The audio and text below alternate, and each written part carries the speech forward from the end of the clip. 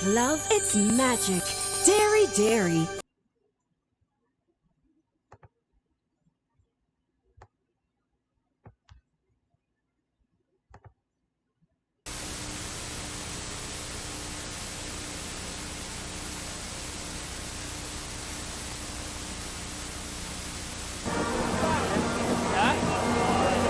Now they're the sponsors, the Lima Call, freshness of a breeze in a bottle. Ah yes, it's fresh. Lima Call Caribbean Premier League.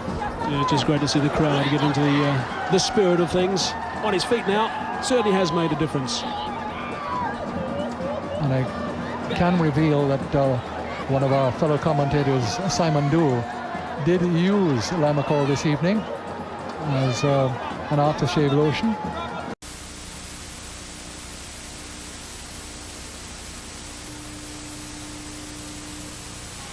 These guys aren't that fight. I saw a sign. They just push each other until one gives up. Look how slow he's attacking.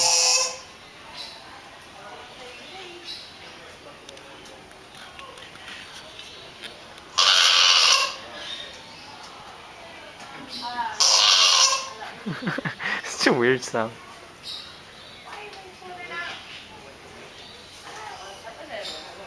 This is the most boring fight I've ever seen. Oh my god, oh my god, the fight is running.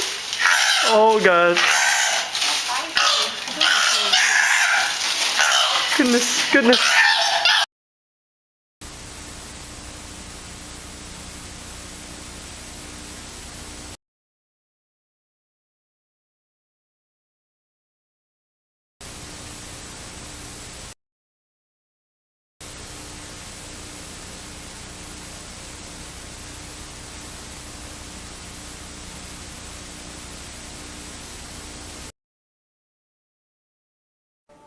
It's happening. I could have saved you. I tried to warn you, but you looked away. You asked for this. You've made your bed, now lie on it. Why didn't you listen? You cannot stop it. It hasn't even begun. It's too late. I told you so. Why did you believe them? Don't call it a grave. It's the future you chose. We are trapped in the belly of this horrible machine, and the machine is bleeding to death. It didn't have to end like this. You could have prevented this. You only had to listen. It's happening.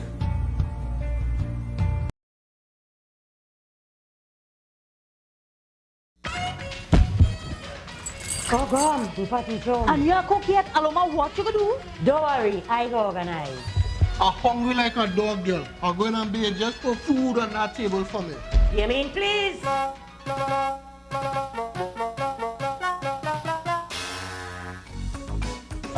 Yeah, like your flip over the pot. Holy girl, this is a meal fit for a king. Yes, only the best corned beef for my king. Corned beef? What corned beef is this, girl? Rainbow corned beef, darling, rainbow corned beef.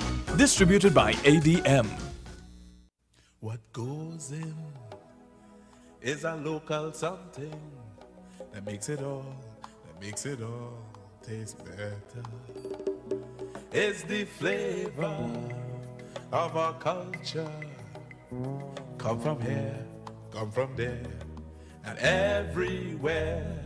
It's the special flavor that's made us savor at the Royal Castle. Oh, at the Royal Castle. Royal Castle. Flavor to the bone. Royal Castle. Taste the very own. Royal Castle is the local something that makes it all taste better. Taste the unique flavor of our culture at Royal Castle.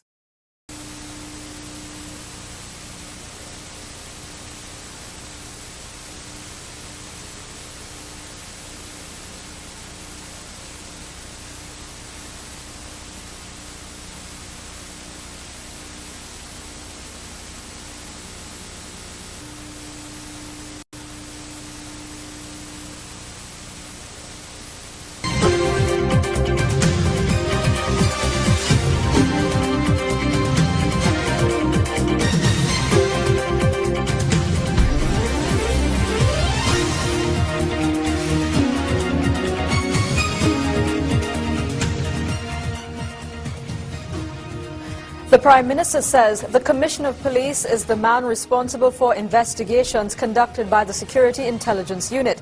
She says she has no access to private communications intercepted by the SIA. Good evening and welcome. I'm Charlene Ramdani. This is the 7 o'clock news on CNC3.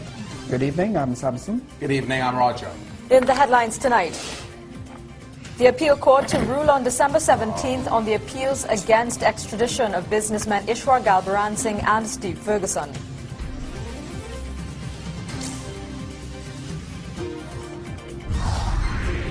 The opposition chief whip says there are guns in my headlines.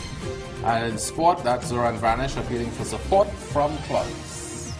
Why are there guns in my opposition? Top of our news tonight. The Prime Minister, no, that's not the top of the news. That's the first story is the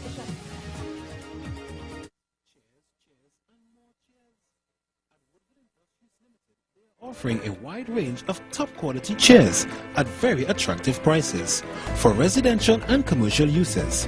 Don't wait till last minute. Come to Woodville Industries Limited, located at Lot 32 Omera Industrial Estate, Arima, or call them at 642-1173. Call or visit them today. Are you tired of those extra pounds? Then come to the Romano Foundation, the healthiest, most effective and affordable nutritional consulting and weight loss center in Trinidad and Tobago. Our nutritionist provides personalized nutritional programs for you, along with lipoacupuncture therapy to help you lose inches instantly. We also provide you with the highest quality homeopathic weight loss supplements, coffee,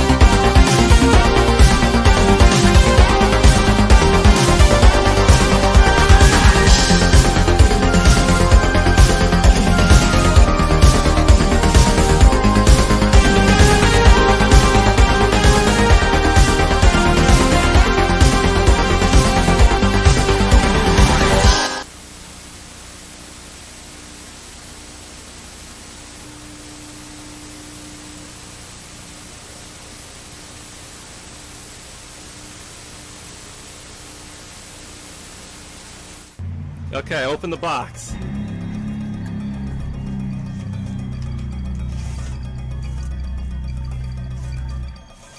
This is so disgustingly exciting. And you do have a box cutter, wow.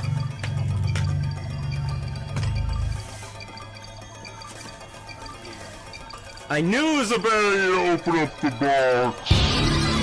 Keep it in the box. Put it back in the box. Keep it in the box. Put it back in the box. Put it back in the box.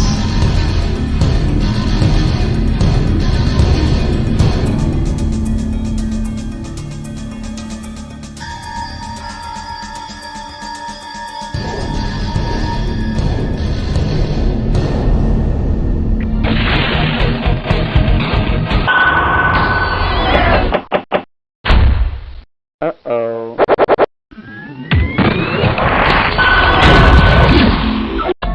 Plenty people dying, but we can't do nothing about that. If it's step dead, they go dead. Alright.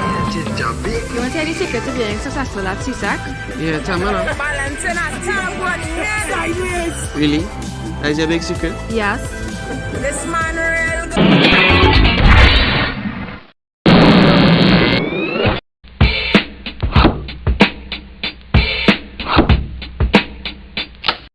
Kids, why do you hate school? Hey, it's because school is not cool.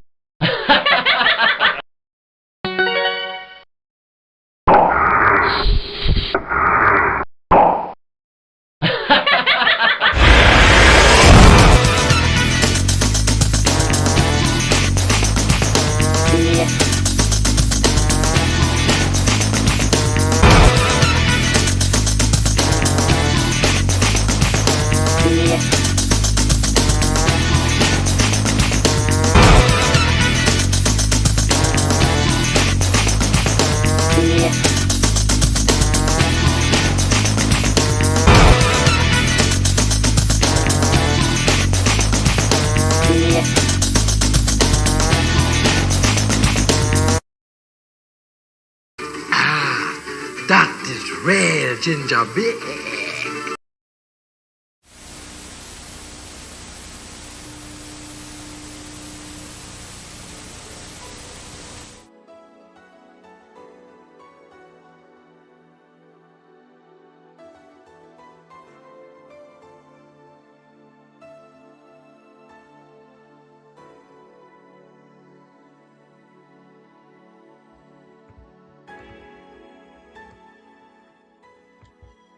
Good afternoon, everybody.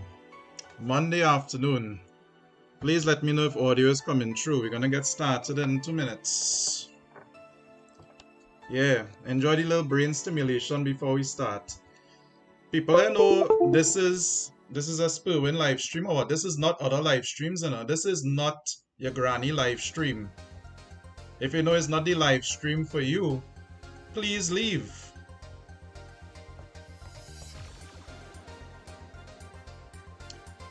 Nice.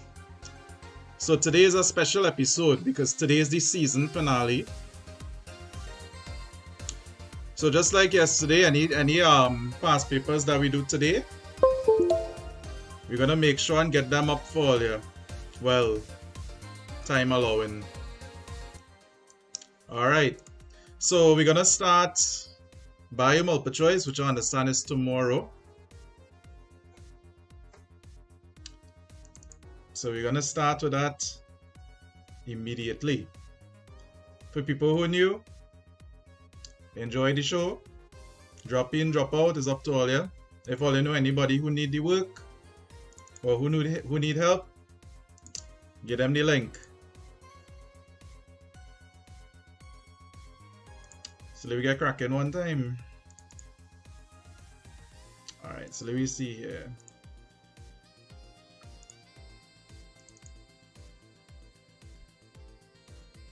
I'm gonna make sure everything's showing, everything up to mark.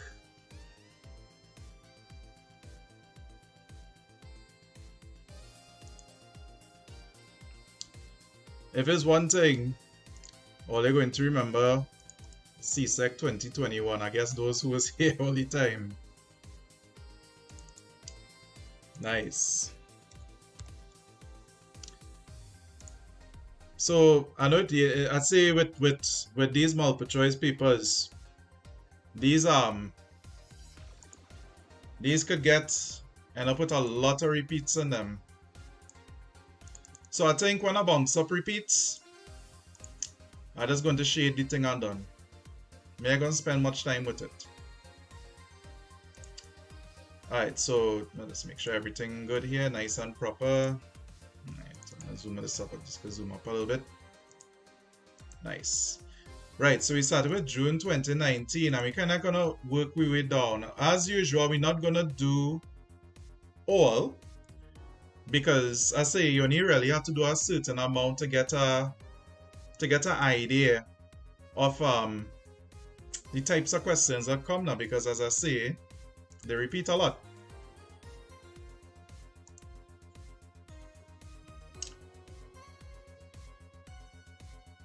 Okay. Later on, obviously, I could organize to put this in chapters and things for people later on. So once again, this is our one-off thing. I'm not looking to give lessons or anything. I don't need to do that. This is just citizen responsibility. Right, so this is June 2019. Now remember, once again, if you're answering in the chat, please put the number before you answer, right? Which of the following features is used to classify a group of organisms as class insecta? So those are insects. So they have 3 segments, which is the head, the thorax, and the abdomen. They also have antennae. They tend to have segmented legs even. But yeah, so it's segments. So you really kind of classify something by size, because size that differs through maturity. Shape and color as well, that differs. If you look at a chicken, the young chick is yellow and the older one is, well, has white feathers. So yeah. Alright, which of the following correct options correctly defines a niche and a habitat? Okay, so a niche is basically the role an organism plays in its habitat. So a niche is kind of like it could be a symbiotic role, it could be the role of a consumer, it could be the role of a producer, it could be the role of a decomposer. And a habitat is the place where a particular organism lives. So the second answer here is actually pretty simple, which is A. So we're doing plenty today, so that's why we're moving a little fast here. Alright, which of the following relationships may present harm to one of the organisms involved? Alright, so commensalism is not, because only one benefits, but the next one is not affected, kind of like a remora fish and a shark. Parasitism, yes, you have at least one that is harmed there. One benefits, one harms, kind of like ticks on a dog or tapeworms on a human.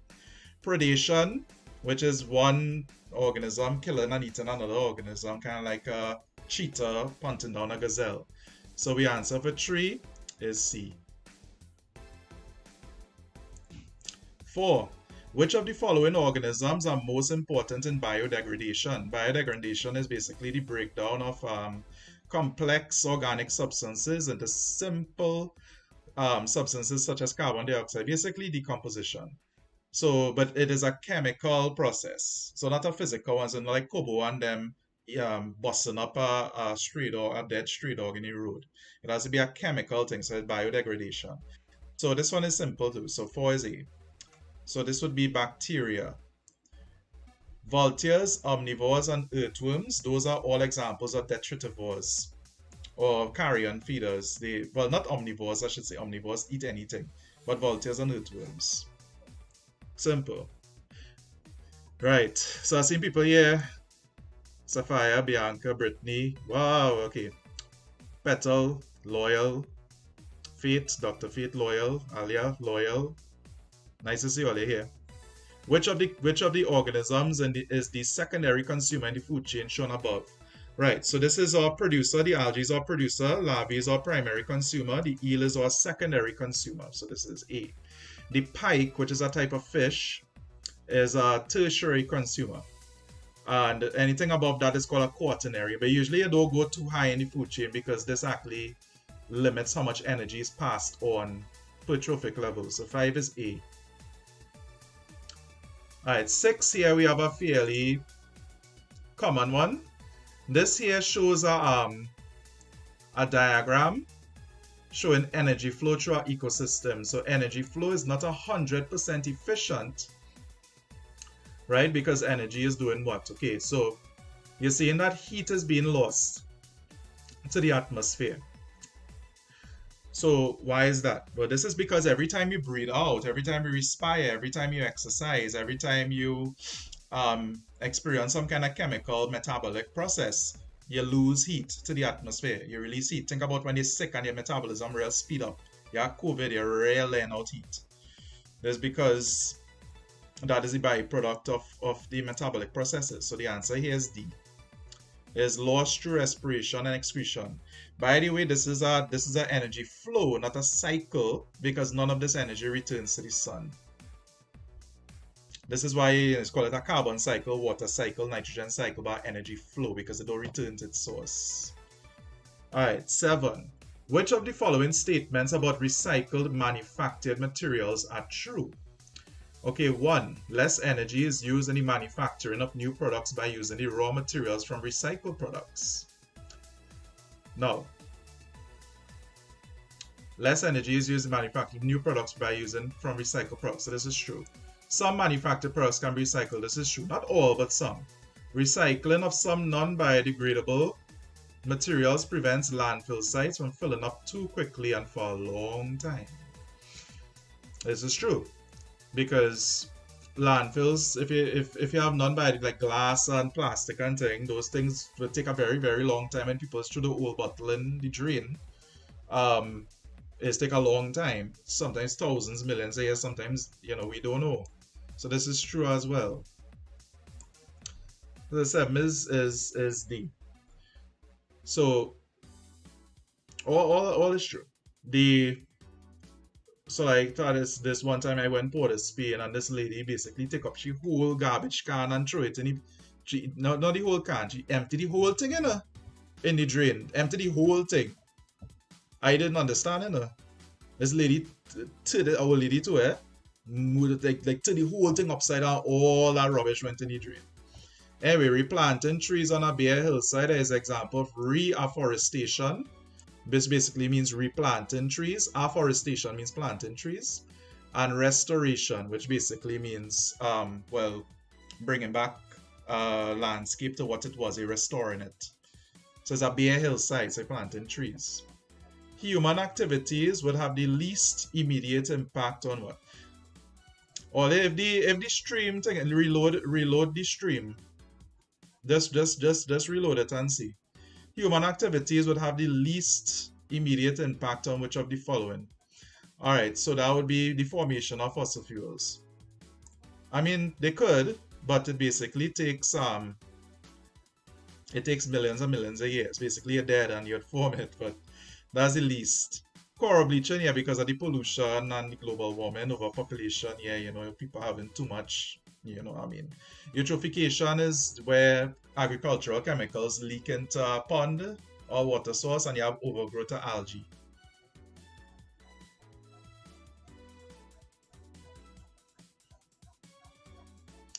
Ten. The greatest threat to the survival of coral reefs is what?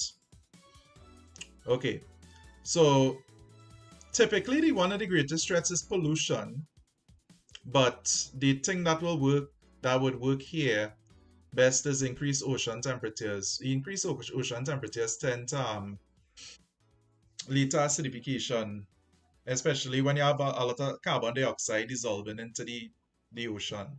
The ocean is kind of like a big carbon sink, so when these temperatures rise and gets acidified, that leads to the death of coral reefs. By the way, put in the chat there for me what kingdom corals belong to, like, is it a plant, is it a fungus, but what corals belong to. So that's 10B.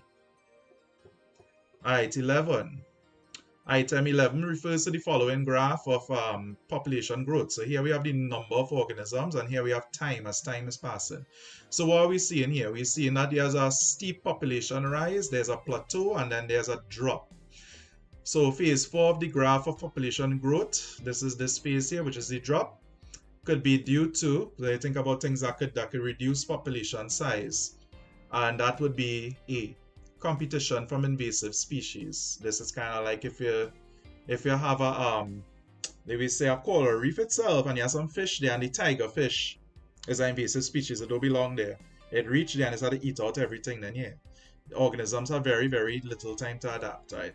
Corals is an animal, by the way, not a plant, because they don't photosynthesize. They actually have a symbiotic relationship with zooplankton to help them out, but they are animals. Alright, 12. When compared to a cheek cell, a muscle cell contains more what? Okay, so muscles, they use to overcome resistance, and they do require a lot of energy. So muscles would have a higher rate of respiration than the cheeks. They don't really use the cheeks for anything, really. So 12 is mitochondria. You know, the meme is mitochondria is the powerhouse of the cell. Well, it's a little more complicated than that, but yeah, mitochondria. 13.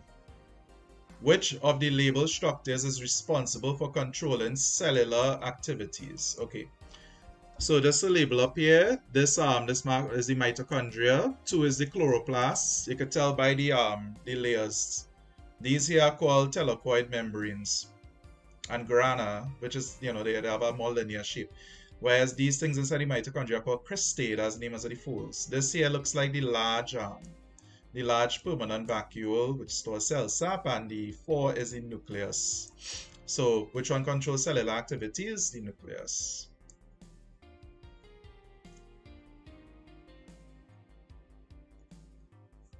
Alright. 14. Which of the following comparisons of the cell wall and cell membrane is incorrect? Okay, so the answer which one is incorrect. Okay, where's the first one? Because cell walls are not found in animal cells.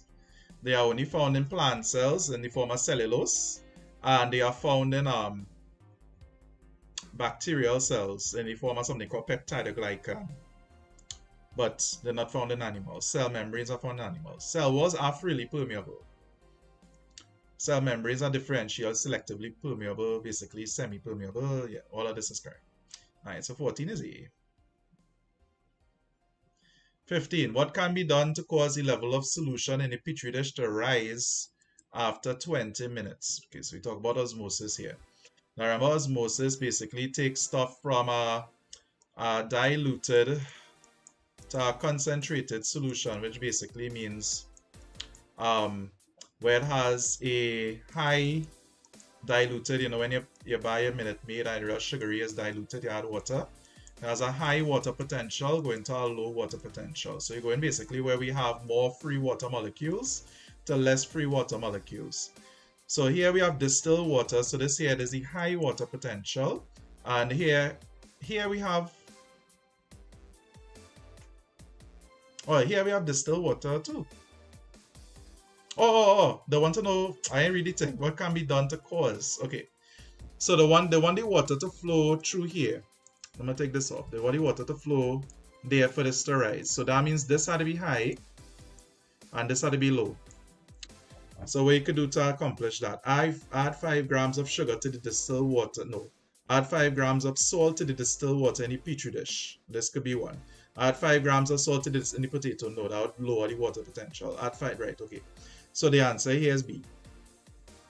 Because what this would do is it would lower the water potential, the number of free water molecules. And up here would have more free water molecules. It's distilled water now. It's basically blue waters up here. And the water would move to the petri dish. 16. Here we have 3 food tests. And X shows a violet color with sodium hydroxide and copper sulfate. This is the BRA test. This is testing for protein, and this is a positive. This is positive for protein. I'll just put positive P here for protein. Blue-black precipitate with iodine. This is a positive test for starch. I'll just put S for starch, ST. And orange precipitate when heated with Benedict's reagent after hydrolysis. So this is non-reducing sugar. So hydrolysis is when you add the hydrochloric acid and then you just neutralize it. So this is positive for non-reducing. And remember now, right? So, yeah, so this is D. Yeah, so not reducing, non-reducing. Not reducing, you don't have to hydrolyze it before. 17. Item 17 refers to the following diagram, which shows a xylem vessel. And here we could see some porous ends here. There's a gap, there's cell wall containing lignin, which is a dead material. The major feature that is responsible for the rigid structure of the xylem vessel is the lignin, right? The lignin is actually what provides structural support for it.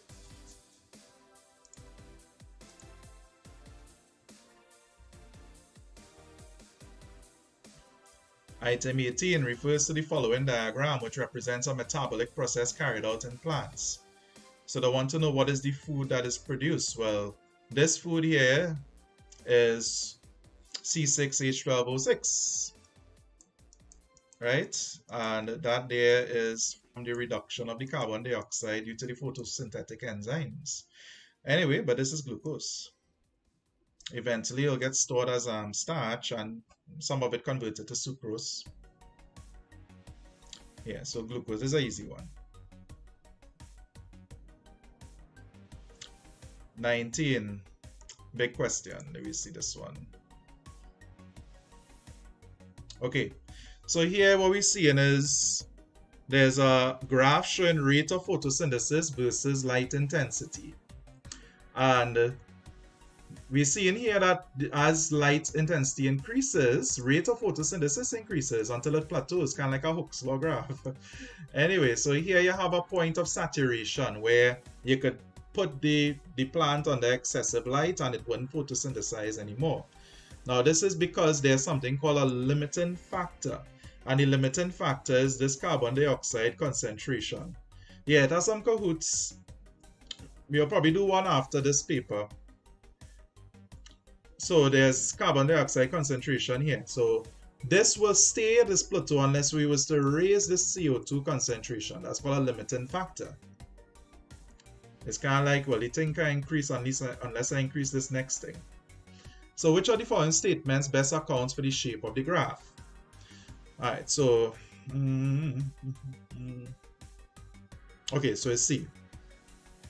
This question tends to show up a good bit, by the way. As light intensity increases, there's an increase in photosynthesis until there's no further increase. That's the plateau I was talking about. In the rate due to some other limiting factor, in this case CO2, but it could be temperature, it could be water levels, it could be the different things. A 50-year-old male is advised by his doctor to pay special attention to the amount of salt in his diet. He probably has a high chance of developing what? Okay, so when they say salt, when we have excess sodium, that sodium tends to decrease the water potential of the blood, the plasma in the blood. And because of that now, you typically have a higher blood pressure, which is also called hypertension.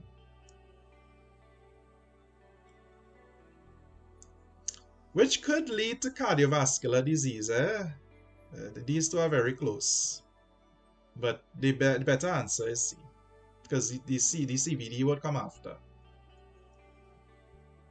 Alright, 21 is this thing here with the tooth. So here we have a diagram of the tooth.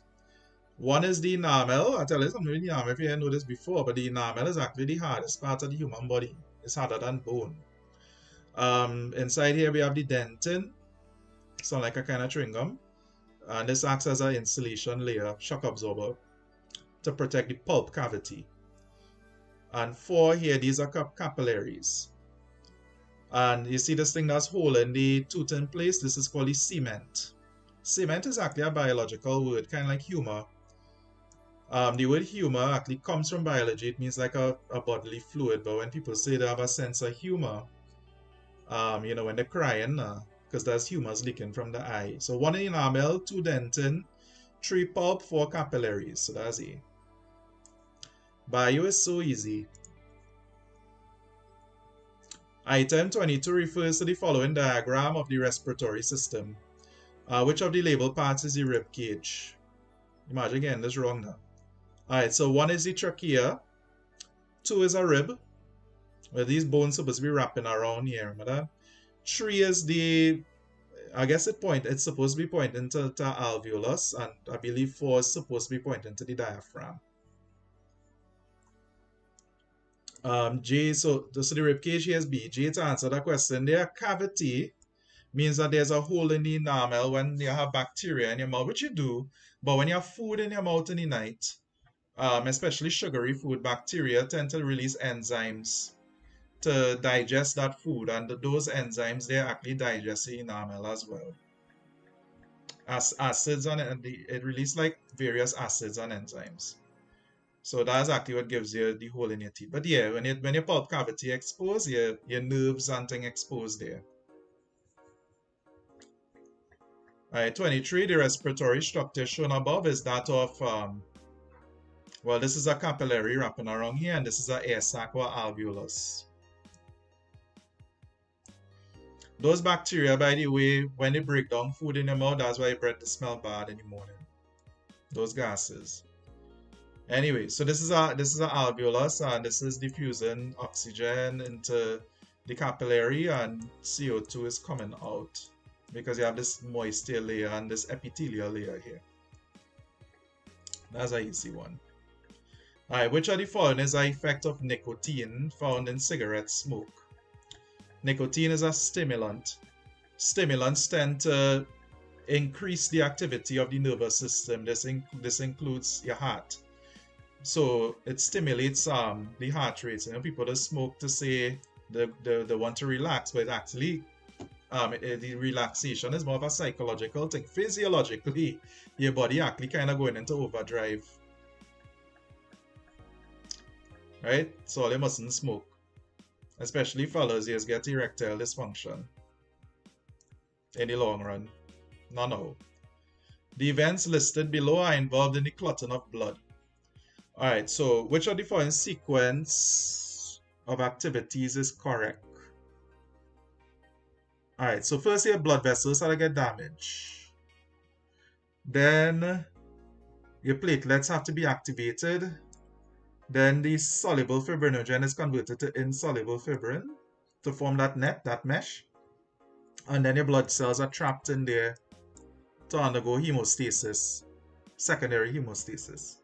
So that is 4, 3, 1, 2. So that's D. And then you get a nice scar which you can peel off. But at least when it runs out of energy.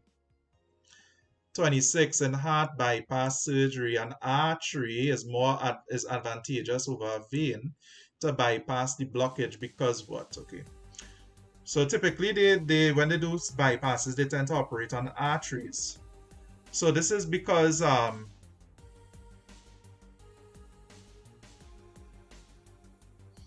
so technically all of these statements here are correct, right? But I want to know which one exactly would be to bypass the blockage. So if you look here, arteries have thicker muscular walls than veins. This is true. So if a mosquito was to bite you, the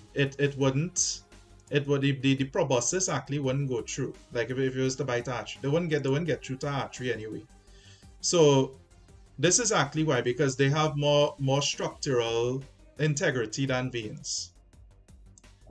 So veins only power blood. So none of this really here is reasons. They are true, but they're not reasons for this. It's because they are more structural integrity. Anyway, so that's A, sorry. 27. Which of the following options best identifies some of the transport substances in animals? Okay. So amino acids, yeah.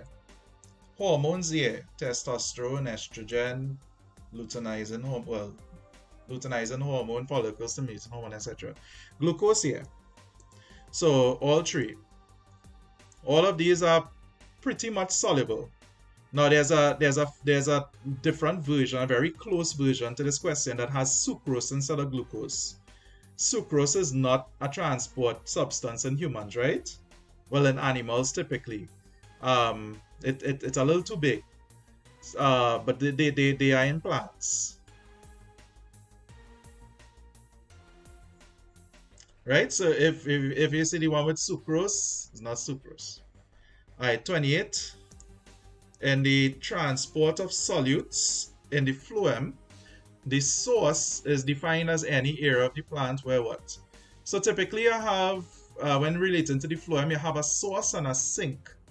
So a source is where glucose and starch is made and they are delivered to the sink. So a source would be like leaves and a sink would be like the roots, something that cannot photosynthesize. So a source is where sucrose is loaded into the phloem. A sink is where it's taken out. So it's kind of like Royal Castle is deliver now, but Royal Castle is the source and my house is the sink. Artificial immunity can best be described as immunity that does what? Okay, so artificial immunity is basically like vaccines and anti-sera. What they are meant to do is to stimulate the production or deliver the production of antibodies. So, acquired from the body is not no. So it has nothing to do with natural immunity, right? So A and C is out and D is out because these are natural. But it will be B. You take the Sinopharm vaccine, you're gonna deliver an activated form of that vaccine and you're gonna form antibodies against it.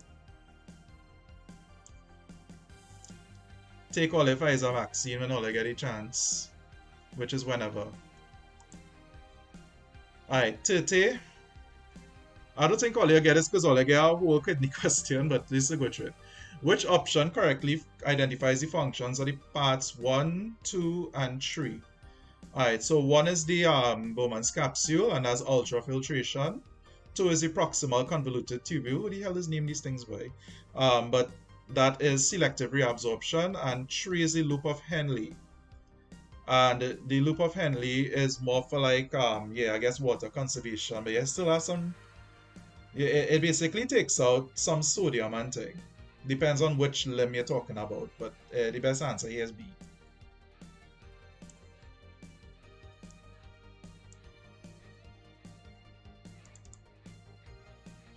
Alright, 31.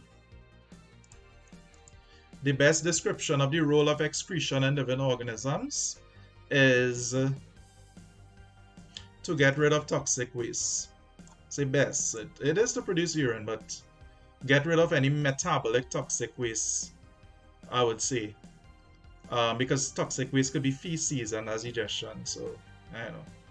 Persons who suffer from kidney disease are most likely to have what? Okay, so kidney disease are typically they tend to not have selective reabsorption occurring properly, right? So what ends up happening is that a lot of the useful substances do not go back into the bloodstream. So they don't get in, they don't get correctly filtered. So you have two answers here that could work. A decreased concentration of glucose in the blood and an increased concentration of urea in the blood. So it'll more likely be D. I mean, it could be both, you know. It depends on the type of kidney disease, but they say most likely. So I think D is the better answer. Alright, 33. Which of the following correctly describes movement in plants? Okay, so movement in plants, they are irreversible, which means that they can't grow down. Like some growth is actually reversible, like a Pteroptis downy, which is a type of jellyfish. They could actually go back to the infantile stage.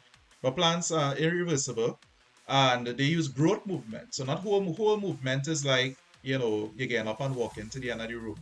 Growth movement is like growing the roots downwards or growing the stems upwards, the meristems, whatever. So you see. We are bright people in here, boy. Bright people. Bright people. We are bright people in here. 34. In humans, the skeletal system performs a variety of functions. This is including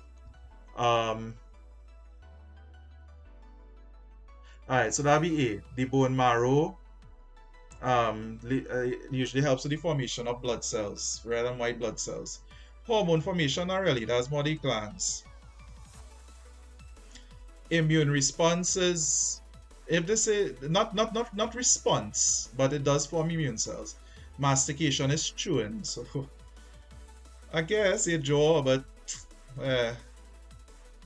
locomotion is an evolutionary adaptation performed by animals.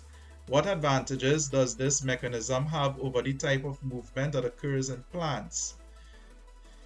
Okay, so plants can't get up and walk around, right? But animals could. So the ability to move to favorable conditions, yeah? Somebody sneezing in your face and giving you COVID, you could walk away. Your partner beating you up, you could move away. Well, not all the time, but you know. Increases chances of predator attacks. The ability to find food. Well, no, this would decrease chances because you could elude predators. Right, so you could escape from them. Man coming to beat you up, you could run away. Alright, so that's B.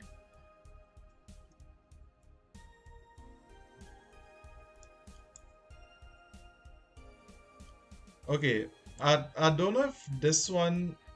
Anyway, now this is 2019. Alright, so after a few days, the tallest shoot would most likely be which one? So you'll notice here that they cut off, some of them they cut off the tips and they replace it with different things. So this one here, the part foil cap here, they remove the tip here. This one real normal. This one here, the part transparent cap over it. So this is a question that's dealing with auxins. So the auxins are types of growth hormones that typically lead to phototropism, basically leaning, making the plant grow in a certain direction. So this will be A. All you know, one place all you can exhibit locomotion when somebody sneezes in the exam. All you have to sit your tail right there and breathe it. Anyway, so this is what we're talking about, boy.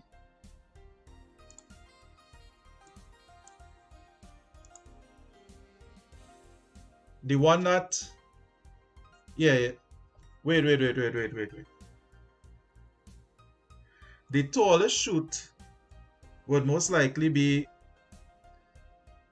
it wouldn't be A or C, you know. It would be A or C. But I think how this light is on this side here, I think it'll be the one where it'll just keep going straight up. So I think the best answer here is 1 or A. Because it will still grow. It'll still grow. It'll still undergo mitosis and grow. This one here, no, it can still grow, you know. It just won't undergo phototropism. Let me do a quick look up here. Foil cap. Yeah. Don't worry, I Google it just to make sure. It'll still grow.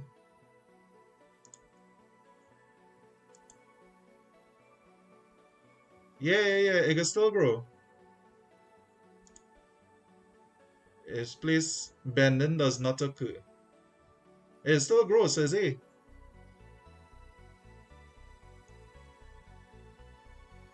Growth occurs at the meristem, but the auxins are stimulated by the light. Let me make absolutely sure. Foil cap, phototropism, growth. Sorry about that.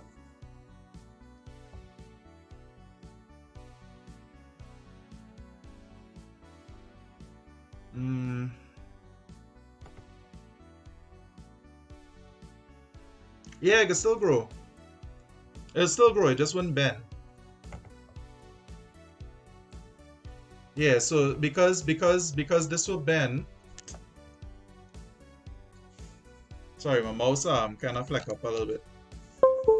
Alright. Okay. Lord. Bootleg mouse. Bootleg live stream. Hold on now. Wait, let me just use my touchpad on that. This mouse just coming on when it want to come on. Alright, so is A. It'll still grow, it just won't bend. You see, this one will bend, which will make it not the tallest. Somebody point out there. The foil would block the light, yes. But the foil are covering the whole plant and just covering the meristem. The meristem is where phototropism does occur and where growth is stimulating. But look back, but I believe as A. No, the answer wouldn't be D, because if the answer is this is a transparent cap, which means that some light could still go through. If they say an opaque cap, then yeah. I'll put in a question mark, I'll double check it. Anyway, 37. Which of the following best describes the term stimulus and response? So a stimulus is basically somebody chuck you and your response is, you jump up in the air. So this is D. A detectable change in an organism's environment. So it has to be a detectable change. So, somebody come and frighten you. That's the stimulus. The response is, fight or flight. So the organism's reactions to a stimulus. 36 is A? Okay. Alright, all using all the answer scheme. I don't know. I just going through it. I don't have an answer scheme. Alright, so what's the number? So here we have a reflex. Sorry, here we have a typical neuron passageway. What are the numbered structures? So one, you see one is connected to muscle, so there's a motor neuron. 2 is a sensory neuron because this is delivering the impulse to the CNS, central nervous system. 3 is a relay neuron or interneuron. What have they? Relay? Okay, so 1 is motor, 2 is sensory, and 3 is relay, right? So let's see. I believe as A because for 36, I believe as A because the thing will still grow because it's just the meristem not covered. The meristem is really what is where you have the zone of division and thing, and where that controls that controls the direction of the growth, but the growth will still occur because growth occurs in every cell. Alright, item 39 refers to the following diagram of a section of human skin. So here we have the cornified epidermal layer. Maybe I need to know that. Here we have piloerector muscle, basically a hair muscle. Here we have a sebaceous gland, a capillary, and a sweat gland. Okay, so the answer here is 2. Sebaceous glands is what does give you buttons on your face. It has nothing to do with temperature regulation. It's produce sebum. Alright, 40. The smell of doubles being cooked causes Joan to salivate. Which of the following is the effector which brings about a response? Alright, so the effector is basically the gland that is acting in reaction to the stimulus. The stimulus is the smell of the food. The salivate is the response. The salivation is the response. The effector would be what is causing the response, which is the salivary gland. The secretion of saliva is part of the response. Cell in the nose is the receptors. Alright, 41. The following statements describe the processes taking place within a seed during germination. Which of the following correctly identifies the sequence of events during the germination of the seed? Alright, so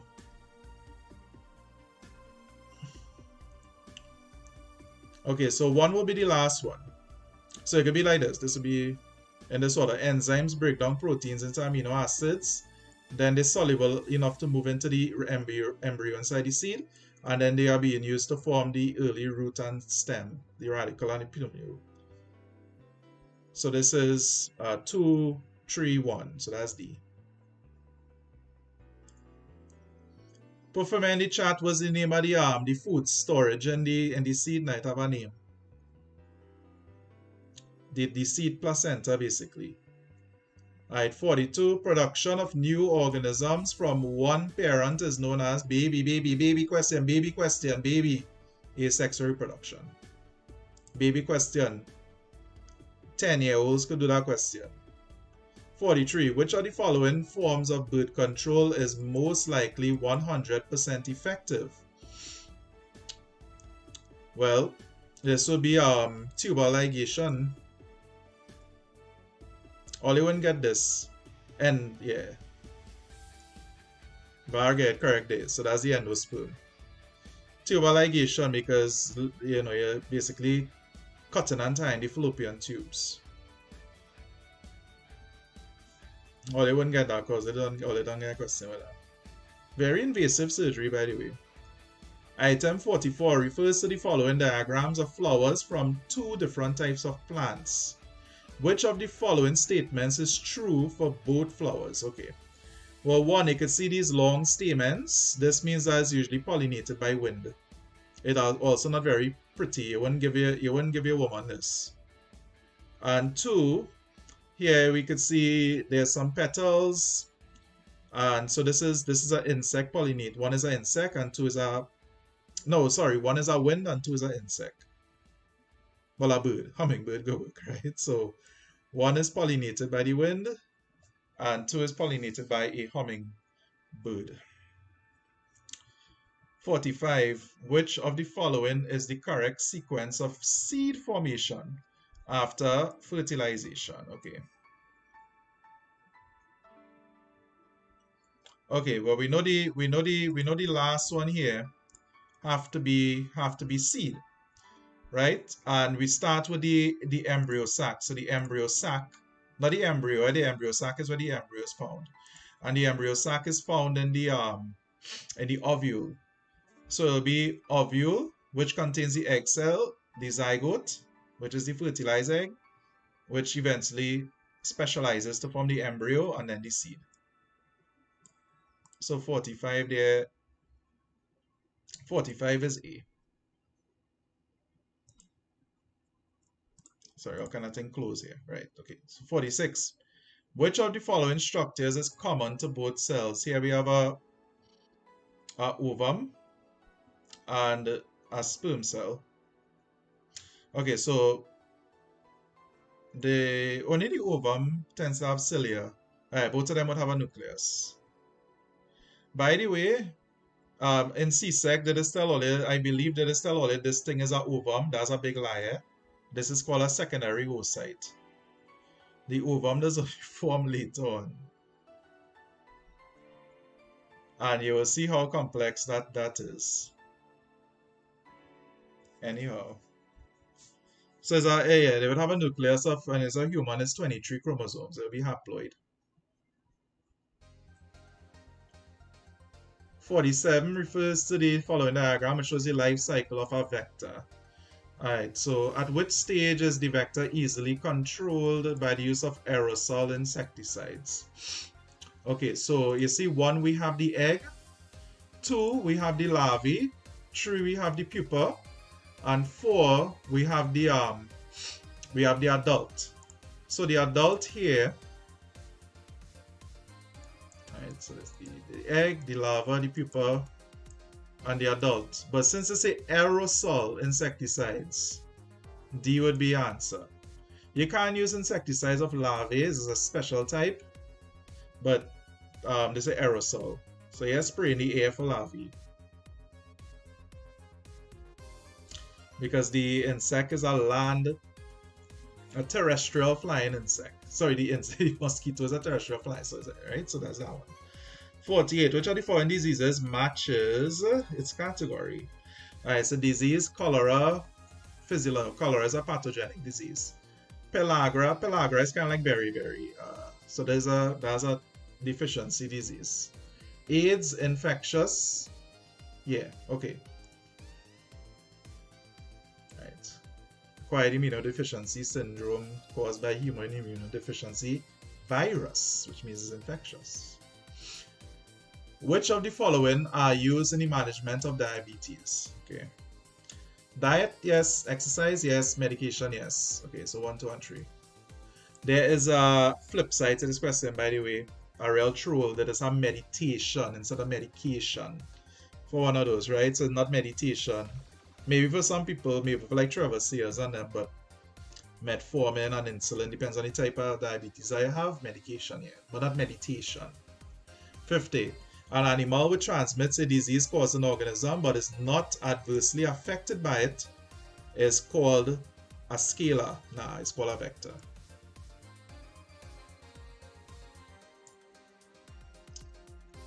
Because they have magnitude and direction. 51. On a certain Caribbean island where sugarcane is grown, a fungus is accidentally introduced into the island and it destroys the entire crop of sugarcane. Which of the following best describes what happened? Okay, so sugarcane, as you know, is grown from cuttings, and which means that they usually asexually reproduced. So it'll be D. There was no genetic variation among the plants, so none could survive the attack. This is actually what explains like why banana soft drink don't taste like banana, because that banana go on through. It dead. But the flavor is still there. You know, bananas, the seeds are viable. Alright, 52. If a diploid organism has two different alleles for the same gene, so two different alleles, it is described as heterozygous, which literally means two different alleles from the zygote. If that two are the same, that will be homozygous, two same from the zygote. Which of the following statements about meiosis is not true? Okay. Alright, so let's see. It doesn't double it, it halves it. Alright, so it produces a haploid number of chromosomes. So if a diploid number for a human is 46, the sperm cells and the egg cells have 23, half the amount. Alright, me Tassa, Eugene are heterozygous for blood groups A and B respectively. Which of the following shows all of the possible results of their genetic cross? Ollie won't get this because Ollie get a blood type question already, but they're heterozygous for that, and I'll just do it quick. So that means Tarzan have AO and Jane have BO, so AB, BO, remember O is recessive, and A and B are codominant, and OO. So it'll be 25% each.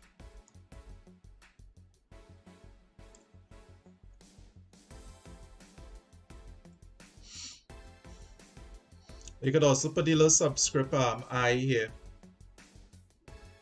for isoglutinogen. I-55. Which of the following terms refers to the visible characteristics of all living things? The physical traits, basically observable traits and testable traits of an organism, is called the phenotype of the organism. So if you have black hair or brown skin or blue eyes, that is your phenotype. Pink flowers, etc. Right, next Punnett square. Item 56 refers to the following diagram, which represents a cross between two plants, heterozygous for a particular characteristic. Okay, which of the following completes the diagram at 1, 2, and 3? Yeah, who tried for a long day? Alright, so this one is a kind of trial and error one, but this is how you have to think about it, I guess. So let me try a capital R here.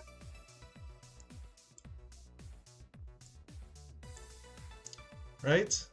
And so they say two plants heterozygous. So this will be two of the different ones, right? So this will be capital R, small r, capital R, capital R. I'm just doing all. Small r, and capital R, small r. So what's that? Capital R, two small r's. So that's B here.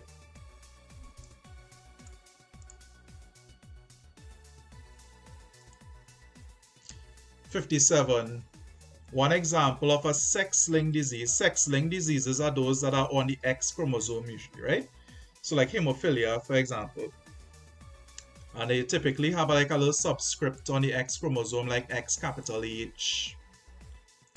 But the other one that is sex-linked here is color blindness.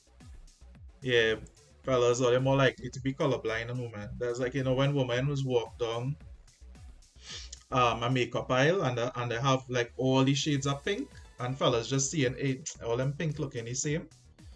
Well, you know, we have a lower number of rods and a lower number of cones in our retina. So this is why, you know, we can't really see as much colors usually. Not everybody can't usually see as much colors as women.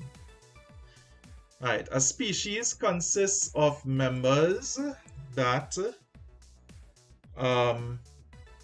okay, and I thought I'd read this as fertile. I guess it's C. It is not D. If this is a fertile, then yeah. Interbreed under natural conditions, I guess so.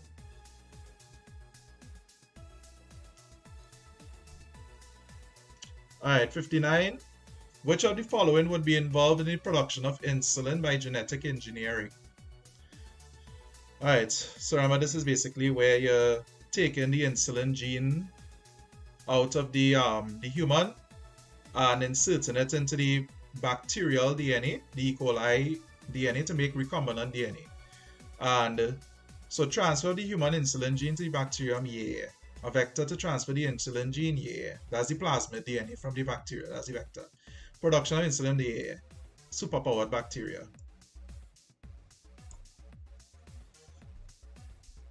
Which of the following would be involved in the production of COVID by genetic engineering? Which of the following descriptions is true about natural and artificial selection? Okay. Well,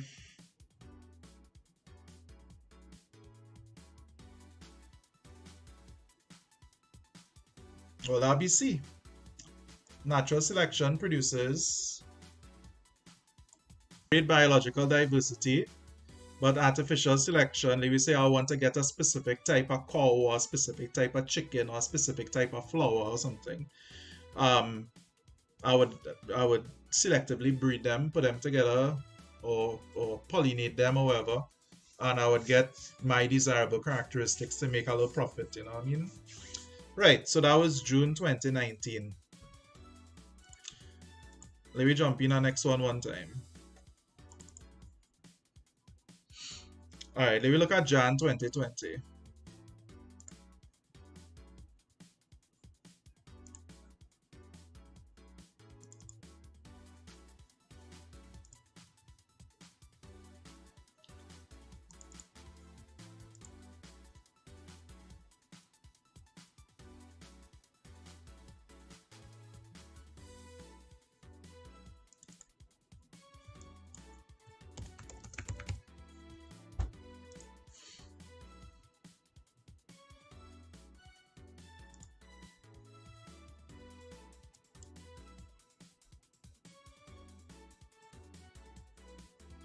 Zoom this up.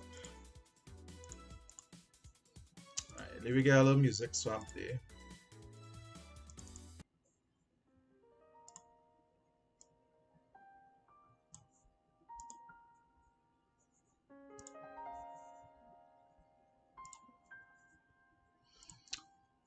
Alright.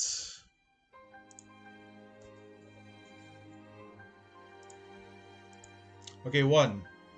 Which of the following characteristics is used to distinguish insects from other arthropods?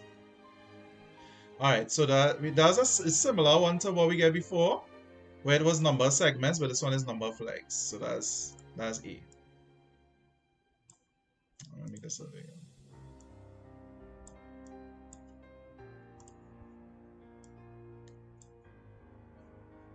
2. Living organisms such as plants are affected by abiotic factors which determine where they become established. Which of the following options describe some of these determining factors? Okay, so that would be... So abiotic, that would be B. Non-living factors. So non-living factors biotic would be like symbiotic relationships and invasive species and all kind of thing. But sunlight availability, so it's all these are non-living, right?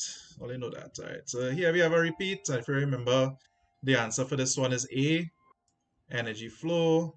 Energy is lost during respiration excretion. On which trophic level can herbivores most likely be found? Herbivores eat plants, and producers are usually found on the first level because they can, convert sunlight and inorganic materials into glucose and things. And the herbivores eat that, so that would be B. They are found in the second trophic level. Okay, this one here, there's a big chain up because so commensalism is illustrated, and this question comes up quite frequently too. So the options here are dog and a flea, hen and a chick, cow and an egret, man and a mosquito. So dog and a flea and man and a mosquito is parasitism, right? Now that leaves us, we know commensalism is where one animal benefits and the next one doesn't, is not affected by it. So cow and an egret is usually given as a mutualistic relationship. Yeah? And because what happens here is that the cow could, the cow has ticks on it, provide food for the egret, and the egret eats food, the egret benefits. Because the egret eats the ticks from the cows, and the cows benefit by having the parasites removed. So it's a weird one, because it can be mutualistic if the cow has ticks. But if the cow don't have ticks, how the cow benefited? Or how the egret benefited? The egret basically getting a free ride by sitting on the cow. So, but the answer here is still C. Even so, it can be commensalism and mutualism, depends on the situation. Hen and a chick is not really one.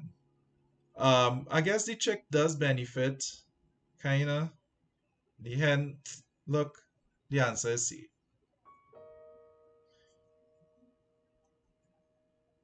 I actually confirmed that with a head marker before, by the way. So, because I really wasn't sure. How many complete food chains are there in the food web shown above? Okay. There's one food chain here, plant, iguana, and ocelot. There's a second food chain here, plant, squirrel, ocelot. And there's a third food chain here, plant, squirrel, hawk.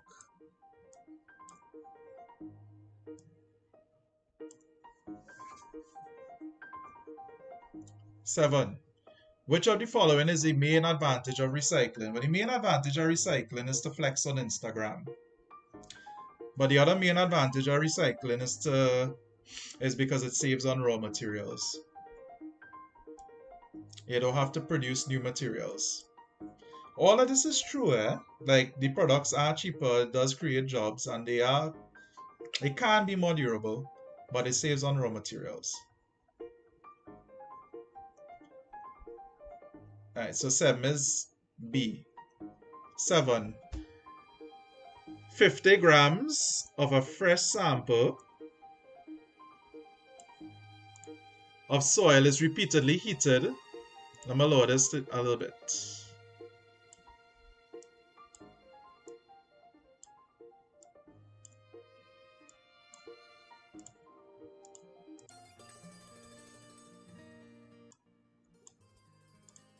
Alright. 50 grams of a fresh sample of soil is repeatedly heated at 110 and then cooled in a desiccator. Desiccation means to dry out. The final constant weight of the soil is 35 grams. What is the next 15 grams? Well, the next 15 grams, since it was put in a desiccator and they dry out, but the answer is water.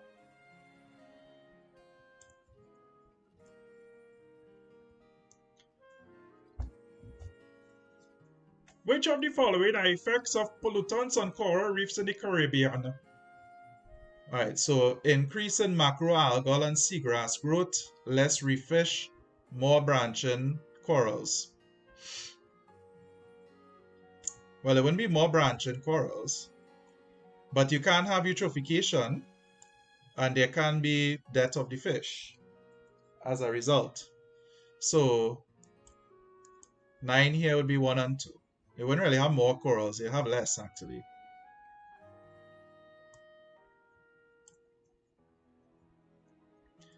Which of the following practices may be used in the conservation or restoration of an ecosystem? So restricting, putting a moratorium or restricting hunting seasons, yeah. People going in the Carney swamp to shoot scarlet ibis.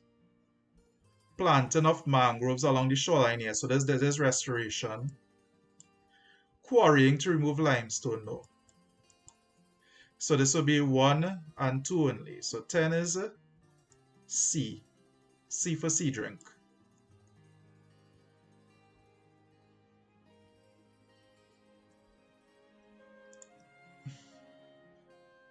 Alright, so here we have a graph that is showing population size, human population size, over a period of time. Which of the following factors most likely account for the change in population size from Jan 1980 to 1989? Okay, so 1980 to 1989, you can see it going up, but there's a big drop.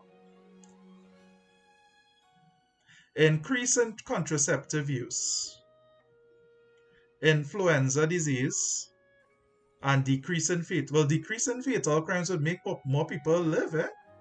If it had increased, so it's not this. So anything with 3 is wrong. Contraceptives drop this thing. So it's 1 and 2. They say, well, restrict.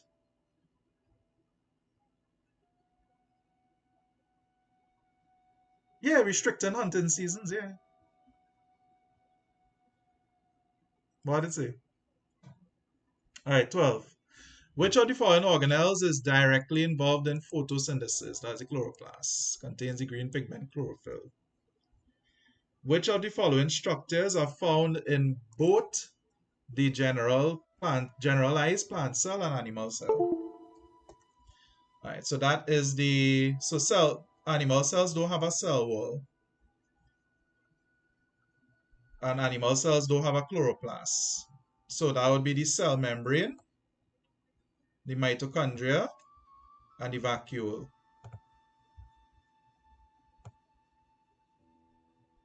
Alright, so the answer for that is D. Animal cells would have a small temporary vacuole. Plant cells usually have a large one because they have to store more water or dissolve more substances in water. 14. The role of respiration is to do what?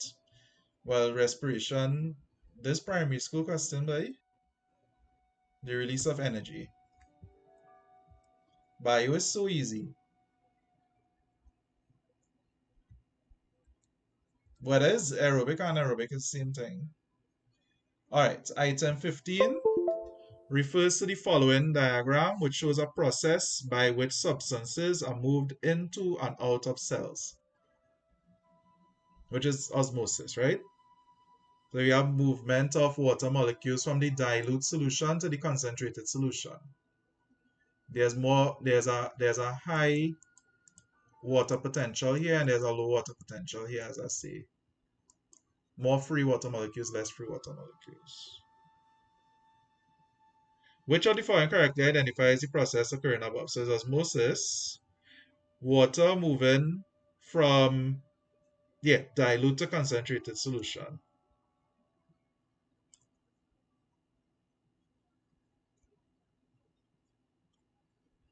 Which of the following best describes the nucleus of a cell? Okay, so the nucleus of a cell is the big boy, is the boss of the cell, but it also contains all the files. You know, the big boy does have all the files on here, so that file is called deoxyribonucleic acid.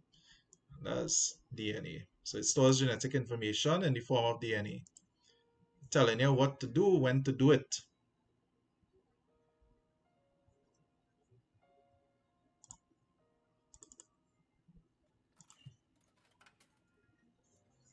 (17) Which of the following substances is not necessary for photosynthesis to take place? Okay, so you don't need oxygen. You don't need oxygen for the process. You need that for respiration, but it's a byproduct of photosynthesis. So you don't need it as a raw, like a raw product. Well, not product, a raw, you know that. What is use it for? Reactant. After absorption by the ileum, excess glucose is immediately converted to what? Excess glucose is immediately converted to glycogen. Yeah, glycogen by the liver and the muscles. About 5% of your body weight is glycogen, by the way. Yeah, people are behind our. I know I just have a lag on my side because that's how it is, but anyway, 18b, 19. Which of the following is optimum for the action of salivary amylase? Alright, so this is what is used to break down starch into maltose. So you need to be around human body temperature, which is 37 degrees Celsius. pH is neutral to slightly alkaline. Oh, but yeah, you need to know all that. You just have to see which one produces the most maltose. So the answer is B. What kind of question is it? Bio is so easy. Bio is so easy. 20. An athlete suffer muscle one time. The answer is lactic acid. You even need to read the thing. Lactic acid is where lactic acid is what will eventually, you know, cause like cramps and pain and things like that. Where I get the mouse, I win it.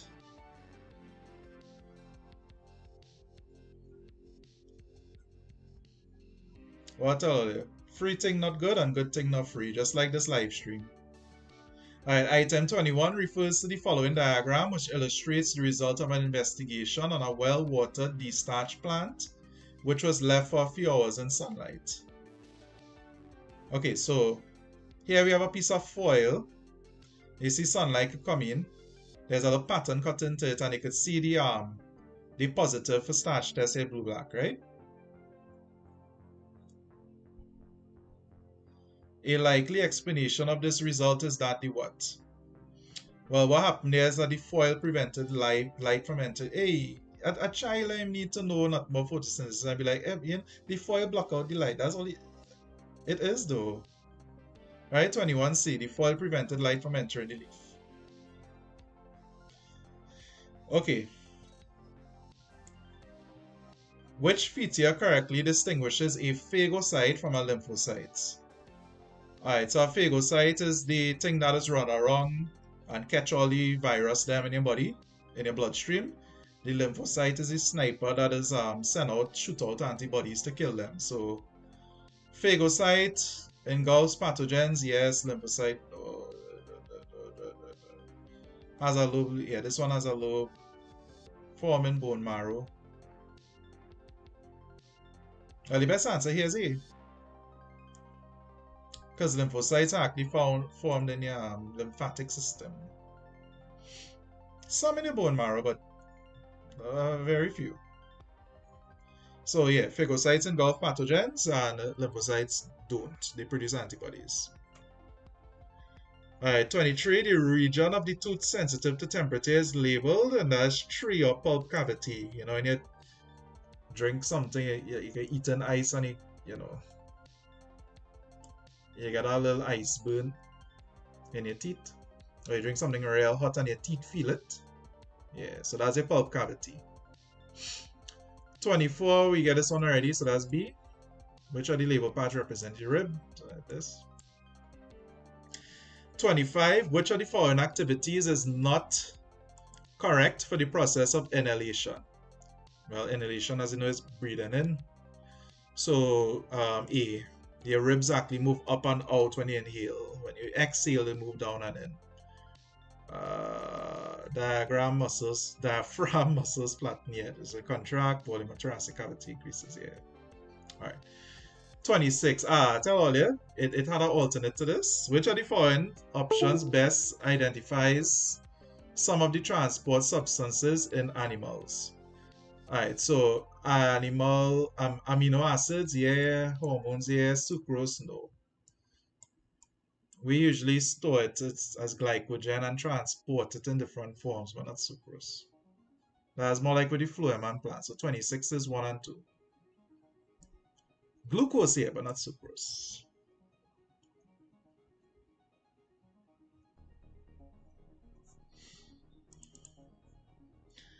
Alright, which of the following correctly identifies the vessels labeled 1, 2, and 3? Alright, so one is the pulmonary vein because it's going into the heart. Remember, veins go in, arteries go away, veins go in. And well, we need to think about the rest because that's the only one that has that.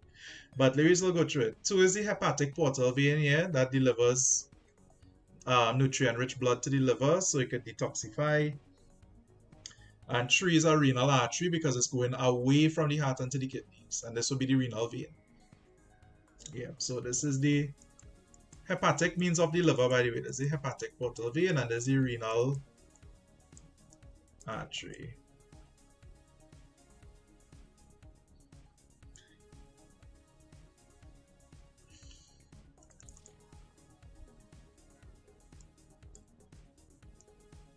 A persons whose kidneys have failed must undergo a process by which excretory materials are removed from the blood regularly. So that's dialysis. This is because excretory materials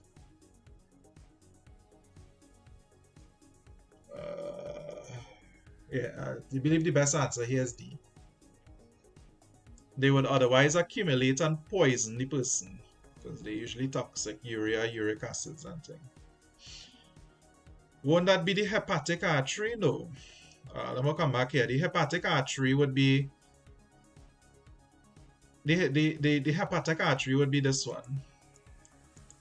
There's the hepatic artery and there's the hepatic vein. There's the portal vein here. There's the hepatic portal vein. The hepatic artery don't have anything to do with the small intestines. That delivers blood straight from the heart to the kidneys. Okay.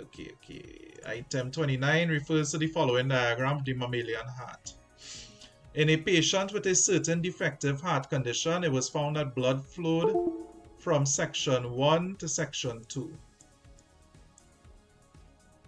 which is the opposite of how it's supposed to be.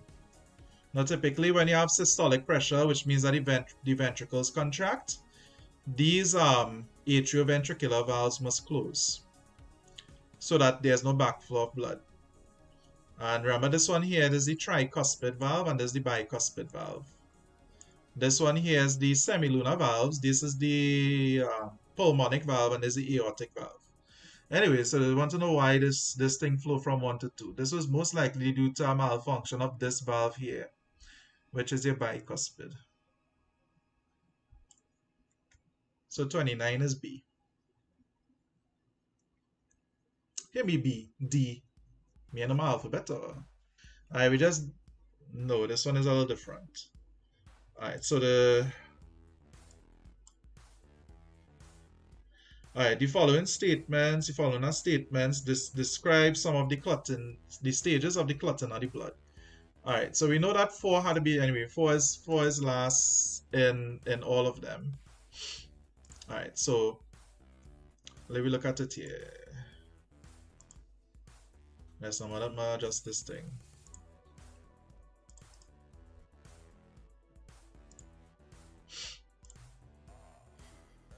What we both have in here, boy? How does thing it is be like kind of over all the action that happening? Alright, so the first thing that had to happen is that the platelets had to activate, right? And then the clotting factors from that does activate prothrombin to become thrombin, which is think of it as a type of enzyme. And then the thrombin does convert fibrinogen to fibrin. 157, 160, not bad. Okay, what's going on? Right, okay. So this will be 1, this will be 4, this will be 2, And this would be 3. So it could be 1, 3, 2, 4. Might be.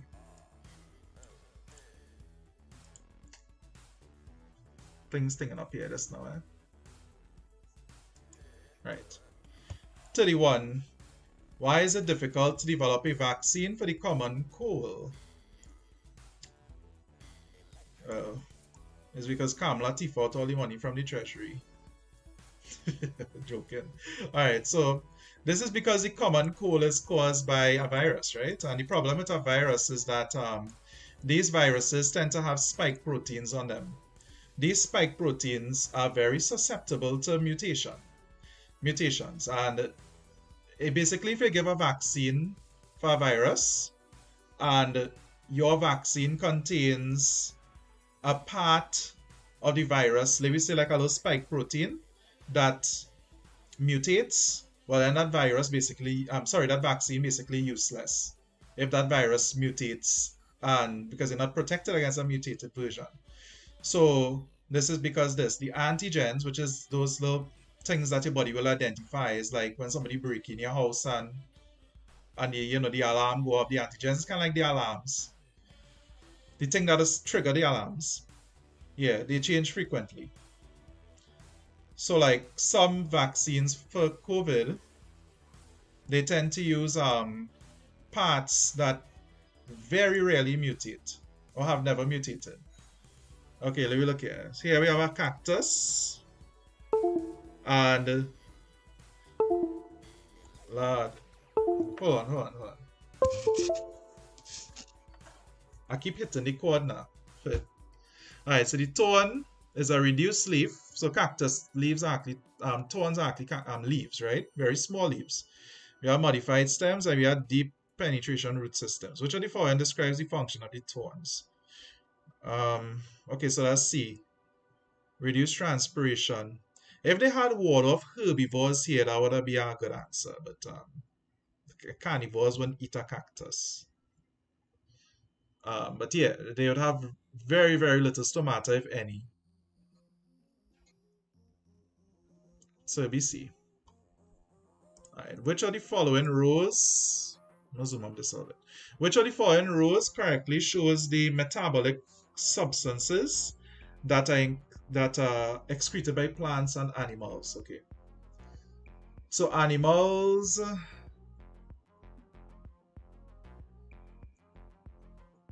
Okay, so plants don't usually excrete urea. Okay, so plants excrete tannins, this is true. And animals excrete calcium oxalate, so this B. This is true. I'm just looking at all the others. Calcium oxalate, in case you don't know, is the substance. It basically develops mostly in the kidneys and the pelvic region of the kidneys, and it leads to something called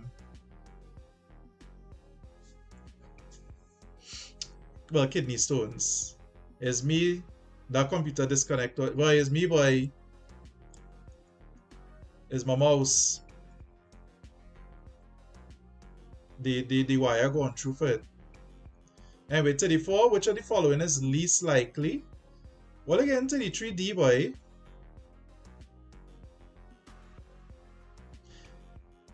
$33 is B though, not D. Plants though, let me look that. Let me look it up and make sure. Plants, calcium oxalate. I really don't think so, but you never know. Oh, they do. Calcium oxalate is a common biomineral in plants, occurring as crystals. Okay. Well, animals too.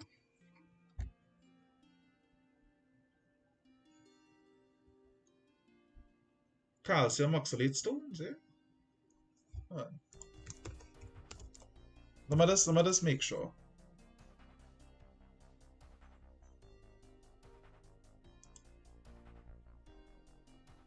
Yeah. And okay, was the one that have animals? Water? Well, that's true. Wait, let me see plant tannin. Tannin, plant excretion. Tannins is a product stored. Another commonly is tannin a plant waste. It is a metabolite, but is it considered an excretory product? Okay. Did this drop off though? Well, tannins is what is used for like animal hides.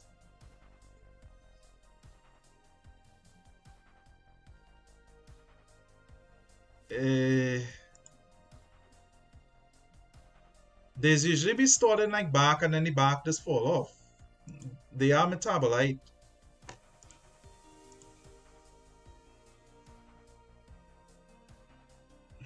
Somebody check our answer sheet for 33 now. Oh, sorry. And I'm minimizing. This correct too, you know?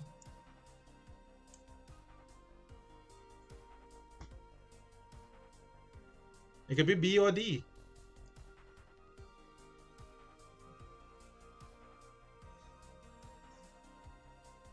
Time if the screen come back.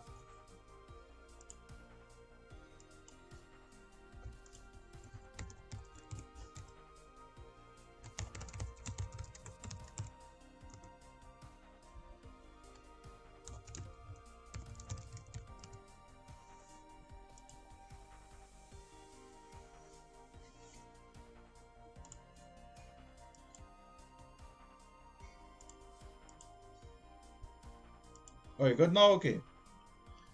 I think a lady says the let me put D then. I think it might be D because tannins are excretory products though, but I guess the better answer here is D. CXC is like which one, you know, these two answers correct, but which one more correct? Because they are correct.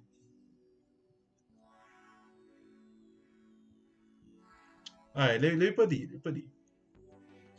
Alright, which of the following is least likely to be an example of a growth movement in a plant? Okay.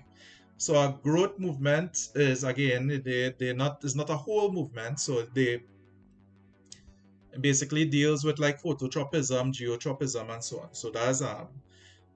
The closing of the leaves of a sensitive plant is an example of irritability or reaction to a response. Well, response to a stimulus, not a growth movement.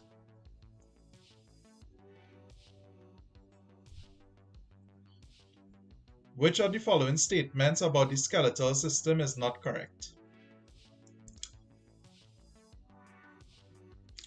Okay, so it protects delicate organs such as the heart and the lungs. That's correct. It is made up of hard, non-living. It is wrong. Alright, so the skeletal system is mainly comprised of bones, right? And bones are tissues. And they are actually made of living cells called osteocytes. So yeah, they are living. Produces red and white blood cells. That's true. Gives blood. Yes, so that's true.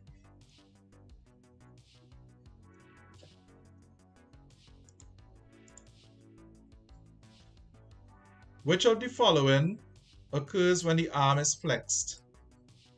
Okay, so muscle X. So when you flex in your arm, remember there's a bicep and there's a tricep, right? So when you flex in your arm, your bicep would contract and your tricep would relax. Because they are opposites, by the way, they have a term to describe paired muscles that act in opposites. Put that term in the chat now. So muscle X would relax and muscle Y would contract. They won't do the two at the same time. Muscle X, relax, muscle Y, contract. Alright, so that's D.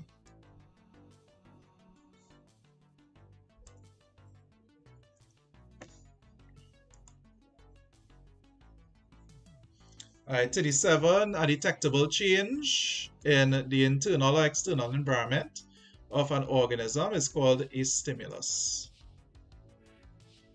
but the reaction to a stimulus is called a response. The receptor is what picks up the stimulus, is what detects it. The effector is what generates the response. Yeah, very good, fate. Antagonistic muscles. Alright, we do this one already. Girl smells the hamburger, which is the effector. The effector is the salivary glands. Alright, 39. The response, okay, item 39 refers to the following diagram, shows an eye's response to looking at an object. All these eye questions are nerve questions and all them thing with respiration, with skeleton and thing, them things will come heavy in all the multiple choice because all they didn't get that in the paper too. Anyway, response is most likely brought about by what? Okay, so what you see in here is that after you have constriction of the pupil, right? So the pupil constrict, and as a result, how that happens is because them circular muscles contract. These circular muscles contract, and these radial muscles here relax. So this happens because there's a high light intensity. Yeah, I want to blind yourself now, so the thing just close up. Fun little fact here, by the way, radial muscles comes from the word radius. Same thing as the bone, the radius. And radius is Latin for bicycle spoke. So if you look here, it kind of looks like a bicycle wheel. Alright, 40. The region which acts in a similar manner to SPF creams is what? Okay, so what protects your skin against Kamala favorite UV rays, COVID killing UV rays, is the basal epidermal layer, which contains the melanocytes. The melanocytes is what produces melanin. So that will be this layer here that is marked 3. So the 40 here would be C. Nah, it wouldn't be A. A is the quantified layer. That's you know, when you're scrubbing, and that's the dead skin cells. B is the epidermis, but is the basal epidermis here that gives this layer protection, which is this. This is the melanocytes. So you see. 41. Yeah, all the skin thing, and then all is going to come. Alright, more eye questions. Alright, so item 41 refers to the following diagram of an eye which shows nearsightedness. This means that the person could see close but not far. Well, they could see close easily. 41, which of the following shows how the defect can be corrected? Okay, so what this person need here is a concave lens. Yeah, so they need a concave lens. So it will diverge the light, and then the cornea would refract it like that. So diverging and the bending of light rays before entering the eye. Hey, all try talking for 8-9 hours at a time now. Or let's probably do that on the phone. Alright, lens diversion, as A. Okay, we just got this one. Enzymes break down proteins into amino acids. Soluble process 231. Enzymes break down proteins and amino acids. Soluble products moving to the embryo. Embryo uses food. So 231. That is D. 42D.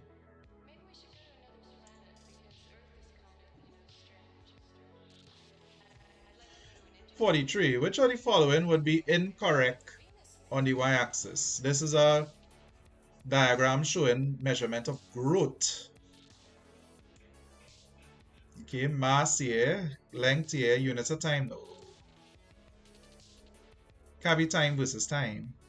Number of leaves here. Okay, so 243C, units of time. 44 is a repeat. Well, actually, they flip the thing. So one is the hummingbird plant, hummingbird pollinated plant, and 2 is the wind pollinated plant. So Yeah, so it's D. They feel smart.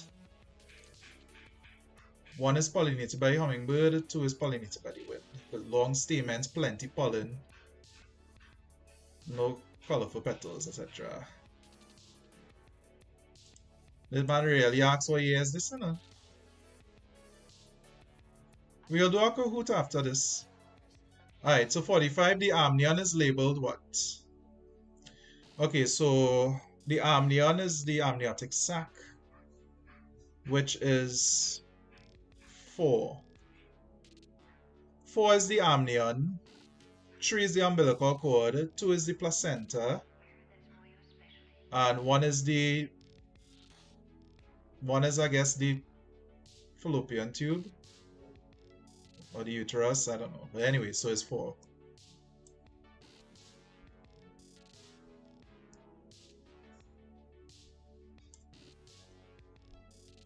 Oh, the placenta is okay. Placenta is 2. I didn't know to ask that one now.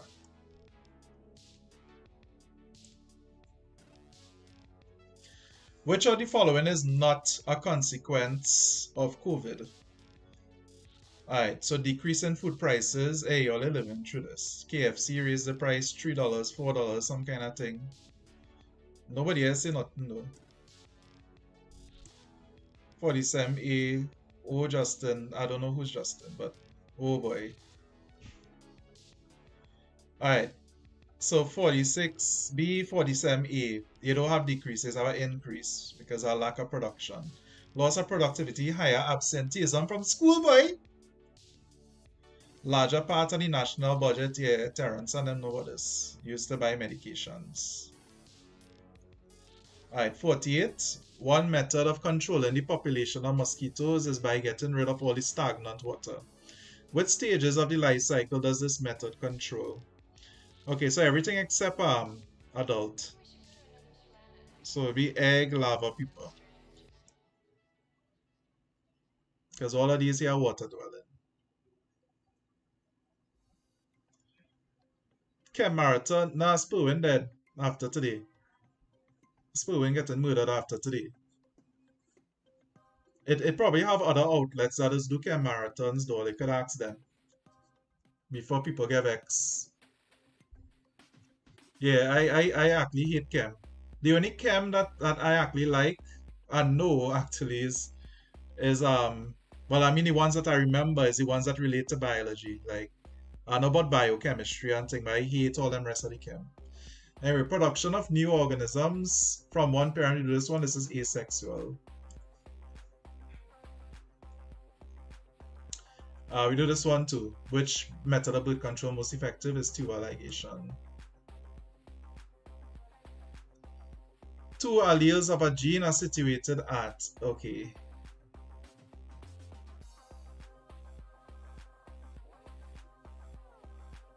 Huh. Okay. So to explain this, just to explain this, homologous means like when they are part of you think you know me? Who's you? Alright. When you have a pair of chromosomes, they typically have the same number of positions where alleles are located. So if I have 2, imagine these are 2 chromatids, right? There's a chromosome with 2 chromatids here. And I just taken 1 chromatid from each one. So imagine now this is one part of a chromosome, there's a next part. And a gene locus. If I do in physics, I do physics yesterday, buddy. I have to do it tomorrow because tomorrow is bio. Samir.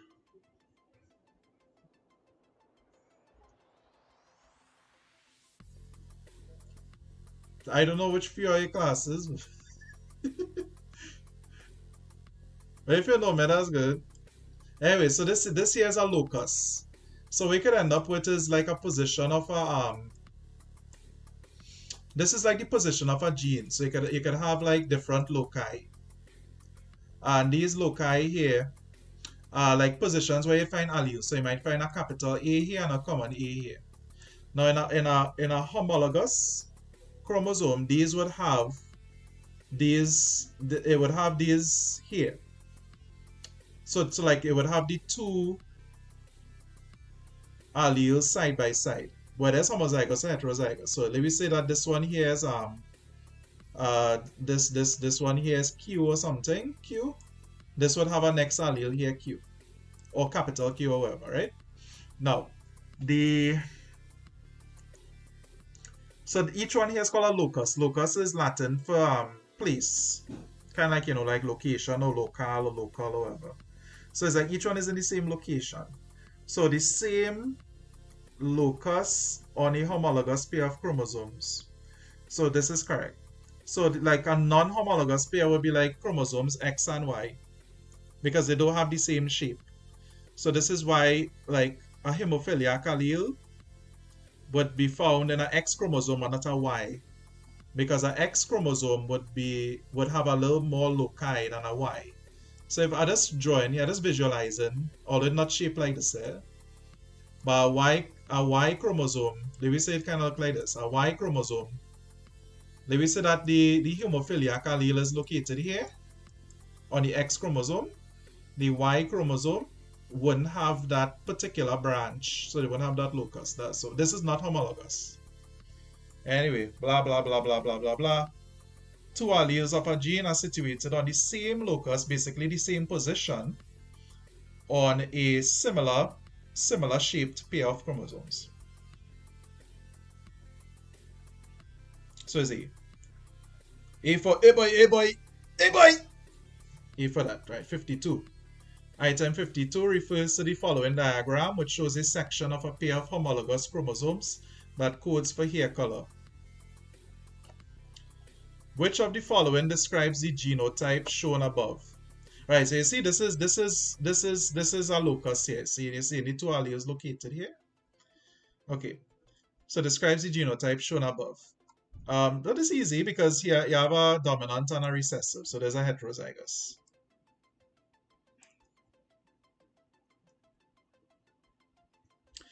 Which of the following statements about meiosis is not true? We do this one already. It doubles the number of chromosomes in the gametes. It halves them, not doubles them. Doubles by 2 goats from Shogonus, heterozygous for fast growth rate are crossbred. The percentage of the F1 population as the first filial population, that's basically the goat churn and them, the goat kids, literal kids, which possesses homozygous alleles as what? Okay, so let me just draw a thing here. I'll draw a thing. Now just put in G for growth rate, right? So the heterozygous. Or you know the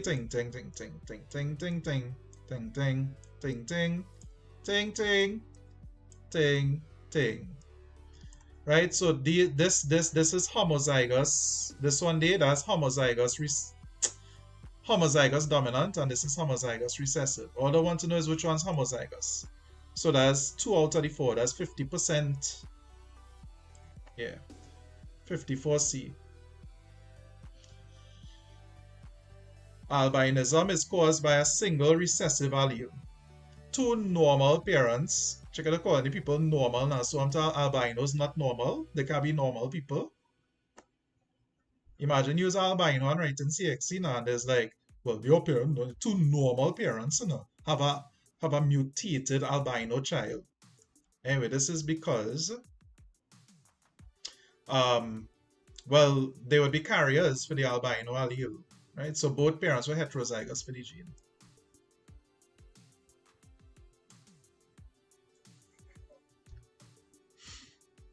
I'll just read in the rest to see. Sometimes the longest answer this be the correct one. I don't know if any of you are going for your driver's regs yet. Typically when you're doing it, you know, in your regs and then you're doing your written exam, the longest answer is usually the correct exam. Not so much in CXC though. Right, 56. Which of the following options correctly describes DNA, chromosomes, genes, and alleles? Okay.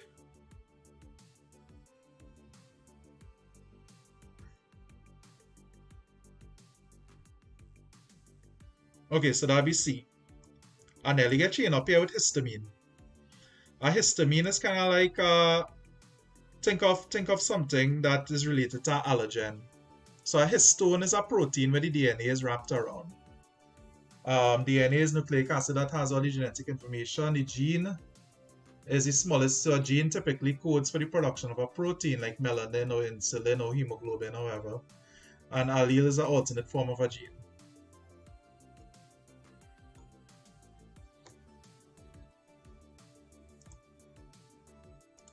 Okay. Item 57 refers to the following diagram, which shows the production of insulin by genetic engineering. Okay, in which of the stages shown in the diagram can insulin be produced by the bacterium? Well, that's 4. Because they're taking out the plasmid here from the bacterium, they're taking out the gene here, the insulin producing gene, they recombine it using DNA ligase, thing combine, put it back in the bacterium. So yeah, 4.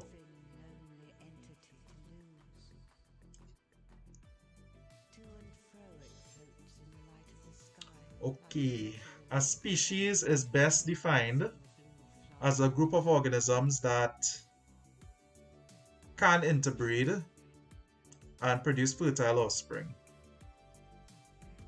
Which of the following is true about natural selection? We had this one, the last one, so that'll be C.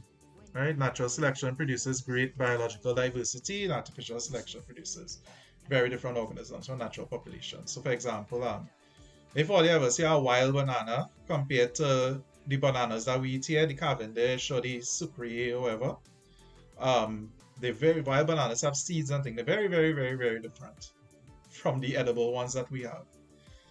Alright, 60. Which of the following statements about genetic engineering and natural selection is correct? Okay. First one looking correct. Can change the phenotype of an organism faster. That's true, because it could, in a matter of days. Because really what you're doing is just inserting a gene or altering a gene. But genetic engineering. Genetic engineering does not change the phenotype. That's wrong. Genetic engineering does not change the genotype. That's wrong. Because literally inserting DNA. Both do not. Okay, so is A. It's a lot to read all now.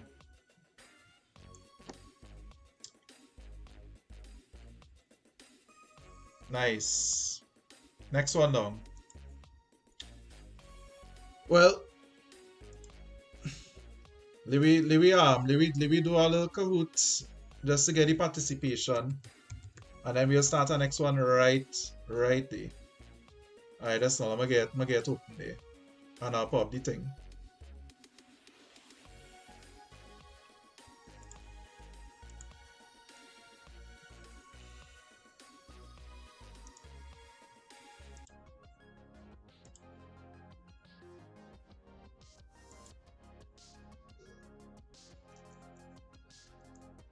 Alright. Well, again, this ready. Let me just spawn a little. Let's spawn a little thing here for you.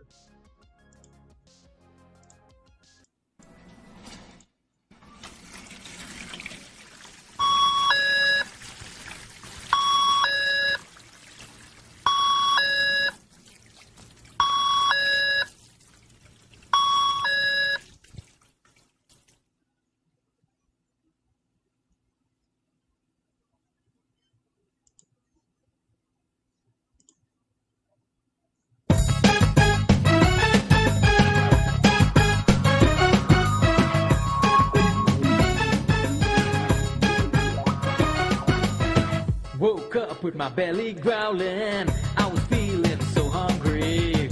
My fridge and cupboard was empty. I didn't have nothing to eat.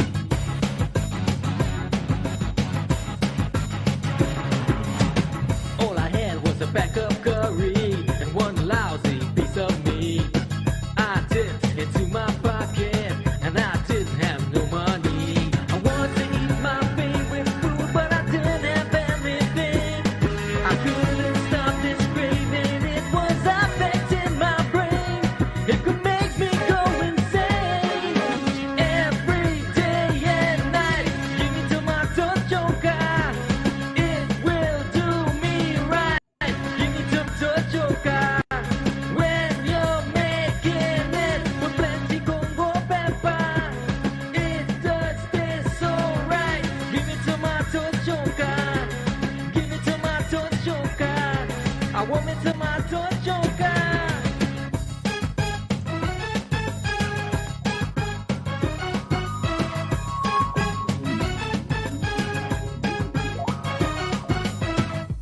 don't like to eat doubles. McDonald's or KFC.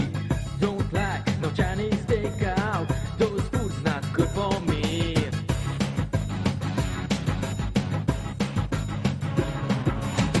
I want all those young girls to listen carefully. Anytime I come up.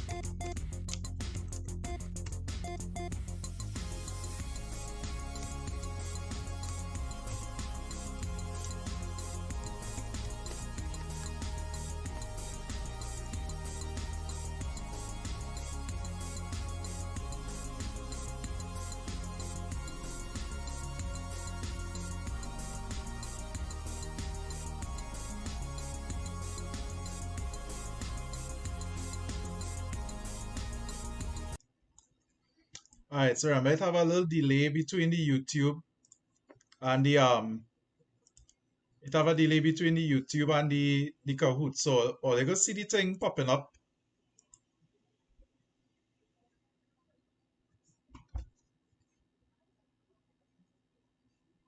Wait now. Wait, that's so much people there. I thought I have a 50 people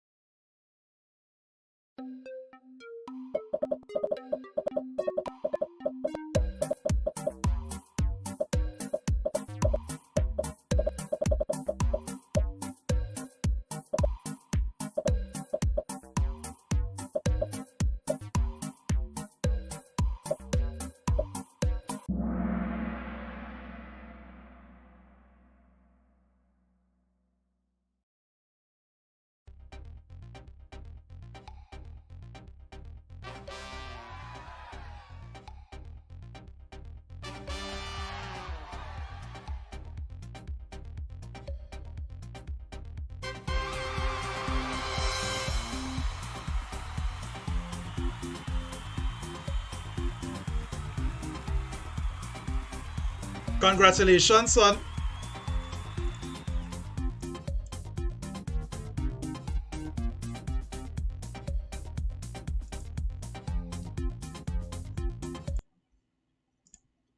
Congratulations to Sperwin Jr., Alia, and Jen. I don't know who's Jen. Alright, we're gonna run our next one in our timing. Let we hop into our next paper there.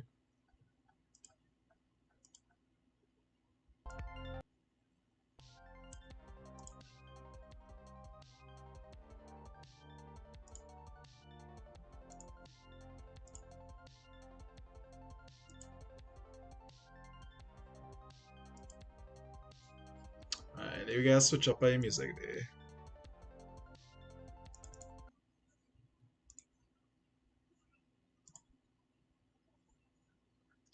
Rigged. For real. Rigged. But somehow they get them elbow question and thing wrong. Hey, good luck. Walk it out there, good luck. I don't know if this stream, hopefully the stream would help for you.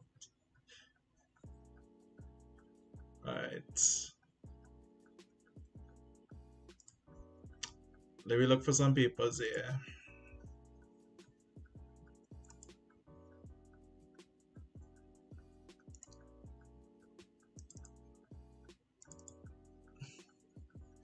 June 2020. I never get June 2020. But it makes sense doing one that come. It makes sense doing Jan 2021 or maybe June 2020. But because they won't really repeat those things there. Alright, let me dig up for one there. Alright, let me see.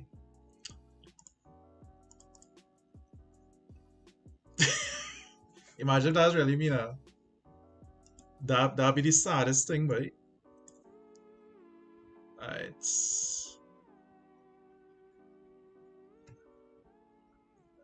Looking to see this one.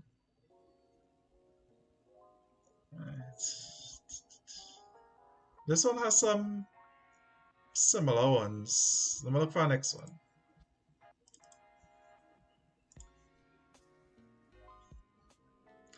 Why all of them to start with this question? Sorry, what that? Why all of them to start with this question? This class and sector question. Alright, let me do this one. Right, zoom up there. This is June 16.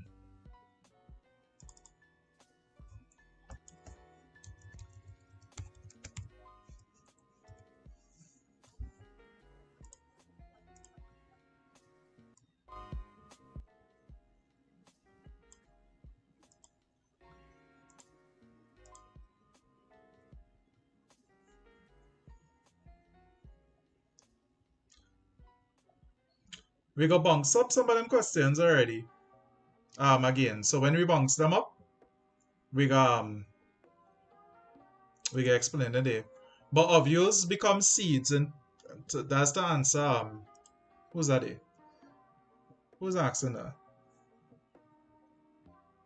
Yeah, to answer Kian there for Kian Philip. Ovules become seeds post fertilization. The ovary becomes the fruit. And the wall becomes the pericarp, the flesh of the fruit.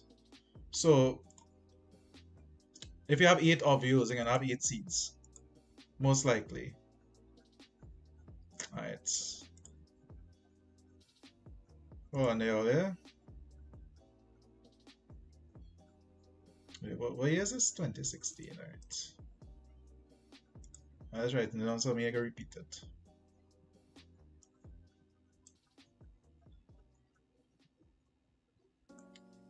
Okay, this is June 2016, alright.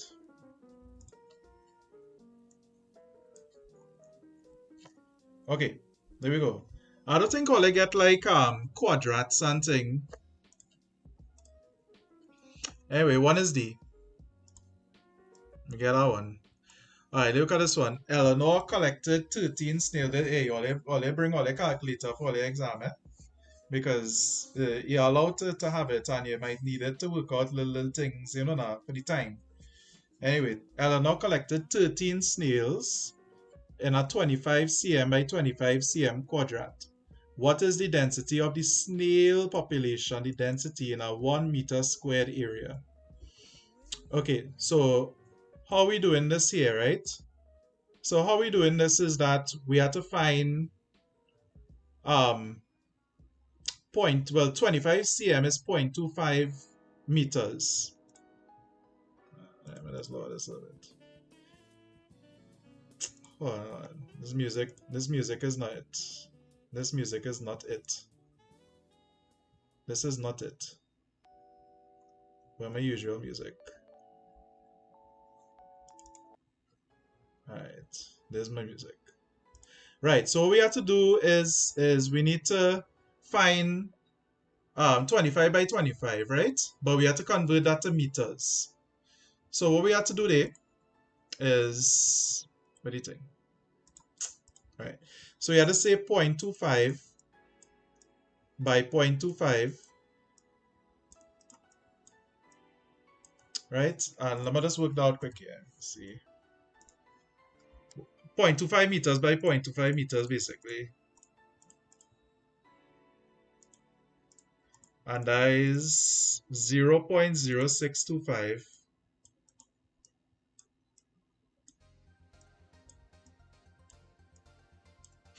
meters squared, right? I put 0.2 because I've converted to meters. And then I put in the number of organisms over this. So this could be 13. That's 13 snails in that area. Alright, I'm going to divide that.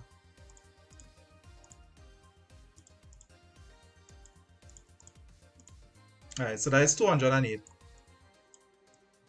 I believe that how it's worked out.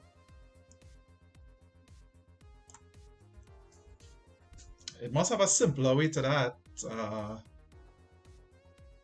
Anyways, 208. You basically find the area that these snails occupied and put the number of species, the number of organisms of that species over this here, over the area. There's meters squared. Alright, 3 is a repeat. The abiotic factors are sunlight, soil, pH, and minerals. All again now, because I don't ask all about abiotic already. Alright, 4. Trophic level 1 is represented by trophic level 1 is the producer. So that is your phytoplankton. That's like the plant plankton.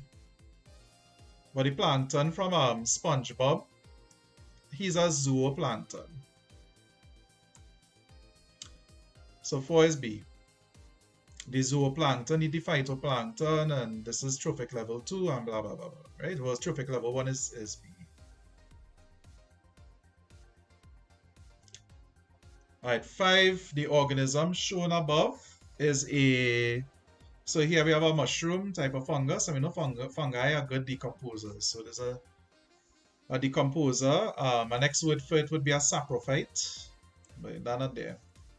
A detritivore would be like those that consume dead material, like an earthworm.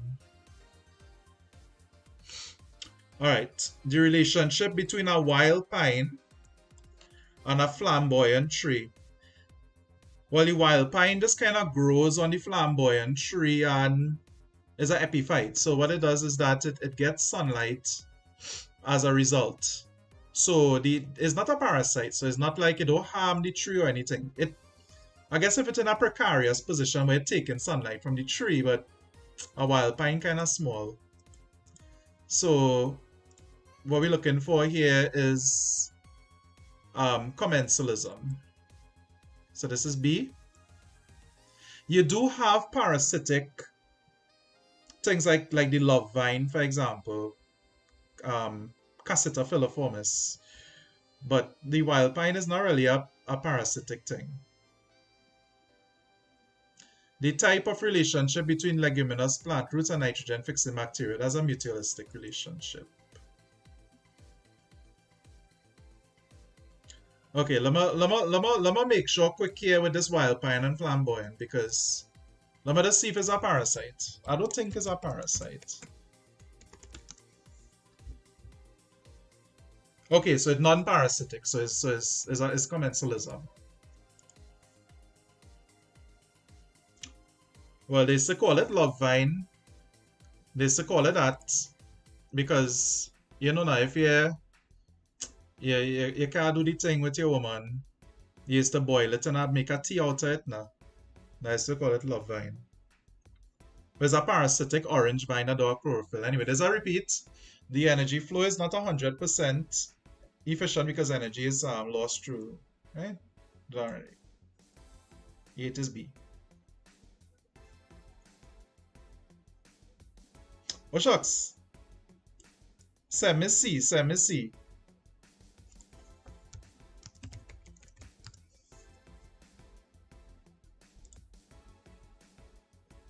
I also talking about love vine and boiling love vine TS. Hey, which of the following is not an example of a renewable? So basically, which one is non-renewable? Oil. Right? Oil is a fossil fuel. Takes millions of years to form. Which of the following practices does not help to conserve the environment? This one actually pops up a good bit. Overgrazing. Overgrazing actually depletes resources from the environment. Human activities would have the least immediate impact. We did this one already. Formation of fossil fuels.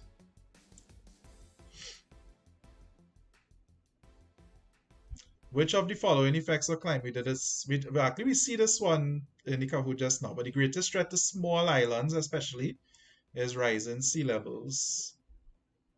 If you look at them islands in the Pacific, like Fiji and thing, they for Samoa, a lot of the communities had to move as a result. Alright, the greatest threats to the survival of coral reefs, we did this already. Increased ocean temperatures, climate change. 14, we do this one already. Phase 4, right, is most likely due to competition from invasive species. That's why I have this drop. 15, a mature plant cell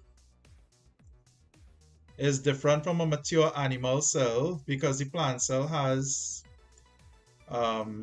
if I have 2018 P1 June, I don't think so. I could not find that one. Like I was digging up and I get what could I get? But I'll go look and see again. Anyway, a mature plant cell has a it's different because the plant cell has a large permanent vacuole. Animals have small temporary vacuoles. Which of the following options most likely identifies the organelles 1 and 2? 1 is a mitochondria, 2 is a chloroplast.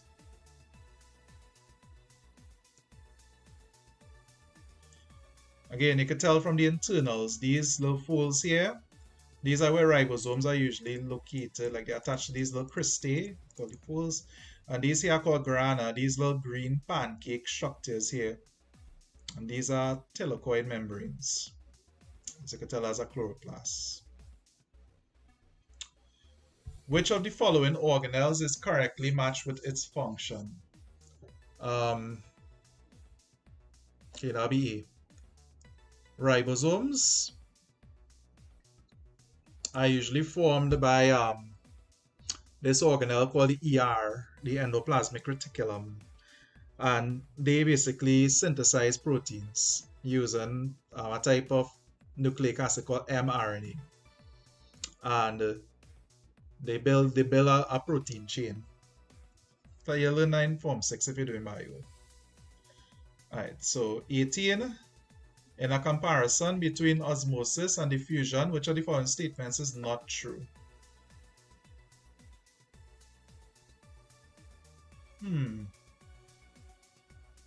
Okay, this is not true.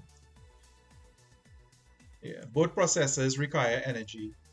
Right, that's only active transport really requires energy. Both diffusion and osmosis are passive. Alright, 19. Passive means that they don't require any external ATP or anything. Alright, we do this one. The food produced during photosynthesis is starch, well, glucose, which is converted to starch.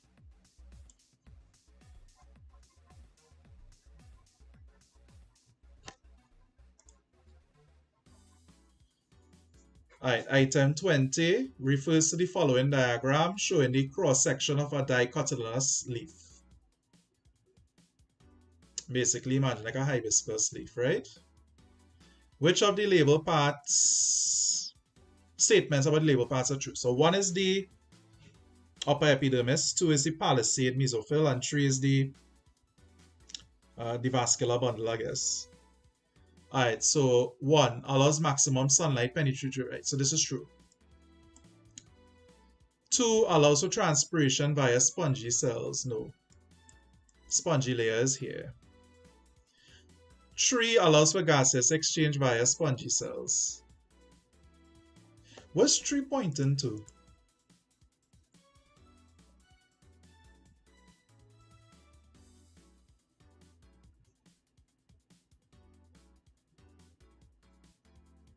Tree pointing to the vascular bundle, or me can't tell. I think it's 1 and 3. If it pointing to this the spongy layer here, but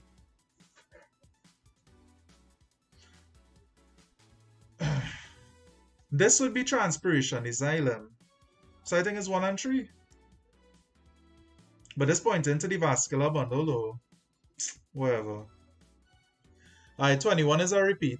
Which of the following statements is best accounts for the shape of the graph is C. Light intensity increasing until carbon dioxide could increase. Yeah, it should be just 1, Tani. It should be just 1, but that's an option. So 1 and 3 is what we are going. It's definitely not 2. So anything with 2 is wrong. I heard this thing. Let's think about it. Yes, anything with something wrong, so that must be it. Okay, we do this one. 1 is the enamel, 2 is the dentin, 3 is the pulp, 4 is the capillaries. Alright, so that I see. Yeah, 3 is an airspace, but it's looking like it pointing to that. Alright, we do this one too.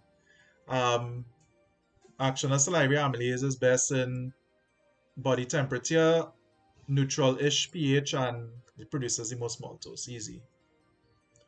Alright, so here we have some food.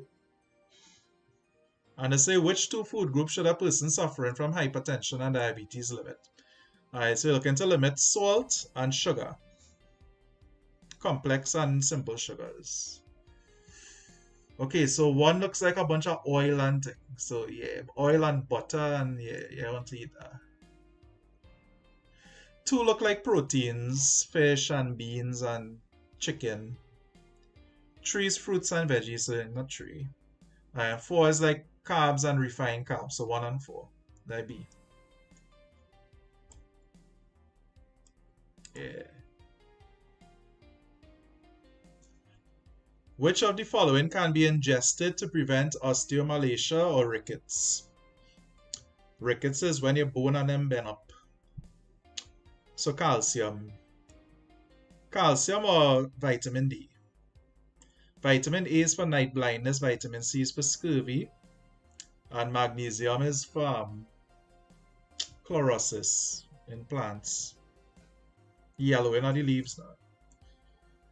Alright, 26. Which of the following options correctly matches the gaseous exchange structures with the organism? Alright, so human, they're looking for things that provide a broad surface area. So human will be alveoli. Yeah, so much alveoli, I could basically roll it out onto a tennis court. The fish would be the gill filaments, and the plant would be the broad leaves, large leaves. So B. Not do a little zoom there, right? Alright, we do this one. 27, best described as respiration, release energy. 28. Which of the following best identify some of the transport substances in animals? I feel like that is just change this question, eh? Anyway, amino acids here. Good. Coal in my throat. Sucrose, no. Respiratory gases. Oh yeah, in the form of oxy and carboxy hemoglobin. 1, 2, and 4. Yeah, 1, 2, and 4.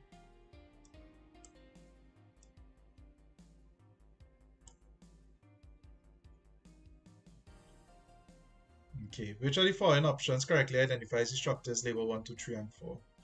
Alright, so 1 is the aorta, 2 is the pulmonary artery, because the blood going away, going to the lungs. 3 is the pulmonary vein, and 4 is the bicuspid valve. What was that one? Aorta, artery. Alright, so that's A.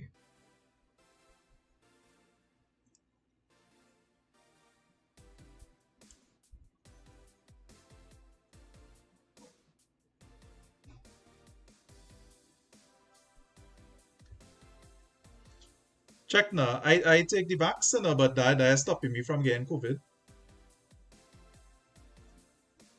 Alright, 30. An amoeba obtains all the oxygen it needs by diffusion via its cell membrane, while a human needs to have special respiratory surfaces for this purpose. The best reason for this difference, why amoeba don't need a respiratory system, because it has a very high surface area to volume ratio, right? They can just absorb all the thing. Humans, on the other hand, have a low surface area to volume ratio. So which one's saying that? Yeah, so that's D. Humans basically are making a bit more, much more internal structures than external structures. So we can't just suck up oxygen through our skin now. I mean, the rest of this is actually correct, but D is the best answer. Fun fact, turtles breathe through their anuses. Alright, 31. The essential vitamin and mineral salt required for blood clotting in humans are... Okay, so that would be vitamin K and calcium ions, yeah, so D.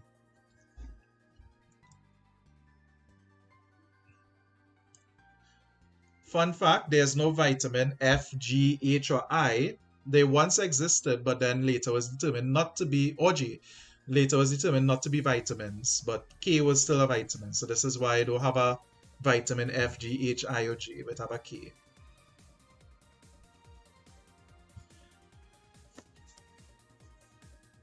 There's later determined to be like other things like riboflavins and flavonoids and all kind of thing. 32. Under which conditions will the rate of transpiration in plants be the highest? Well, you should hang up clothes when it's sunny and it's windy, because the sun would provide a high amount, like a high evaporation rate, high temperature, and the high wind speed would allow moisture to be to avoid being the air to be it would desaturate the air, would allow moisture pockets to blow away.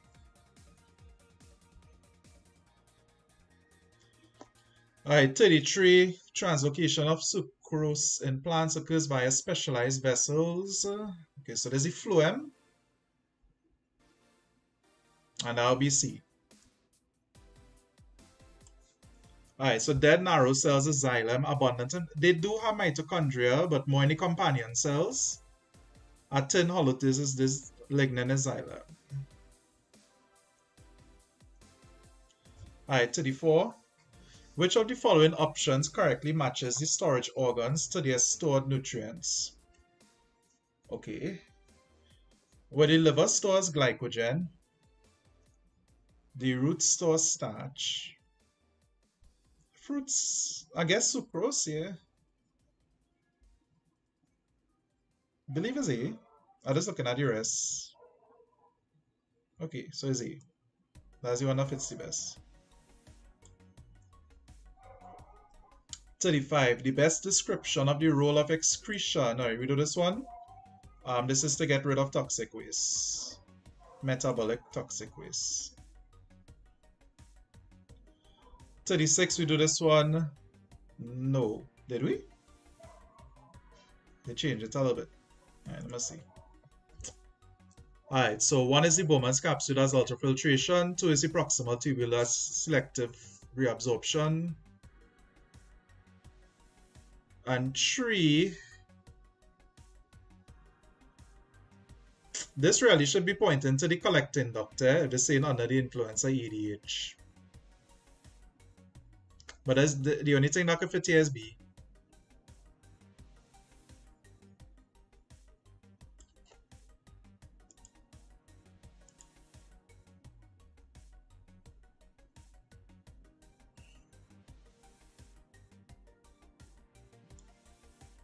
Alright, 37.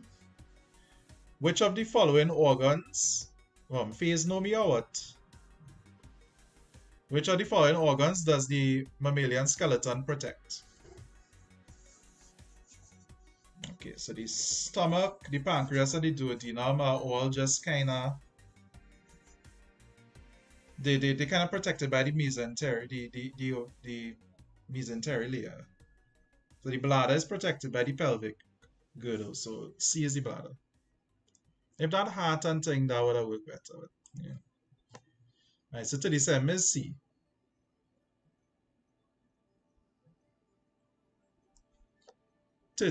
Which of the following correctly describes movement in plastic? This one. So irreversible growth or part movement. Basically phototropism and gravitropism.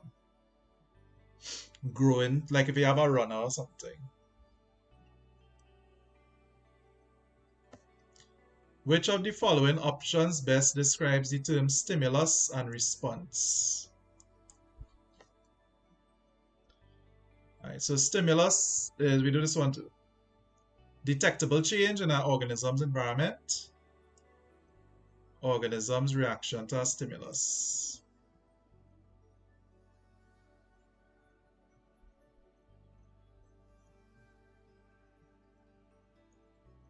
Alright, I'll do that one already. Okay, 40. Which of the following options correctly identifies the structure? We do something similar to this, not the same diagram. Alright, 1, 2, and 3. So 1 is the... Okay. Huh. I'm just looking at the options here. I guess 1 is a receptor, the skin. 2 is a relay neuron. And 3 is a effector. 3 is like the nerve endings where the muscles are.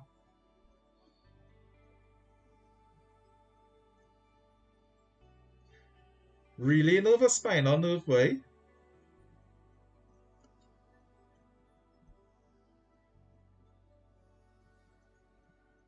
I feel relay would be more yeah, 40. Yeah, this one is weird because let me just look up quick. If it I don't know any big difference, but difference between relay nerve and spinal nerve. That's a weird one. What is a relay nerve? Let me just look up spinal nerves and just see. Probably it are different types.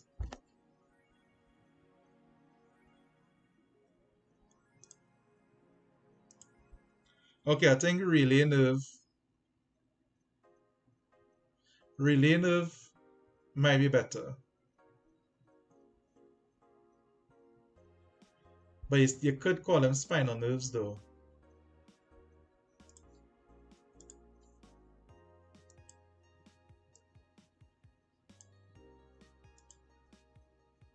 Alright, so it could be either A or D.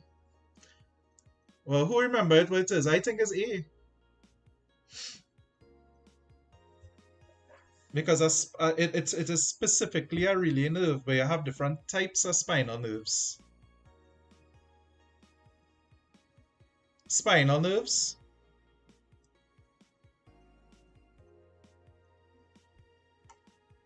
Either A or D.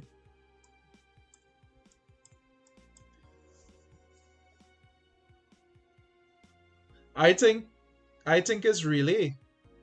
Because a relay nerve specifically is an intermediate nerve between a sensory neuron and a motor neuron.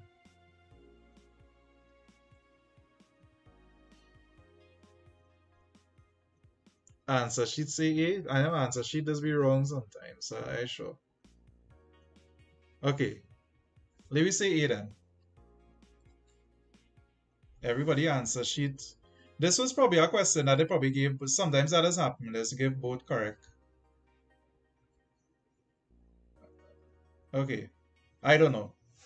I gonna pretend to know because both of them are very, very similar. I can't tell you which one more correct. If I had to pick one though, I would say A.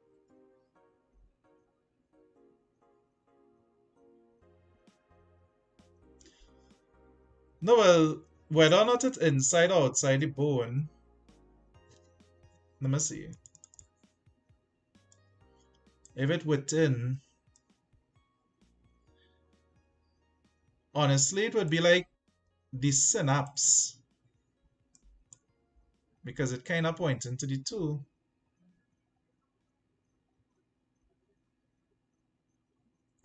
Okay.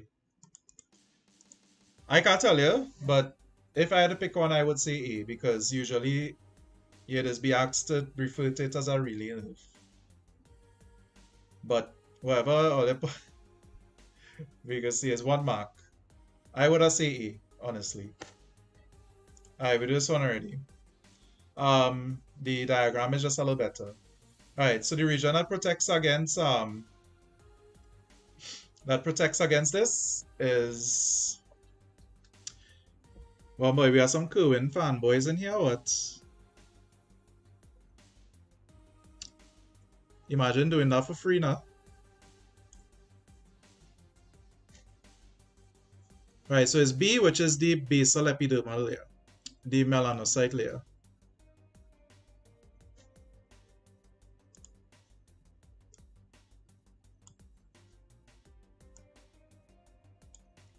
The man yelling to raise up the testosterone now. The function of the choroid layer in the eye is to do what? Okay, so the choroid is basically a sort of dense layer beside the retina, and it prevents any internal reflection in the eye.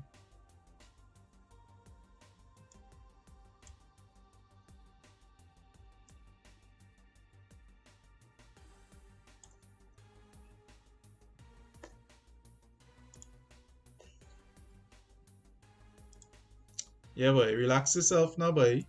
Relax yourself. Go and take a little sleep now. The best is sleep after CXC. Relax yourself. Go and pee and go in your bed. Alright. Back to big people work.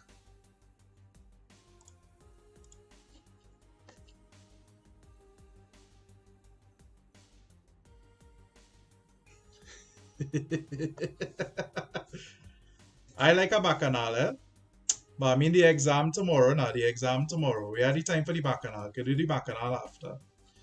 Alright, which of the following is an incorrect label for the y-axis? Okay, so we do this one. This will be units of time. The diagram a little different because I think the last one they had time here. But they can't have time up here because time is well, up here would be the respondent variable. Length, mass, number, leaves here. Alright, 44.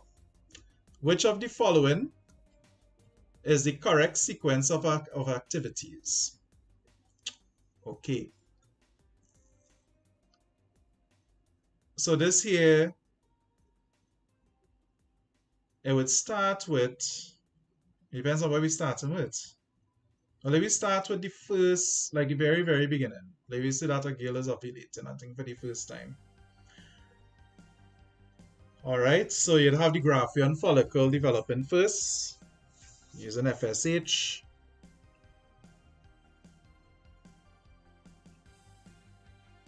I would have say 4, 2, 3, 1. But that is not 1.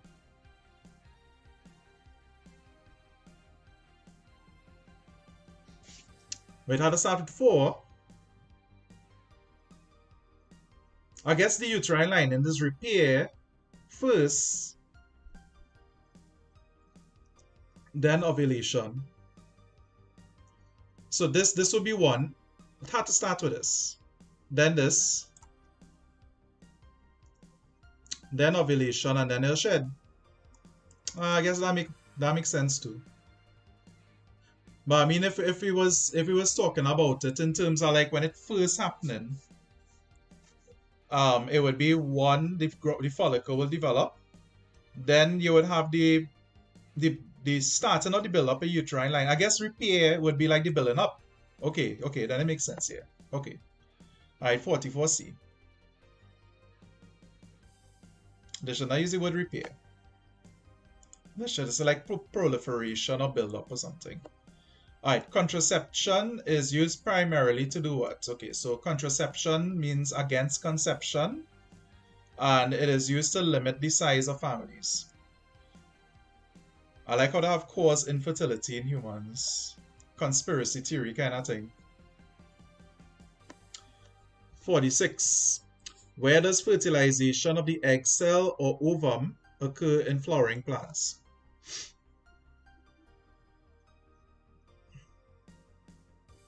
Okay, so that would occur in the embryo sac. The embryo sac is in the ovule, and the ovule becomes the seed.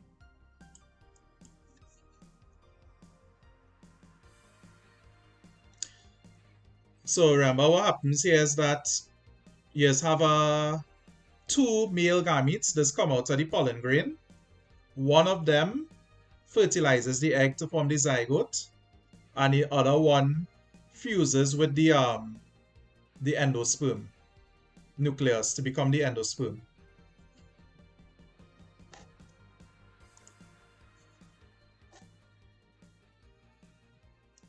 "47. Leave the man now. The man have time to waste to come here and do that. Which of the label parts is responsible for the production of male gametes? Okay, so one is the stigma. That's where pollination would occur. Two is the stamens. Well, the anther, and that's where you'd have the production of male gametes. 3 is the embryo sac, well, the ovule.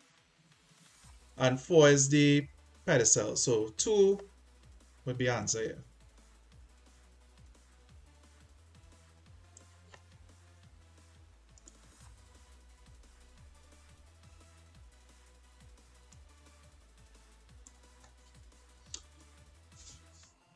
"48. A vector is defined as an organism that does what?" Okay, so a vector, I like how that bites humans as an answer.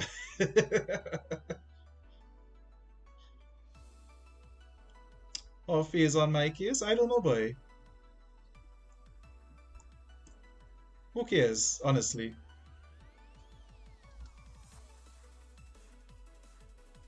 Alright, so this transmits disease organisms. The disease organisms is the pathogens. Which of the following organisms transmits the yellow fever virus? Well, I'll probably do the man something. Me, you know. Who knows? The man should just say and done. If I thief the man, woman, if I do something to the man or his mother, I don't know. Why do to probably I do something to your best friend. I don't really care, honestly. Alright, so the yellow fever virus is transmitted by the Aedes aegypti mosquito, which also transmits the dengue, the different strains of dengue virus. The tsetse is a type of fly. The Anopheles mosquito transfers malaria. The Malarian protist, Plasmodium falciparum. Alright, which are the hey, look, we bounced up here. Meditation. Right? So this wrong. Diet and exercise.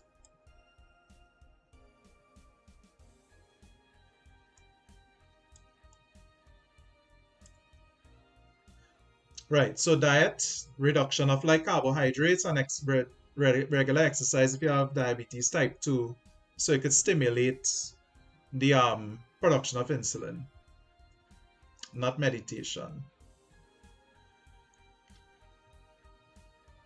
Alright, we got this one just now. So C.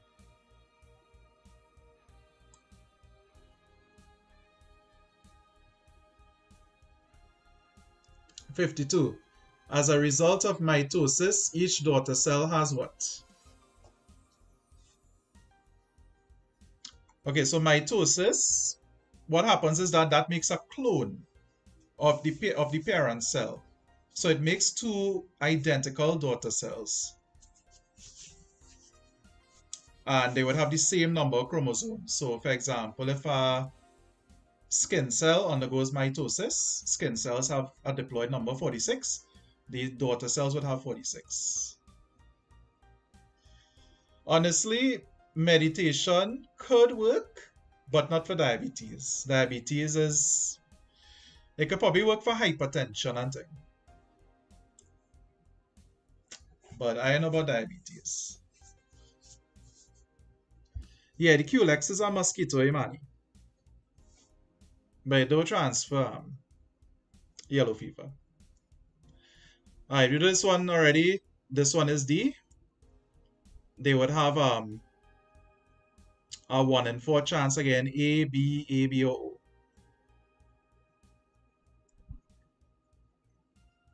Oh, we have a follow-up to this question. Let me see. Zane, the son of Tarzan and Jane, may have inherited the red-green color blindness gene from his parents. Neither Tarzan nor Jane is colorblind. Okay, so color blindness gene, which is a sex-linked gene, right? If N represents the allele for normal vision and common N represents the allele for color blindness, what would the genotypes most likely be? Okay, so Zane would have to inherit a common N from somewhere, right? But remember, neither Tarzan nor Jane is colorblind.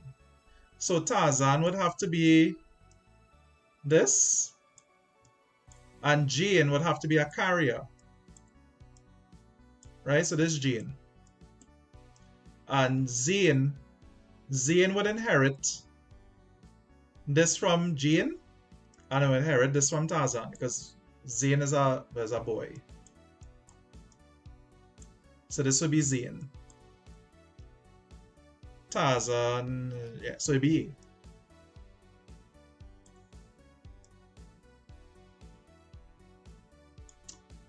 A. Well, Flash plays, I don't think you're supposed to wait. Probably COVID time, you're supposed to, but I don't know.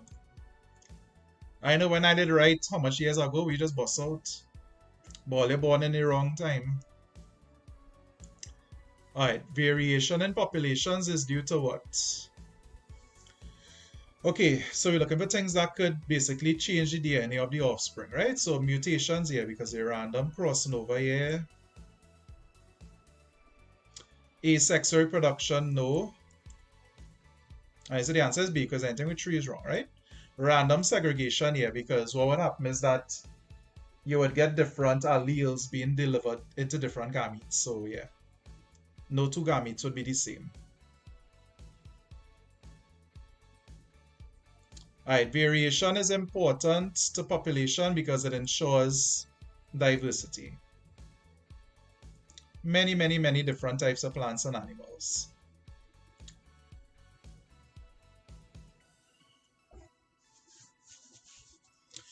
Alright, speciation may be due to which of the following? Well, all I get is question in paper 2. Geographical isolation here, because if they're in 2 different places, they would be subjected to different pressures, different diets. Behavioral differences in courtship here. If you have one bird singing one song and the next one singing, and the next one, they're not going to mate, they're going to end up branching out to different species. And mutation, which is random, yeah. So 1, 2, and 3.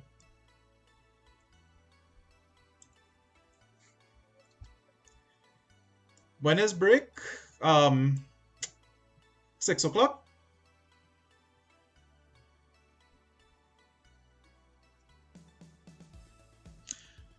Now, variation, adaptability, does lead to variation. But variation don't lead to adaptability. Now, I buy no KFC. I buy sushi. I buy no pizza and thing. I buy them kind of thing.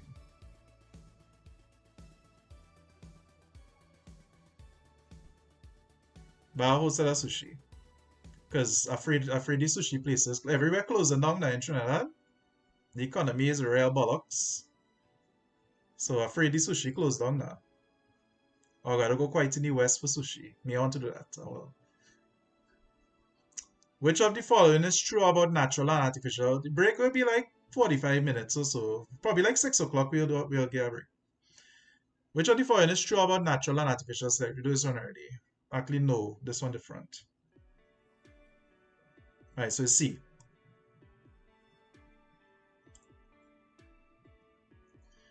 Natural selection, environment acts on the population which adapts, yeah? And artificial selection, selective breeding for a particular trait.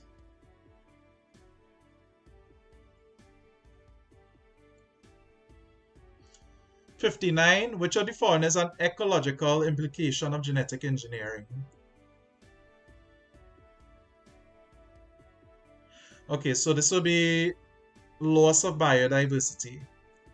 Humans playing God is an ethical implication. I don't actually believe so, but I mean, the Vatican does believe so. Higher prices for this is an economical one or societal one. Reduced incidence is a physiological one. So ecological be. Alright, 60. Which of the following describes the process of genetic engineering? Okay, so BD. A gene is inserted into a vector, which is then used to transfer the gene to a host cell.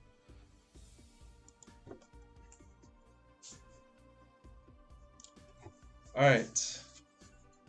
Let me run our next Kahoot and then we're going to take a break. We're going to take a break till 6:45 and then we'll come back. Alright, so let me run a Kahoot and then we'll do that. Alright, so let me organize the day.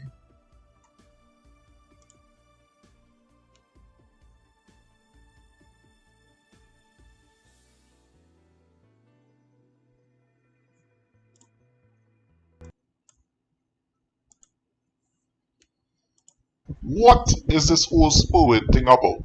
What is it about? What that question mean? Tell me what this whole sperwin thing is about. What you mean?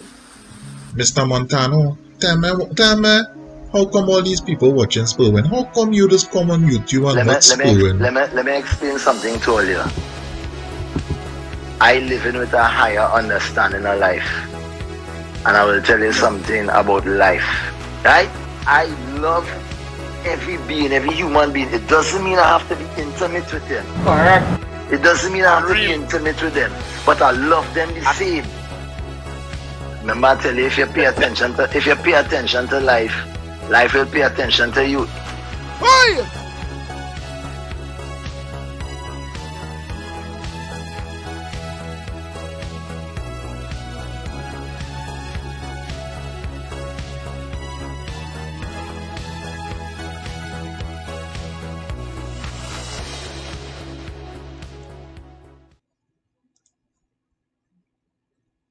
Hello, good day, sir. We are doing a survey. We want to know why you just come on YouTube and watch sperwin. Because after I watch sperwin live stream and I kiss my babes, it sends shivers up her spine.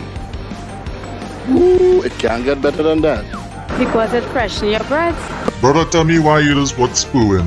Because no matter where I go, no matter what I do, I must always do my best. Because it's refreshing. For me, it's the only thing that can relieve my upset stomach. I'm a smoker. That sperwin live stream It does help freshen my breath and take away all the smokiness. It is very good. It is very useful. It keeps my breath fresh. Full stop. Need to keep it fresh all the time. So you're from Tobago? Yes, I'm from Tobago. Yes, I love sperwin. Original. Sperwin. God, you're real spit in there. All right, stop.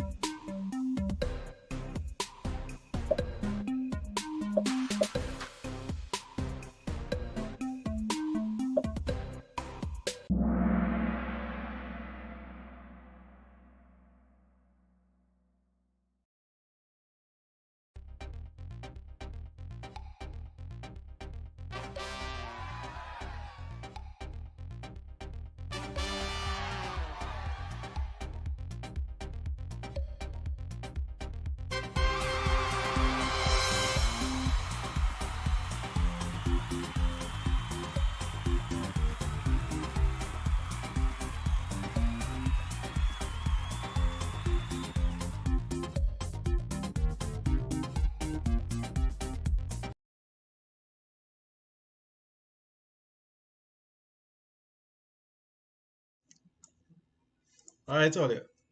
And with that, we're going to take a break. We'll come back 6:30. Alright, so 6:30. I'm going to see you all here. We'll stand back for some past papers.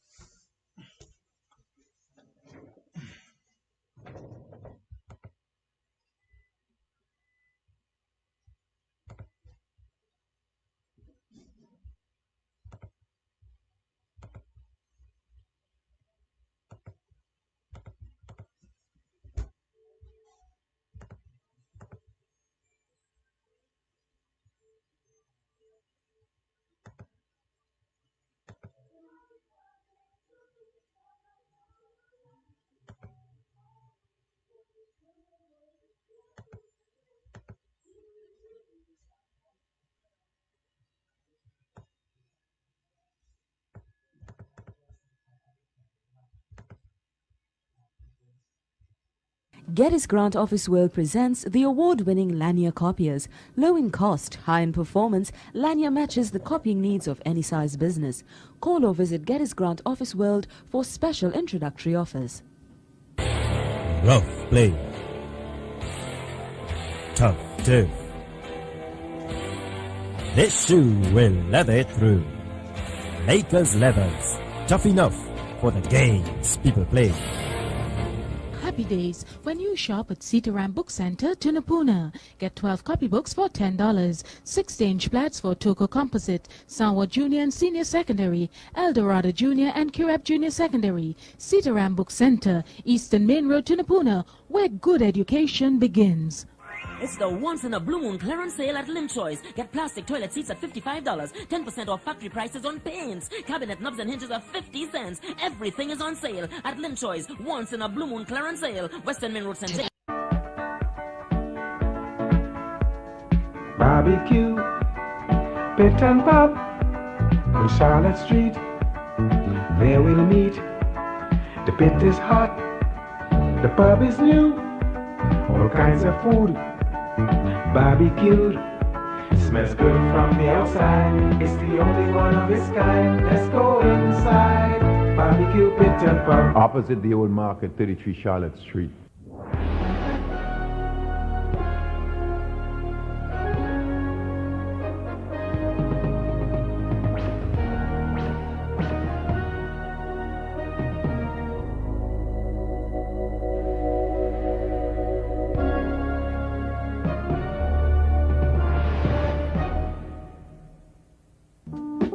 So there goes another satisfied customer. You've just got 3 days to get that car you've dreamed of at SP Motors' big used car flea market.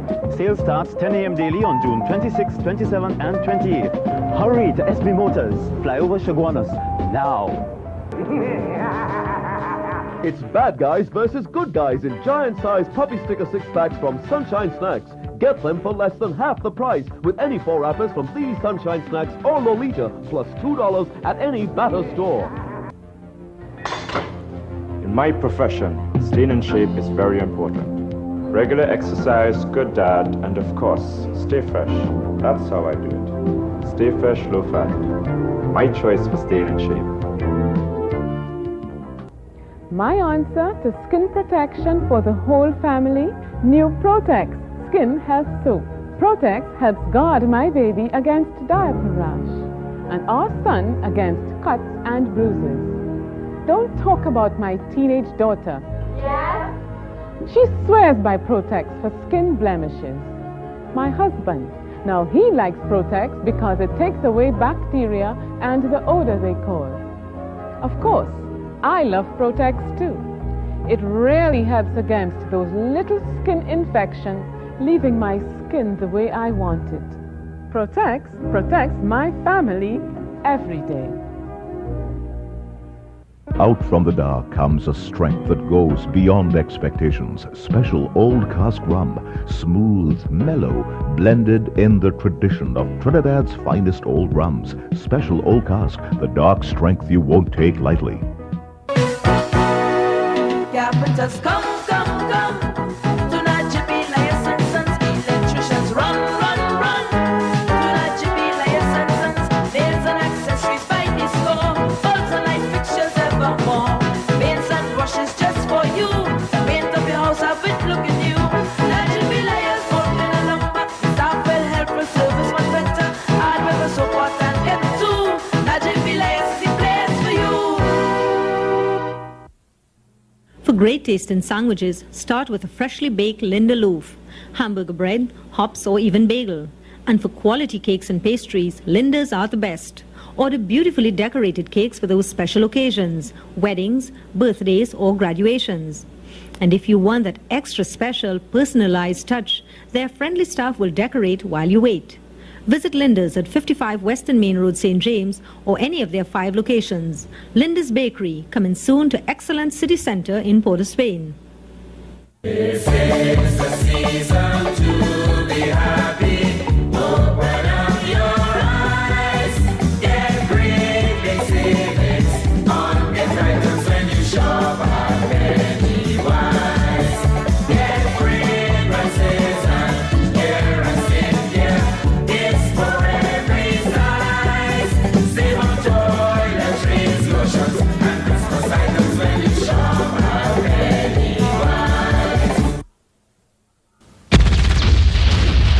Experience the grandeur of the cinema in the comfort of your home and watch the big screen come to life with sharp 25 and 27-inch remote control color TVs. These cable-ready brand new sharp design sets will fill your living room with stereo sound, complete with closed caption, sleep timer, child view limiter and more. Each TV set comes with the famous CTC Electronics 3-year warranty, so look sharp. Clear for takeoff.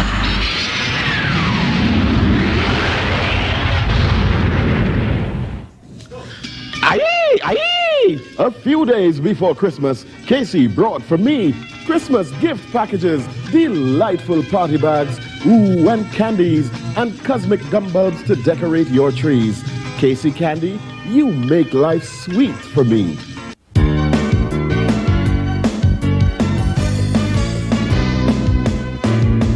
First citizens, bankers in action. People like you and me share one vision. From the start, from the heart, to make a brighter day. It's the way we bring banking to life. First citizens, building a nation. People like you and me, we're first citizens. Ready, get set, go! It's the ultimate driving machine, the KFC Bunny Buggy. Fast, fun, and only $3.99 with the purchase of a KFC Kids Pack and one Hop Hop dollar. Hurry, get yours today. Stocks are limited.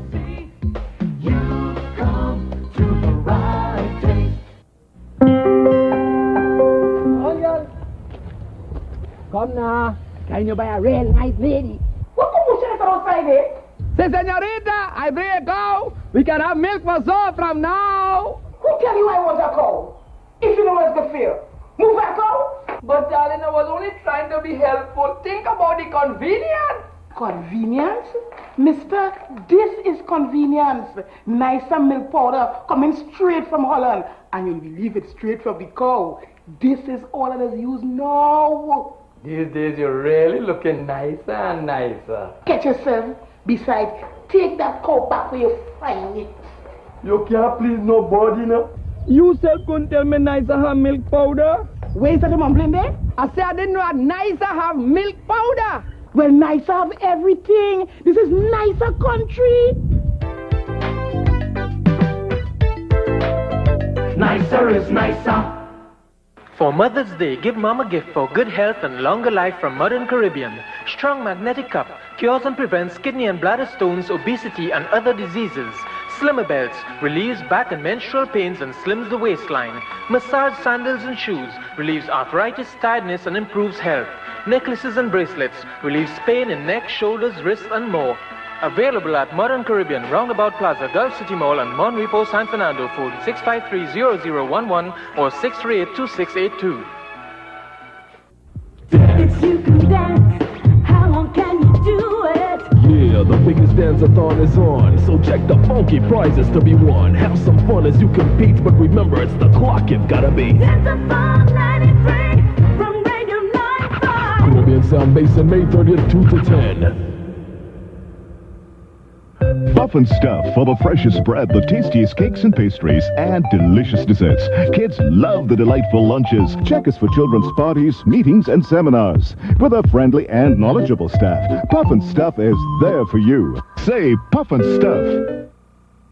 1993, dimensional, and like today ain't that conventional. So what we've got is quite intentional at Quartz Powerhouse. Our electrical range is sixth sensational. It's new, it's oh so conversational, and all our prices inspirational at Quartz Powerhouse. Up to date and always fashionable, Quartz top brands are international, and your choice is always rational at Quartz Powerhouse. Kids, here's great news from Royal Castle. Get a delicious Canning's Lolly absolutely free when you purchase Royal Kids Castle now. Better all over with your Canning's Lolly.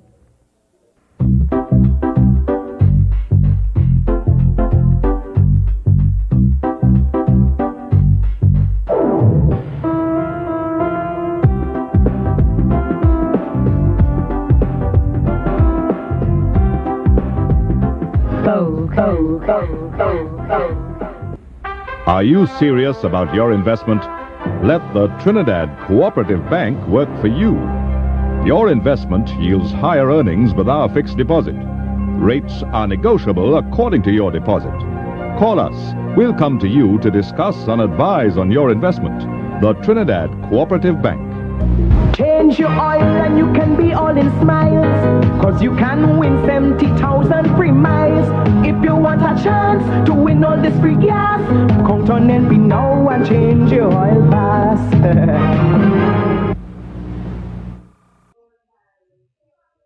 You know, Amanda's feel proud when you reach home and you have a nice door to open. A nice young sing door. Solid, secure, quality wood, beautiful young sing designs, carved doors, flush doors, doors with glass, solid panel doors, secure doors, and at prices everybody could afford.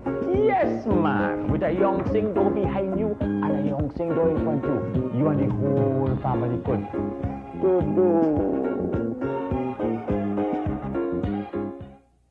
Yes, it's open house and free stickers for all kids this Sunday at Carnival Expo. Bring the kids for a fun-filled day. There's Magic Fantasyland and Calypso Matinee at 4 o'clock. Open house, free stickers for all kids this Sunday at Carnival Expo. Admission free until 1 o'clock. Want to know how to cross that bridge that separates you from the house of your dreams? Check with the Trinidad Cooperative Bank, now offering bridging finance for first-time builders. The Cooperative Bank at Charlotte and Duke Streets, Barataria, and Point Fortin. The National Commercial Bank, we aim to give you quality service. Convenient locations to service your banking needs. Working specially to satisfy each customer, your affairs are handled confidentially and with empathy. NCB offers security, competitive interest rates and added value for your money. Our wide range of banking products includes the unique Life Insured Savings Plan. The National provides state-of-the-art banking technology, including our 24-hour self-service automatic banking machines. All this and more at the National Commercial Bank, the bank to help build the country. Go ahead and get Miss Violet, tender juicy chicken. Miss Violet. Each and every bite is a sheer delight of the zesty chicken. Miss Violet. The National Gas Company transports natural gas, a vital resource for our nation's industrial development. Trinidad and Tobago's economic turnaround is in our pipelines. See the light. There are some things that neither time nor distance can change. With Illusion, there's no time or distance. Because a man never forgets a woman whose fragrance he remembers. With Illusion, there's reality. Illusion, the sensational new perfume and deodorant for today's woman. When you need to keep an important appointment, when you need to keep your cool all day long, make your day one of long-lasting confidence with Rage. With Rage, you're silently ready for any situation. Rage, the deodorant cologne for men. She'll never forget you for it.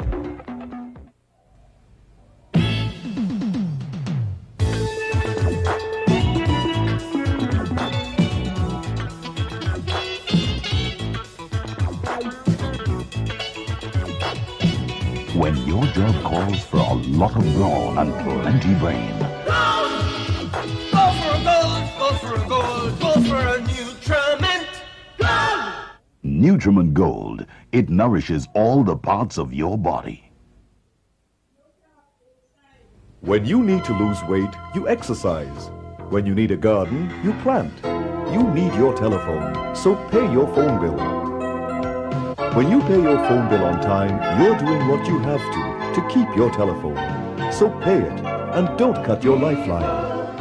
Serving people. Telco.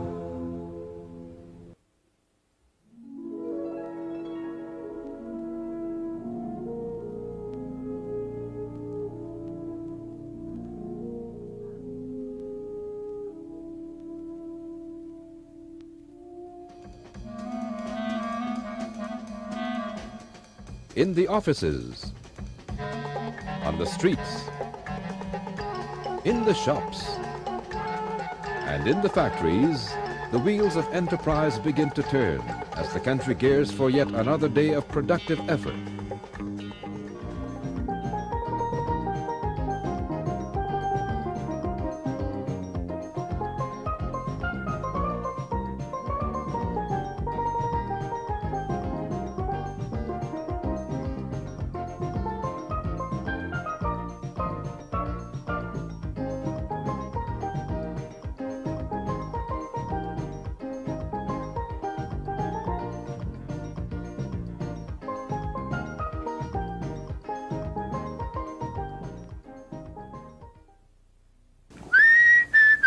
Well, you know me ain't no housewife, but I know a good product when I see one.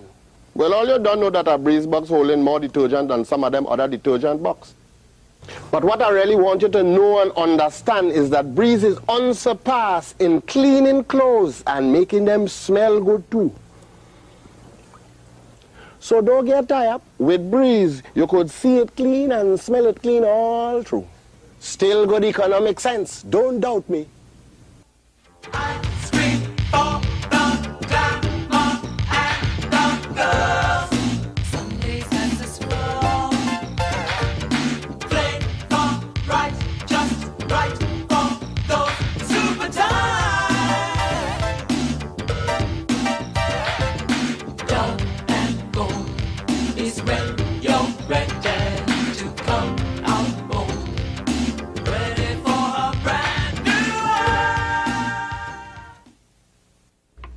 I love the way you look in that blouse. That's because I wore it when we met. Really? But it looks so new. Because I wash it in Softland. What's Softland, Mommy? Softland's a gentle detergent and I use it on all our delicate clothes. Will you wash my nightie in Softland too? I did it with my very own hands. And it smells nice, too. Softland. Tender loving care for clothes you care about.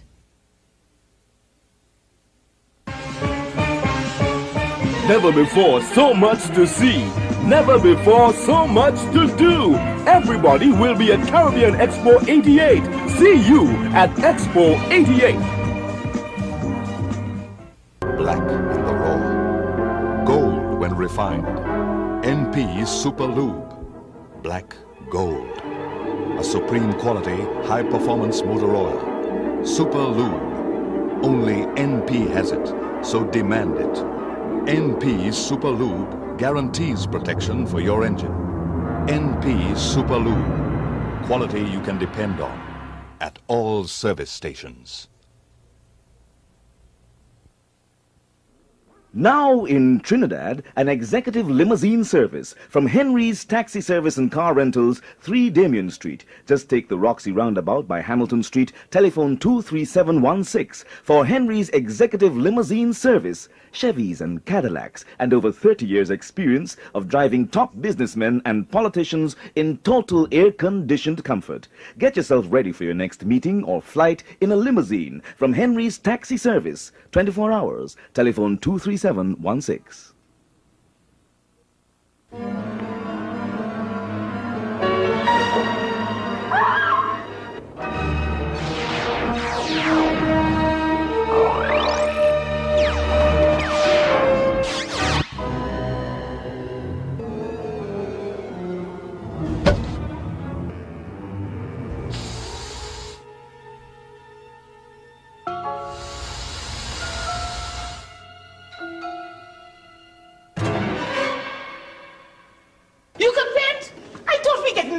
Anybody could paint if they use kaleidoscope. It's tough and durable like you, and top quality like you, and long-lasting and colorful like me.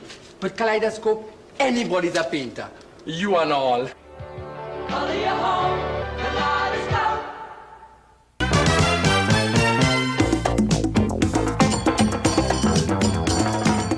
Think of what you can do when there's a lion in you.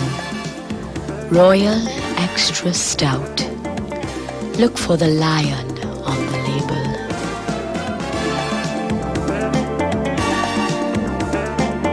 Drink something solid, solid. Drink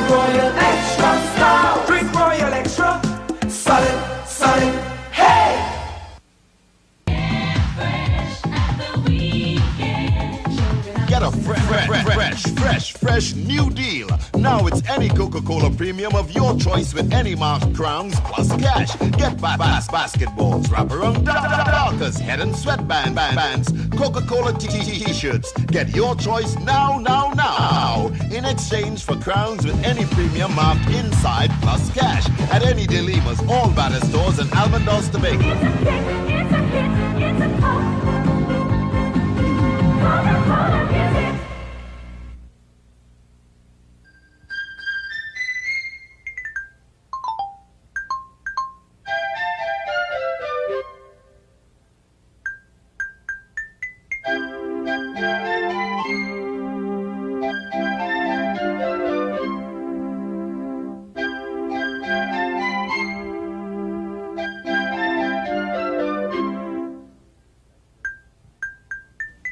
Nestle sweetened condensed milk. It's a taste that you never outgrow. There's a toasted bun with a Mario's burger. That's no secret. There's lean beef in a Mario's burger. That's no secret. There's fresh salad in a Mario's burger. That's no secret, no. The secret is the sauce. It's made with care. That Mario's burger. That's no secret. It's a short wait for a Mario's burger. That's no secret. It's a perfect meal. It's a Mario's burger. That's no secret, no. The secret is the sauce. Mario's? Brilliant. Dixie Cola now. Dixie Cola now. Dixie Cola now. Dixie Cola. Dixie Cola brings you cola in 16-ounce bottles. Cola you can use and use again. The plastic cap keeps it from going flat. Get with it, cause this is as good as it gets.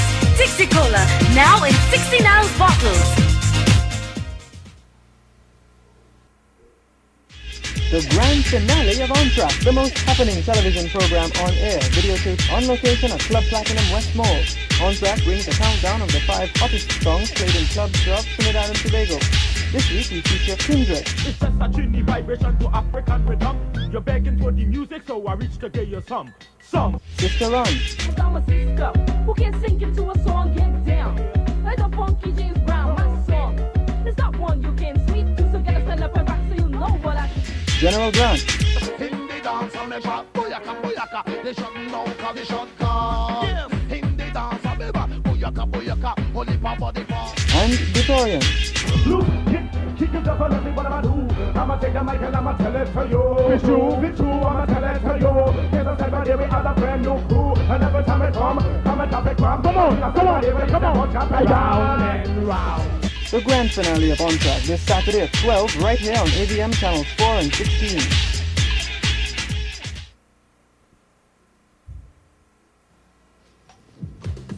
Come down and see for yourself just how we are beating high prices at Quartz. It's amazing what it does to people. You've never seen anything like it. Guaranteed low prices, easy credit, low deposit. With the down payments cut down and low, plus the chance to be a Quartz cash accumulator winner.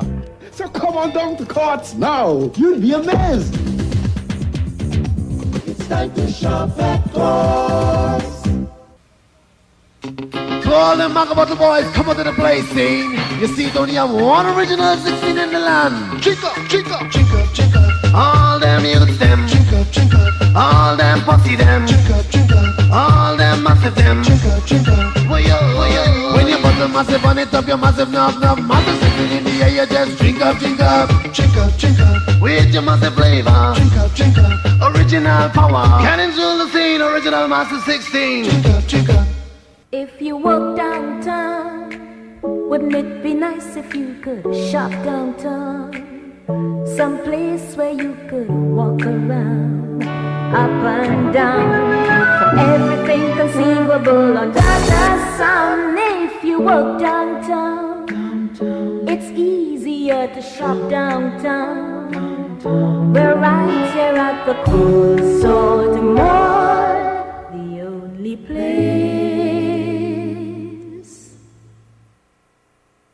It have a smile out there, coming from right in here, coming from the soul of our shores, and you know that smile is truly yours. That smile come from you, and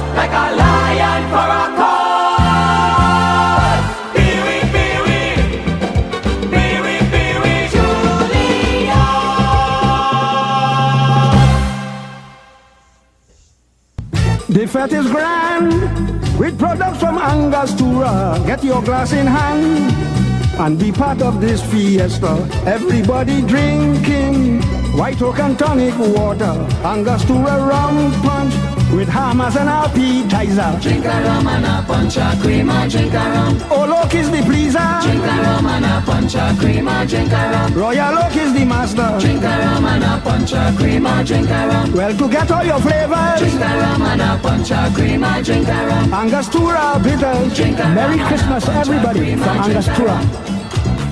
Drink a rum and a punch a creamer, drink a rum.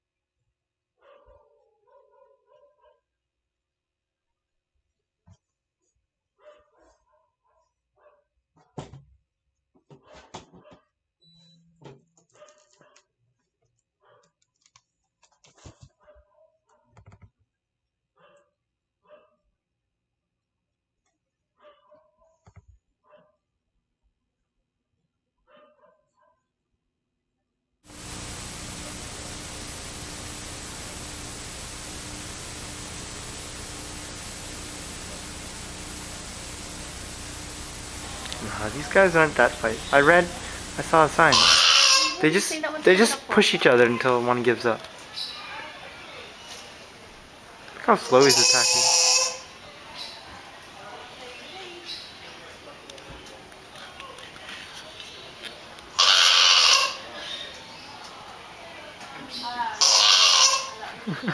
It's a weird sound.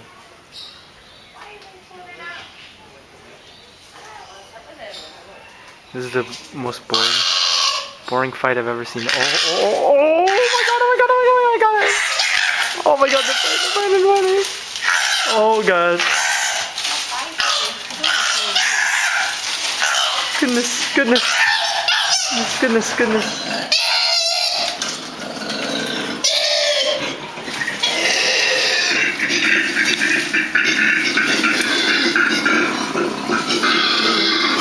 God, serious.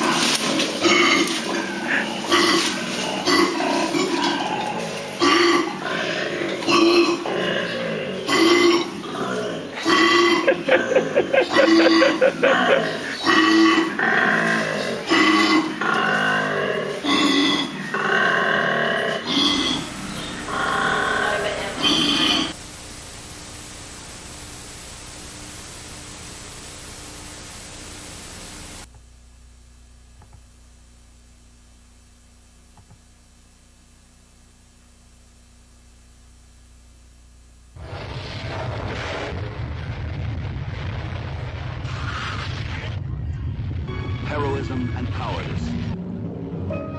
Universal has given Earthquake its maximum. Universal has enriched this fascinating drama of interwoven lives with a superb cast.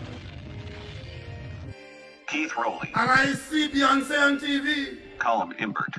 They haven't rioted yet. Fitzgerald Hines. And introducing Shadow.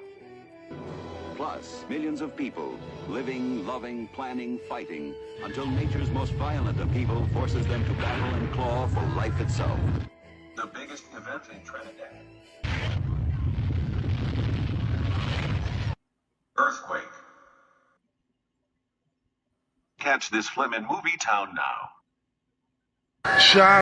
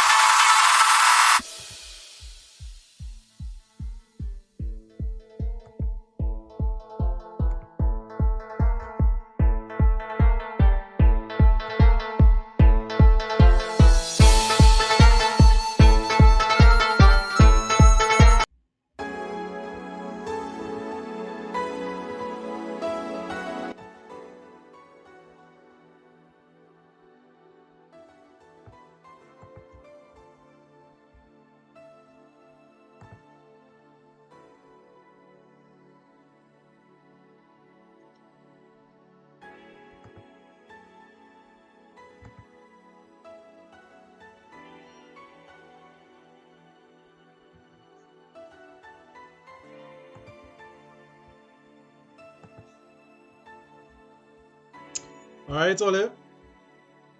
Reach back.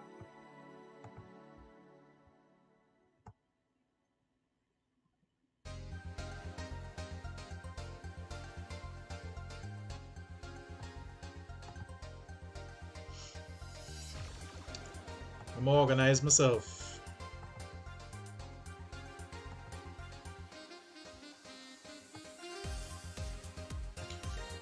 Alright. So the paper we're doing here is June 2014. See, there are plenty of original ones there.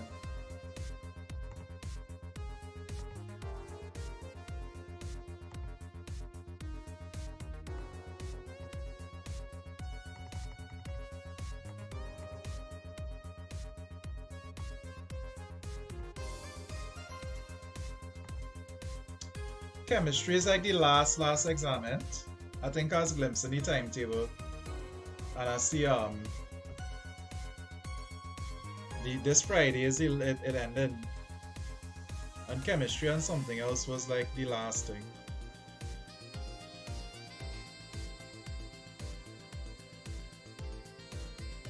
Okay, man, let's make sure everything, let's go zoom up a little bit. Nice. Probably zoom out. Right. Did we get started?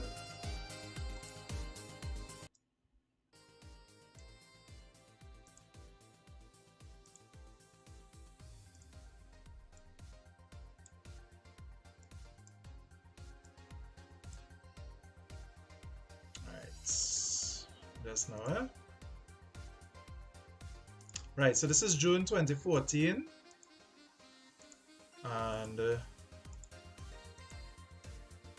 right, here we go. A plant which has reduced leaves with no chlorophyll, lacks a proper root system, and flowers abundantly is most likely to be found where? This is basically the parasitic love vine. So if it have no chlorophyll, it means that it can't photosynthesize. And if it can't photosynthesize, it means it has to get its nutrients from something else. So this would be a parasite. They have a lot of them in Valencia, Aripo Savannah. Chemistry, nothing good. That's the way to be. Alright. The organism, so here we have a food chain, microscopic algae, mosquito larvae, small fish, big fish. The organism still which has the least amount of energy available is what? So remember that each time this trophic level passes on, it loses 90% of the energy, only 10% is passed on. So the one that will have the least amount is the large fish. The one at the end of the food chain. The large fish does have to metabolize a lot more slowly to retain the little bit of energy that it has. Okay. The dead remains of a previously unknown animal are found in a forest. Which of the features listed could be used to classify the animal? Number of legs, yeah. Body temperature, no. Because it's dead. Shape of body, yeah. And type of body covering, yeah. This actually reminds me of something. I went to a talk that our former forensic pathologist had. His name was Alexandrov. He was a Russian guy. And he said that, a few years ago it had the murder this woman, Asabi Nagakia from Japan. She come to play pan and thing, and somebody killed she. And they say that when the police did find her, they basically put her body, before identifying anything, they put her body in a freezer. And then they called him, because he's supposed to determine time of death and thing, but he was like, well, he can't determine the time of death if she was done frozen. Because, typically when you die, you stop producing heat because all the metabolic reaction stops. So you can't use body temperature to determine, dead remains. Police should have taken CSEC biology. Anyway, 4. Which of the following types of bacteria is... Oh, the nitrogen cycle is not in the syllabus again, but I'll still do it. It's important for returning nitrogen gas to the atmosphere. This is denitrifying. Nitrogen fixing takes it from the atmosphere and puts it in the roots. Nitrifying converts nitrates to usable nitrate. Yeah, okay, yeah, I remember that. Okay, so denitrifying converts those nitrates back into nitrogen. That's not in the syllabus again. Alright, we do this one. Mature plant cell is different from a mature animal cell because the plant cell has a large permanent vacuole.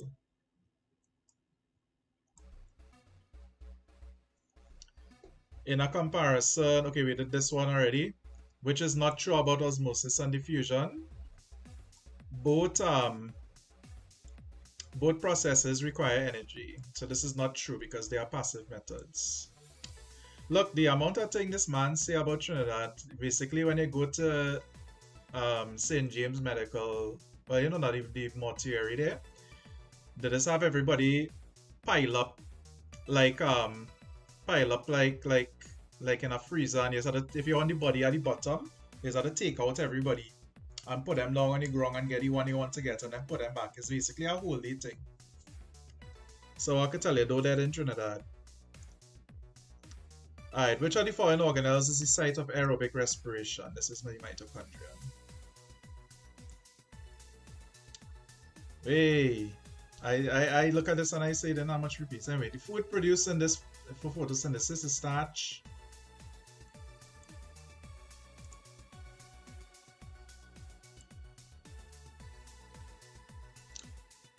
Which of the following is not an autotroph? Okay, so an autotroph is a producer. An autotrophs typically photosynthesize and have chlorophyll. So fungi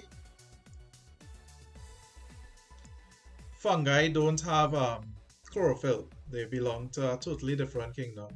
No, I don't work there, but he was given a talk in UE about being a forensic pathologist in the medical center, and he was saying, well, that's what he was the senior one, and he was saying that that's what this had to do.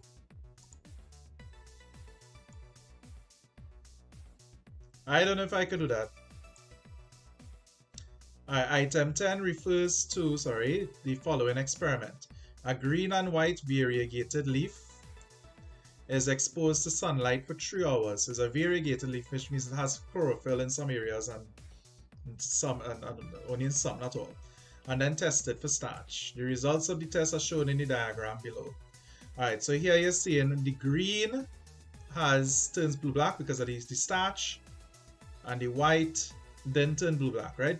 Because the white parts don't have chlorophyll. That's exactly what I'm asking. Based on the experiment, which of the following conditions is necessary? The answer is chlorophyll.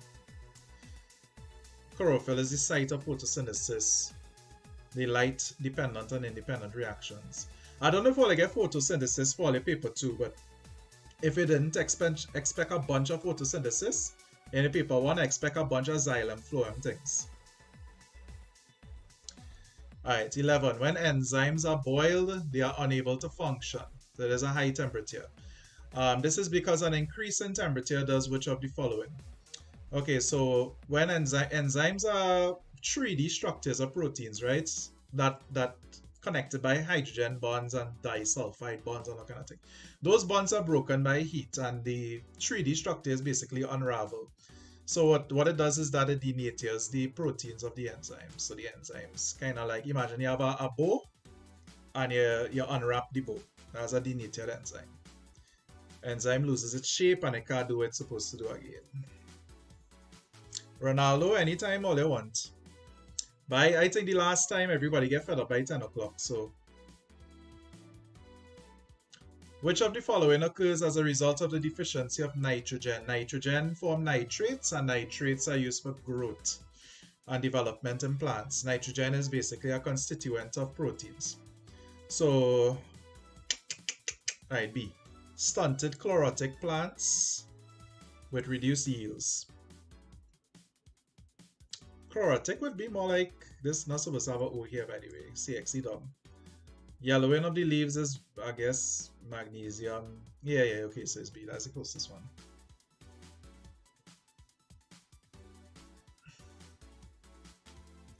Which of the following is a function of hydrochloric acid in the stomach?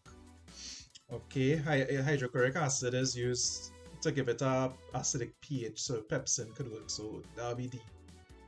Pepsin works on a pH of about 2, or optimum pH. The role of respiratory, we get this one already, so that's release energy.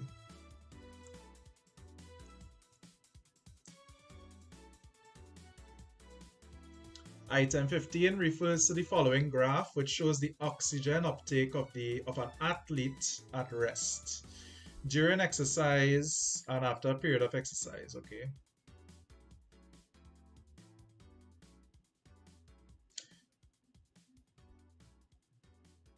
Okay, so the highest concentration of lactic acid in the athlete's muscles occurs where? All right, so when they say oxygen level, they mean uptake, right? Okay, so that would be basically when he's undergoing anaerobic respiration. So when he is undergoing anaerobic respiration, that would be when he would have the most, basically when he's taking up the most oxygen. So that would be B.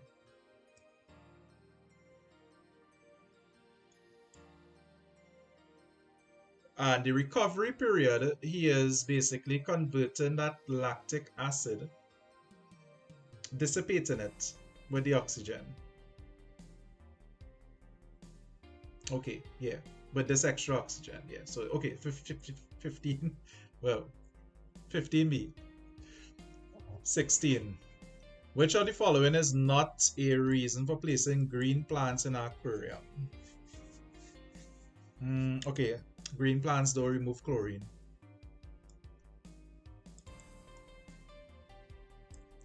They do remove waste because animals, especially fish, tend to urinate a lot.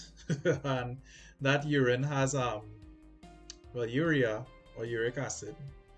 And the plants actually convert that into nitrate. So yeah, they do remove it. Also carbon dioxide, I guess, they do photosynthesize. As a repeat, nicotine increases heart rate.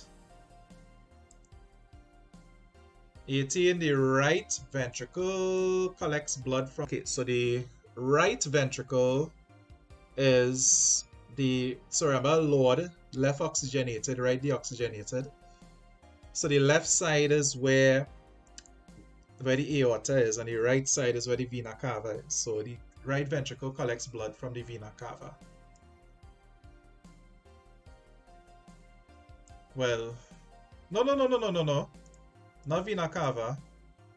I think about right atrium. Yeah, sorry. Right ventricle collects blood from the right atrium, which collects blood from the vena cava. That's a weird one. Because it goes basically from the right. Okay, so the vena cava brings the blood in to the right atrium, then to the right ventricle. Yeah, it's right atrium. It's C, it's not B. That's a weird one. Collects blood. Collects blood. Blood collector. That's an odd one. It's right atrium. Not pretty certain. Somebody can look it up. Because, I mean, if I was to draw the outline, let me say I draw the heart here. Well, I'm just drawing it as a flowchart, right? And this is the right ventricle, no, right atrium, sorry. There's the right atrium. There's the right ventricle. There's the left atrium, and there's the left ventricle. So there's blood coming from the vena cava here, flowing to the right atrium, to the right ventricle, going to the pulmonary artery, coming back to the left atrium, left ventricle, and the aorta. Yeah, it's right atrium. Alright, we do 19 already. Did I do Jan 2021? No, I wasn't doing Jan 2021 because I don't think any of them things would repeat. That from what I know, and I know very little, the Jan stuff tends to repeat very, very little in June stuff. Anyway, 19 is D. We do this one already. Okay, item 20 refers to the following diagram, which shows the longitudinal section of a stem of a plant. Now, we know if it's the how we know it's the xylem or the phloem is because of the presence of this nucleus here, which means that it is a living cell. So this is the phloem, and this is called a companion cell. The companion cell basically feeds it energy, it gives it ATP, and so it could, you know, translocate the sucrose. Alright, we do this one already. Transpiration is highest in sunny and high wind speed. Mineral salts in plants are transported mainly through mineral salts tend to be dissolved in water. So this is mainly dissolved in the xylem. Well, sorry, dissolved in water, which is transported via the xylem. The cambium is more of a zone of differentiation, and parenchyma is just an umbrella term for differentiated cells. Yeah, differentiated living cells. So xylem vessels is the best one. 23. Storage organs. Oops, storage organs in plants. Sorry, we do this. No, we didn't. Provide food for vegetative reproduction for the developing embryo and to ensure survival when nutrients are scarce. Okay, so it's something like all three here. So storage organs is like corms and tubers. So yeah, for the developing embryo, yeah. And to ensure survival, yeah, is a storage. So 23, all. Which of the following is not a form of excretion in plants?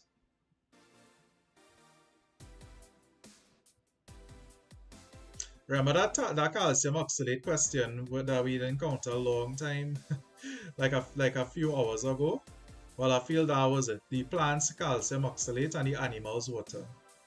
Anyhow, this is A. Carbon dioxide, the reason being carbon dioxide diffusing in through the stomata, that can't be excretion. If they say diffusing out, then yeah, but not in.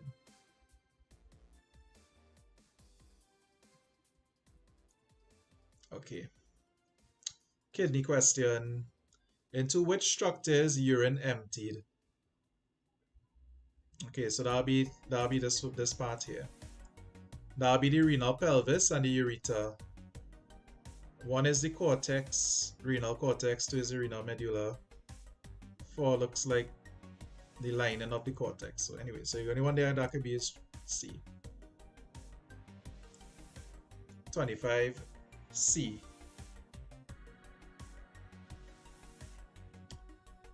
(26) Which of the following organs is most directly affected when the pituitary gland is malfunctioning? Alright, the pituitary gland is found in your brain, and it is typically referred to as the master gland because it tends to control the activities of a lot of the other glands and hormonal secretions. So stuff that gets released from the pituitary gland is like growth hormone, LH, FSH, ADH, prolactin, GnR, gonadotropin released, now that's hypothalamus, but pituitary gland releases ADH, and that would affect the kidney because the ADH is used for reabsorption of water into the bloodstream.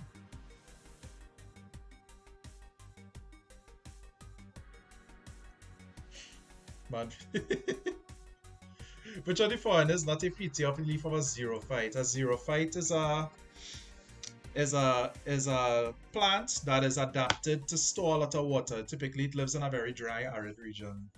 Anyway, so which one of the following is not? ABE. Because if you have a lot of stomata, then you would have increased rate of transpiration. So they tend to have not a lot of stomata. They tend to have very, the stomata like deep in pits, but not abundant. Needle-like leaves here, plug-in of stomata here, heavily cutinized here. The main function of cartilage at the end of long bones is to reduce friction here. You know, and cartilage wear out, you get arthritis. Lubricate joints is synovial fluid. Increase flexibility, not necessarily. Protect nerves, not necessarily. So yeah, 28B. 29, we got this one already. Growth. Growth is irreversible in plants. Growth movement or part movement, not whole movement, because the plant can't get up and walk. Okay, so this not in syllabus again, right? But it was there when I write it, how much years ago. But 4 is the centrum, 2 is a transverse process, and 3 is a neural canal. 1 is a neural spine. So those study this one, I believe. Neural canal is 3, centrum is 4, centrum silver, and 2 is a transverse process. Or they wouldn't get this. Which of the following is not true of locomotion? Locomotion is the ability to actually displace the body weight, is to move from one place to another. So it allows organisms to find mates. That's true. You want to go out and find a boyfriend or girlfriend, you have to at least go by your computer. And you have to go and meet them, I guess. It is in response to a stimulus. Not necessarily. It allows... Oh, no. Yeah, it could. It allows... It is a characteristic of all living things. This is wrong. Plants can undergo locomotion. Is it always in response to a stimulus? I guess so. I guess if they get up and moving, it's due to some kind of reason. Okay. Item 32 refers to the following results of an investigation of how woodlice respond to light and moisture. The results show the number of woodlice that move to varying conditions: light, dark, moist, and dry. Okay, so woodlice are invertebrates, and invertebrates, they tend to like dark, moist places.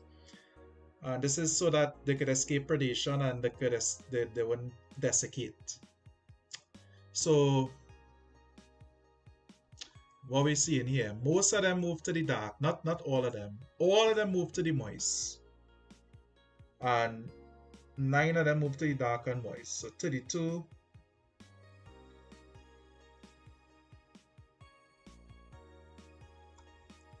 Okay. So ensure that they do not become dehydrated and provide protection from predators. These two could be correct.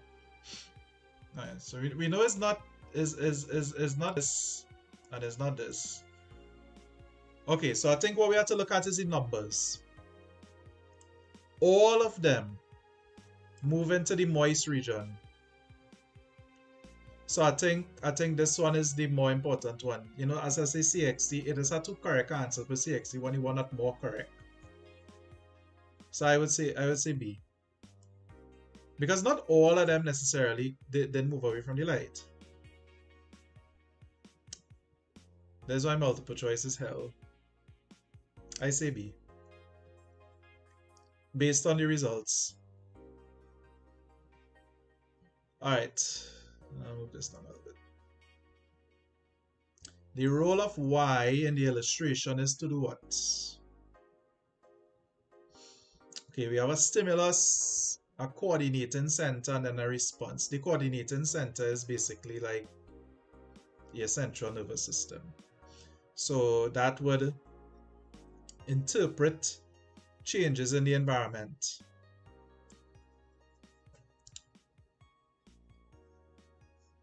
Yeah, and then a response would be generated by effector. For a student to recall his biology notes, kind of like me now. Action takes place where? Alright, so that'll be the memory center of the brain, which is located in the cerebrum, the prefrontal lobe. Man, if all the teachers ever teach all you about what was this man named? Phineas Gage. All the teachers ever the man collect a big iron rod through his cerebrum, you know?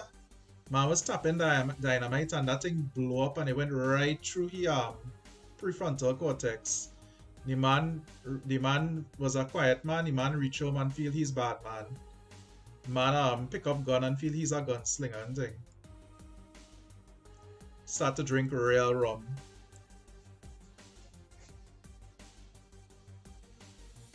Because it affects the area that's determine personality and memory and things.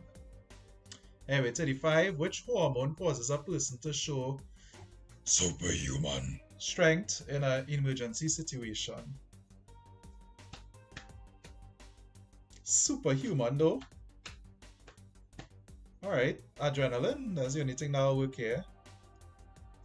There's like, you get vex.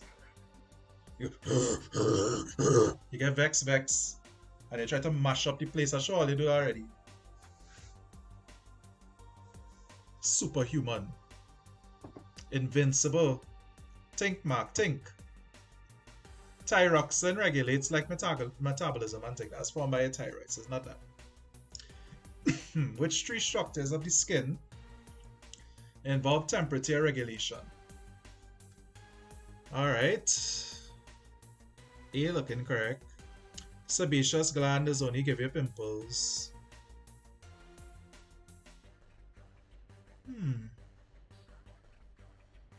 Erectum was temperature receptors.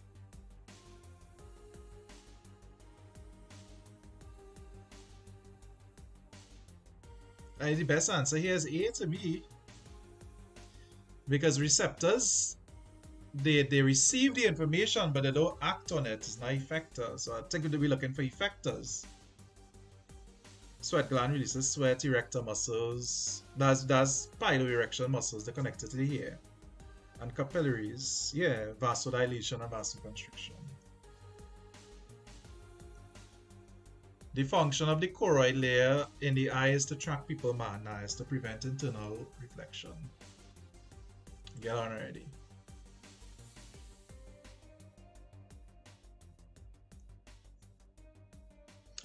Which of the above labeled components reduce friction? Can we just get a question? Anyway, so this would be the cartilage, which is 1, 2 is a bone, 3 is a ligament, I suppose, and 4 is this synovial fluid. So 1 and 4.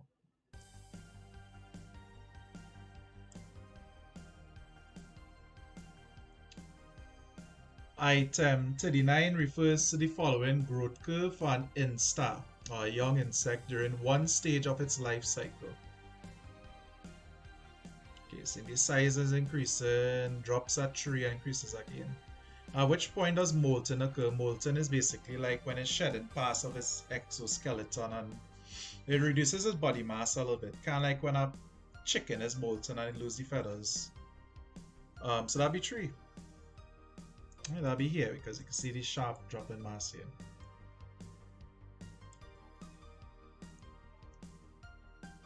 Alright, we got this one already. It'll be the development of the Graafian follicle, right? The repair the uterine lining, ovulation, and then shedding of the uterus lining. Yeah. And that's all already. The menstruation is basically the endometrium, the uterus wall strangling itself. It want to kill itself. It grow too much and be like, you never get pregnant, and you get pregnant this month. So the arteries is reduced in size, prevent oxygen, limit oxygen coming to it. So it basically suffocating itself until it dead. And then it just fall through the cervix. Alright, which are the label part? We get this one. The male gametes are produced by anthers. B.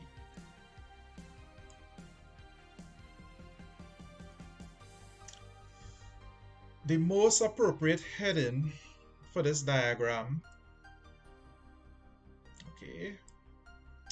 Okay, so we're seeing two male gametes moving down from a pollinated stigma. These are the two male gametes, and what they're gonna do is eventually gonna fertilize the ovule, double fertilization or fertilization.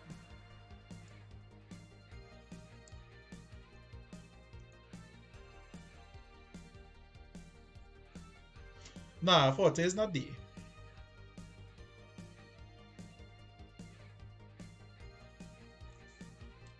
You wouldn't produce the egg and then immediately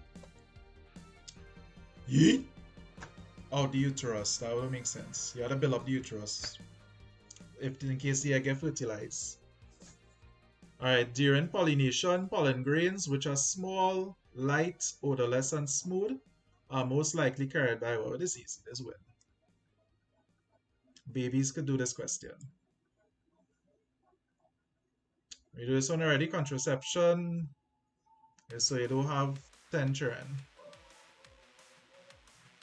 Or more importantly, you don't have one child, because children is stress. Right, so contraception is used primarily to limit the size of families. Which of the following statements is true of wind dispersed seeds? They are found in succulent fruit. They have hooks which allow them to be taken great distances. They rapidly shoot. Okay, so it's D.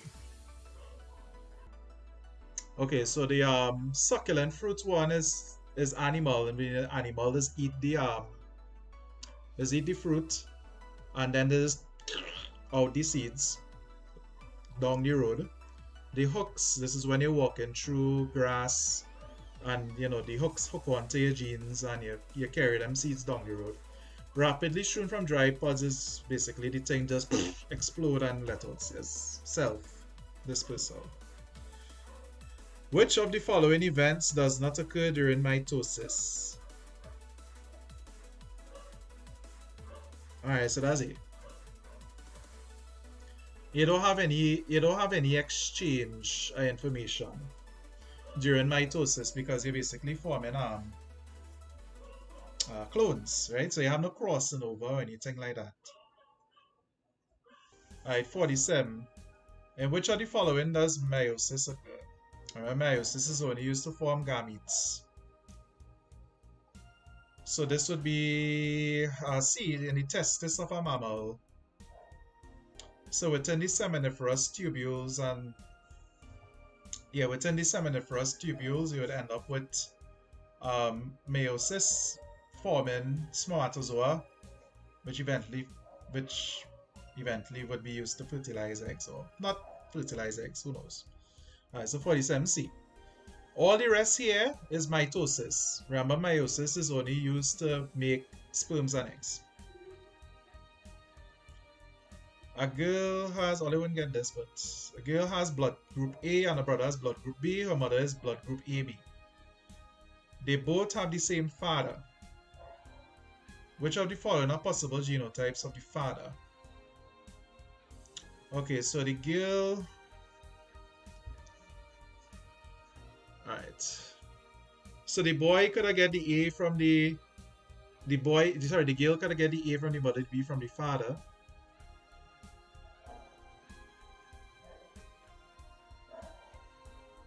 So the girl, why I feel like I'm going there for this one, boy.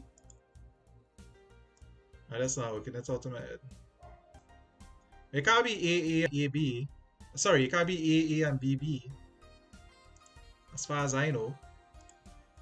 It could be O, because the genotype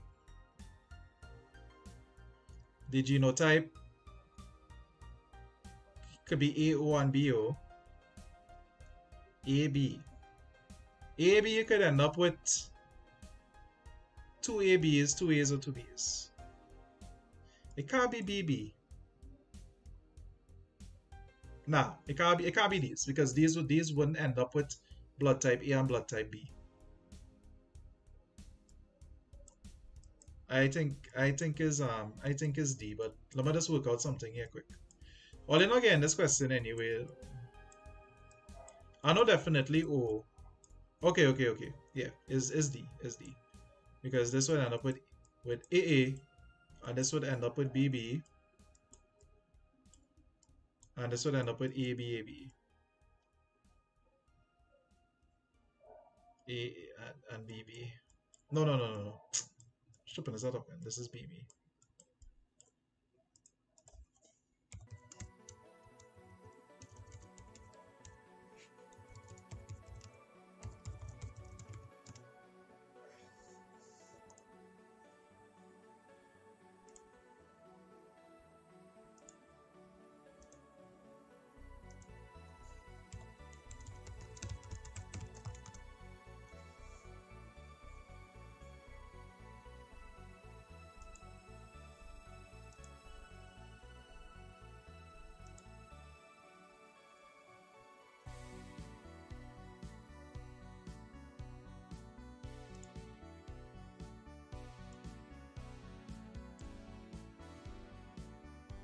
Anyway, the answer is D. 3 and 4. Yeah, sorry about that earlier. I feel somebody watching Netflix in the house.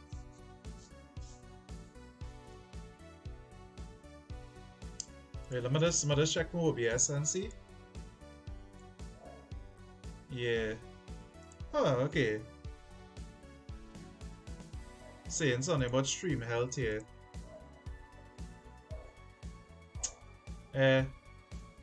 I think it's okay now. Okay, let me continue. A plant breeder grows a new variety of tomato which has desirable characteristics. To develop this variety, he sometimes, check out the spell sometimes now. CXC, get 2 in English or? Anyway, to develop this variety, he sometimes encloses single flowers in bags. Basically, he wants them to self-pollinate. Which of the following is most likely a reason for this? To ensure fertilization, to ensure pollination, to prevent damage by rain, and to prevent entry of pollen from what? Yes, so it's D. He don't want them to cross-pollinate now. There's like when your mother where you go out, or your father where you go out and meet nobody. Which of the following is an ecological? We get this one. Ecological implication is loss of biodiversity.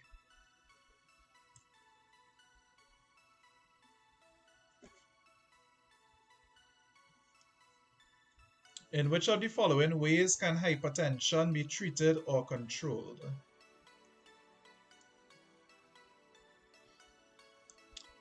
Okay. Exercise for sure. Low salt intake for sure.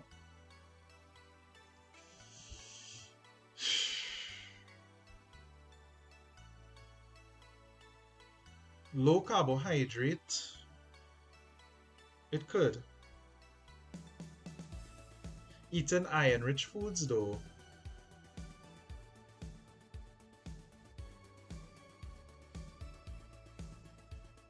I mean, there's more for like building up of hemoglobin. It could be all in a. Let me do a quick thing there. Iron, hypertension.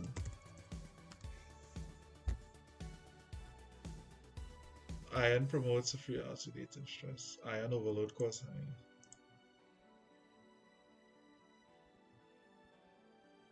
Okay. Okay, so iron could be one too. Iron, let's see, iron deficiency, hypertension. Okay, yeah, okay, so iron is one. All they saying C, I feel is D. I just look up there, say anemia could lead to hypertension. So it could either be these two. Yeah, but low carbs. low carbs could reduce hypertension though. Alright, let me proceed. I feel I was looking a bit ahead because it does have something called pulmonary hypertension, which is caused by anemia. Alright, abuse of prescription, we'll proceed. Because I think the way to understand is sodium and thing, you know. Anyway, abuse of prescription drugs is considered a disease because, well, a disease is anything that a disease is anything that incapacitates your physiological, mental, and social well-being. That's according to the World Health Organization. Take your WHO approved vaccines. Anyway, so if somebody healthy, it means yeah, they have to meet the criteria of physical, mental, and social well-being. So that means that everybody unhealthy during COVID because everybody's social life dead. And honestly, like the man who does real get on mad and thing when he drink rum, even though he have real muscles and thing, and he might, you know now, or the woman who does pelting and break all the glass in the house, she unhealthy because that's mental instability. And the man who does pong up his head and all kind of thing, when he woman they call him for one day, yeah, that's unhealthy. Anyway, which of the following is a sign of AIDS?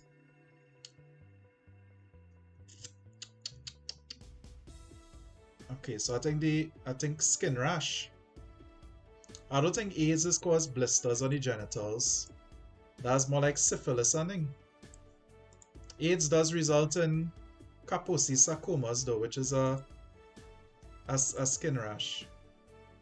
Well, kind of as least come from a skin rash. Sterility is not. Yellow discharge from your penis is gonorrhea. When you have the drip. Vector is defined as an organism that transmits disease organisms, you guess already. Okay. Rampol, a healthy boy. Now talk about mental well-being. 55. A boy stepped on a nail in the garden. He is rushed to the hospital where he's given anti-serum. So this is artificial passive. You know, they say all these people dying of COVID and they're begging for the vaccine on the deathbed. They can't get them the vaccine that I mean, they already have COVID. I don't know anti-serum for COVID. Anti-serum is like, you know, you get sick and they deliver some antibodies into you. But then your body will kill the antibodies after, so it's temporary. Anyway, 56. A group of fish, snails, watergrass, and tadpoles living in a freshwater pond may be described as this is a community. No. Yes. Community. Nothing else here as much. The freshwater pond is the habitat. The Mark Tink release recapture technique would most likely be used to determine the reason everybody unhealthy nowadays. Okay, so mark release capture is what you do is you would capture a certain sample of a population, like we say snails or even turtles, not capture them, but you would get them in an area, you would mark them or tag them, they would be set free, and then a period later you would capture the same amount or locate the same amount and see how much have tags in it, and then you'd use a formula to determine how much it had in the population. But you would use it for these snails here. So why is that? Because you want the animals to be mobile. You want them to also be big enough, so you can't tag plankton. Plankton real small and microscopic. Watergrass on a football field. I guess you could just use a quadrat for that. Lichens on a tree trunk, you could just count it, I guess. But 57 is D. Alright, 58. which graph best represents changes in population density of a natural animal population with respect to time? Okay, so a natural population tends to have a exponential phase and then a phase where it plateaus. You see this up and down is natural because this is where you have predator-prey relationships. This is if you have very little pressures on the animal. So it'll be 3. Because the population is just dropping, that means the animal dying. It won't be stable like a straight line like this. And this is something bad, or else there's like a hurricane come and mash up the place or something. So 3 is, yeah. Which of the following is not an example of a renewable energy resource? Oil. Do that one already. Which of the following practices does not help to conserve the environment? Do this one already. Overgrazing. Overgrazing depletes the grass from the environment. Nice. So that was June 2014. Let me get next one.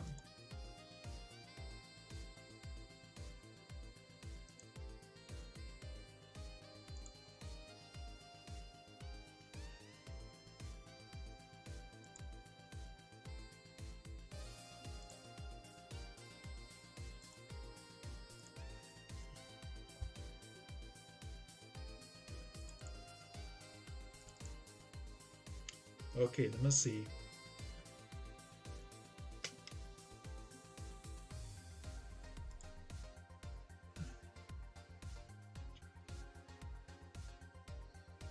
Alright, let me see. Let me look for a January one.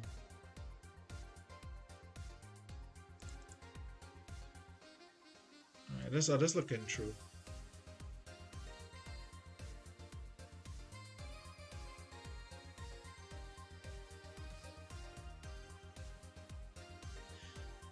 Level repeats, but I'm looking for one that don't have so much repeats. But one that's not too far back either.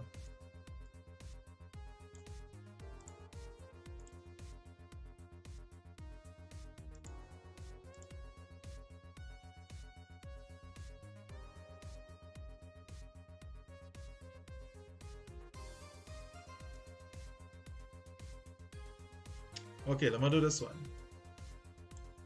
2016.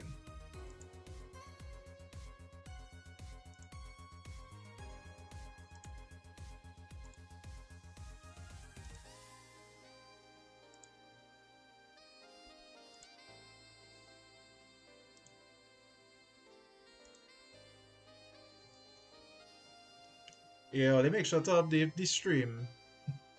Anyway, it don't matter really. Alright.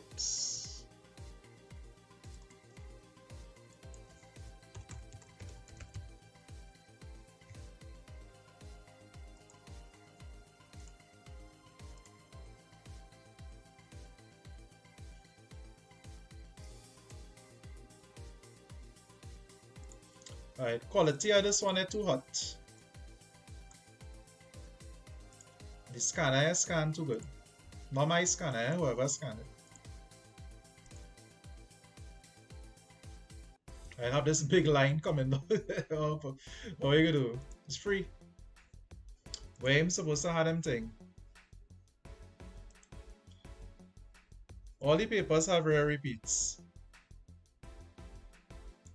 Okay. But let's see how this showing. Yeah, it's alright, man. It just had this line, but what you gonna do? Hope nobody OCD got hacked up from it. Alright, item 1 refers to the following diagram, which shows organisms PQRNS collected in an ecological sample of an abandoned study of an abandoned plot. The organisms that can be placed in the same group are which two? Okay. Q and R? No, that's no option. P and S? P and Q, R and S. I would say P and S because those two are arthropods. They both have 8 legs.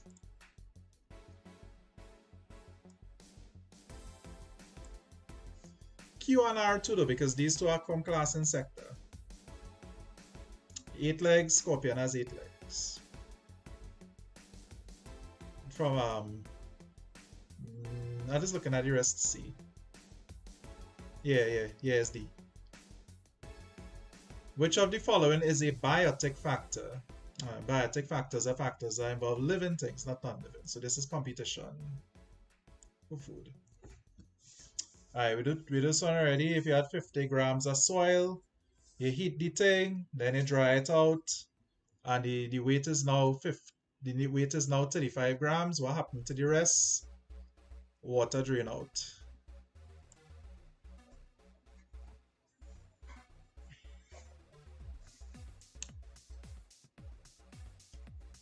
Which of the following correctly matches the organism with its trophic level? Algae producer. Okay, that is it? Okay.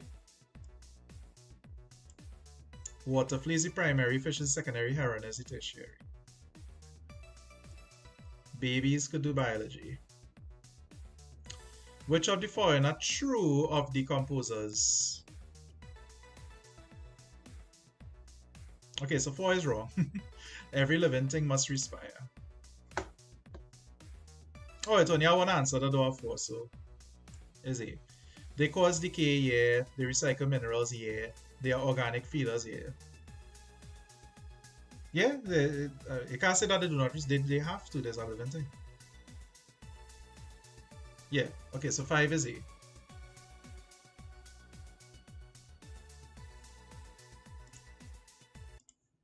ASMR time, Ole. ASMR time. In a food chain, the greatest amount of energy flows through the carnivores, decomposers, herbivores, or producers. But the greatest amount of energy would come from the producers because the sunlight would be absorbed by the chlorophyll, when the 10% is carried on through its trophic level. In the carbon cycle, the organisms responsible for removing carbon dioxide from the atmosphere. So the ones that remove the carbon dioxide are the ones that photosynthesize. So those are producers. Which of the following is the best reason for using a natural fertilizer? So a natural fertilizer is one that would necessarily last a long time, but it would affect the soil, so it improves.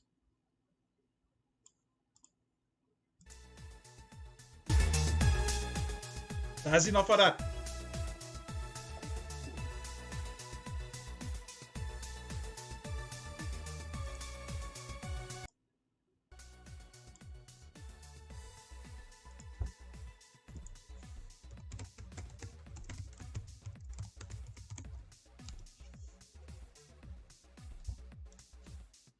Which of the following is an abiotic factor? To explain this one again.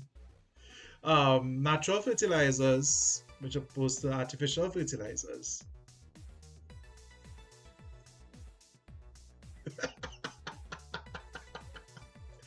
Anyway, they would improve the crop property of the soil.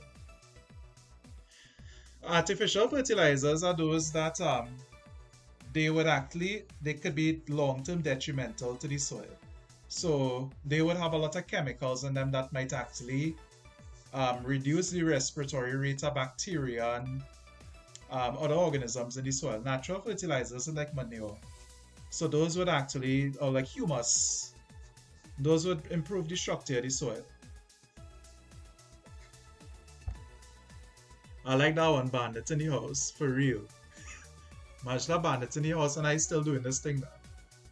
Alright, which of the following is an abiotic factor, which can restrict the size and growth of a population of rabbits in the wild? Okay, low nutrient. Everything else here is a living thing. Diseases is pathogens are living. Everything else here is a living thing. Diseases is pathogens are living thing. Predators are living thing. Increased numbers of sheep. Okay, yeah. Sperwin, good for the breath. Fresh in your breath. Eyes a smoker. And that sperwin live stream. This freshen my breath. take all the smoke, hair, and smell out. Anyway, the diagram above most likely represents what? Okay. So, this is a bacterium. And I'll tell you why.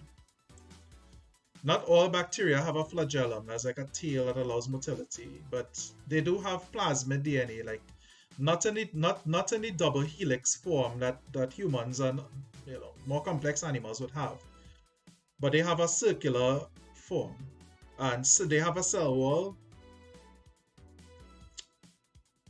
Viruses have a protein coat with spikes on it. Depends on the type of virus. It's not a fungus, and it's not an amoeba. Amoeba would look like, all you know amoeba is look like a cell, the nucleus or something. Alright, 11. Which of the following represents an animal cell? B. You're looking for like the cell that has the irregular shape. Plant cells tend to have a more regular, neater kind of shape, I guess. Whereas animal cells are a little more globular looking, undifferentiated ones anyway. Okay, so 11 is B. Not all of them though, so that's a kind of weird question. Alright, so item 12 refers to the following diagrams, which illustrates the result of an investigation. Basically, putting a drop of dye in water and the dye spreading across. So this is diffusion. And what is it responsible for? So diffusion is responsible for carbon dioxide entering leaf cells. 7b.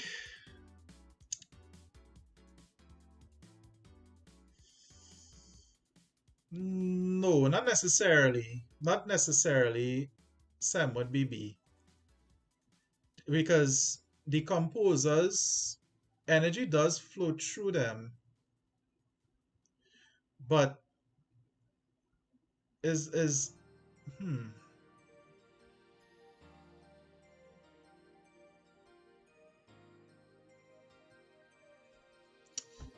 if you're counting it as a chain though, because decomposers, they do usually include them in the chain.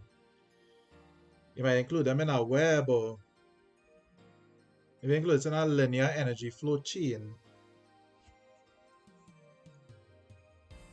Yeah, the grade 1 done secure. We should shut down the stream. I agree. Which of the following organisms are autotrophs? Alright. It's different choices. Cows, moles, humans, seaweeds. Moles are fungi. Somebody do a check there for, I don't know, for 7. Not 7. Jan 2016, question 6 now. I don't know. Whoever have an answer sheet, I don't know. If the bubbles given off, 12 is D, carbon dioxide entering leaf cells. That's diffusion. Alright, 14. If the bubbles given off by the plants were collected and tested, the gas present would most likely be what? Well, this would be oxygen, because it photosynthesizes. And here we have the light, and this is releasing oxygen bubbles. Just to comment on what Giovanni said here. Giovanni. People real thought they had a 1 in the bag last year. And then Wayne and them turn around and say, nah. Everybody can't get a 1 in CXC. Only people who get 100 out of 100 get a 1. People who get 98, them get a 4. That's what happened. So it never in the bag with CXC. You always see how everybody have all the past papers now. Everybody have everything. The threshold for 1 going to go way up. Because you're going to have all the NAPS men, you're going to have all the Hillview men, you're going to have all the NAPS girls, all the SAGS girls, all the Holy Faith, all the St. Joseph, all the not Prez is the worst. All them school and them, all them have access to a whole set of papers, a whole set of resources, and all them taking the ones and all the scholarships. So whoever who not in them schools, all they have to suck salt and done. So try and get the highest you could. Anyway, 15. Which of the following structures are found in an upper epidermis of a leaf? We did this already. No, we didn't. So it has a waxy cuticle. It doesn't have air spaces as the spongy mesophyll. Packed cells, yeah. The cells are pretty close, I guess. So 1 and 3B.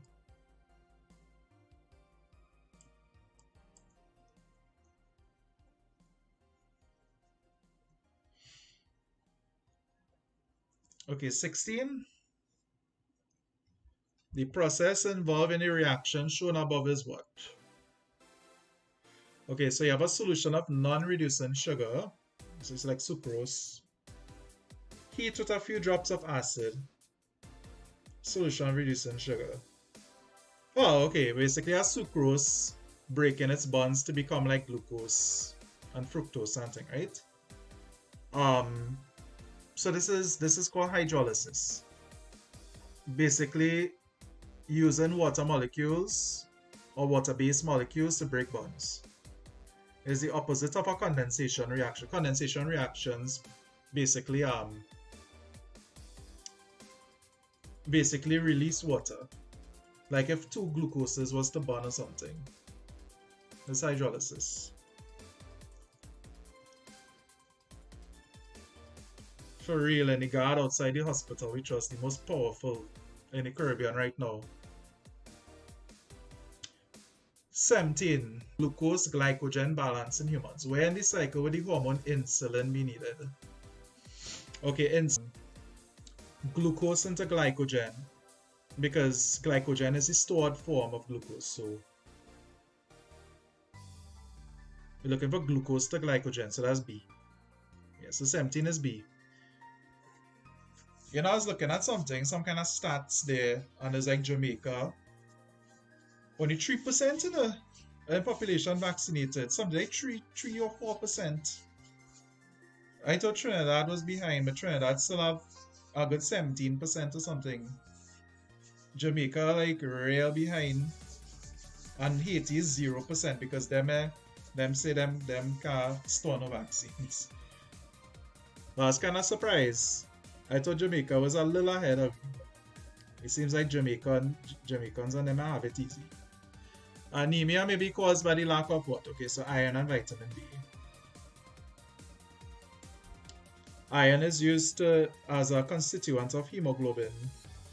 It is a group within the hemoglobin protein structure, so iron and vitamin B. Vitamin B is typically used for like help with metabolism and things.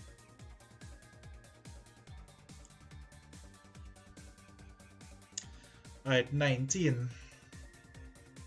The following apparatus was set up to demonstrate respiration by yeast cells. In which apparatus? Sorry about that. In which set of apparatus would aerobic respiration occur? Okay, for aerobic respiration, you need glucose and you need oxygen.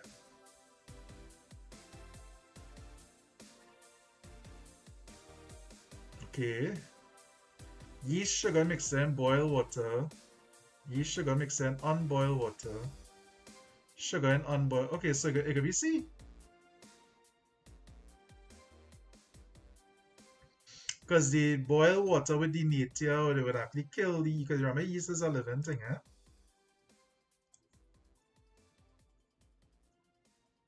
Yeah, I mean, it can't be anything else. So let's see. Yeah, everything else are boiled water. And this one, this has sugar, so it has no living thing in there. So 19 is C. Alright, 20. Athlete get cramp. Lactic acid.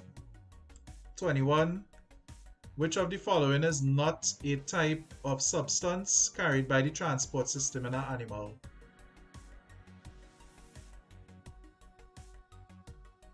Haiti just can't catch a break, boy. Haiti, hey.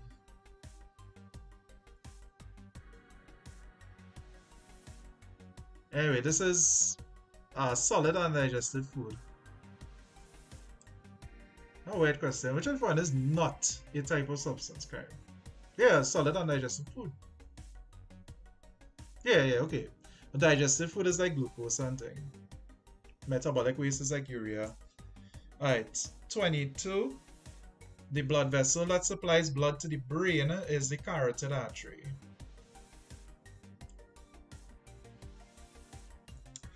That is true, Jada. But just to come back to that. The problem is that they both in boiled water, and the boiled water would kill yeast.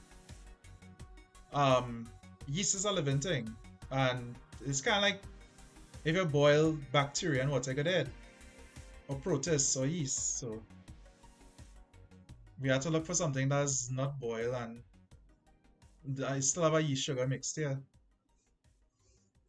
I mean, yeah, it should have the layer of oil, but you know. Alright, so the carotid arteries send it to the brain, the jugular artery send it across the neck, carry to the carotid artery, yeah, okay. There can't be any ideas. Hepatic is with the liver and pulmonary is with the lungs. 23, the blood of a person suffering from a pathogenic disease, which means an infectious disease, differs from that of a healthy person. And, well, he has developed white blood cells. Yeah, but thank you for bringing it up, Jada. Alright, so 23C, white blood cells. White blood cells, anytime you get like really sick, a doctors basically order a T lymphocyte cell count or a T cell count to see how your body is responding to the illness. It's a good thing. If all you ever see they show cells at work, there's an anime.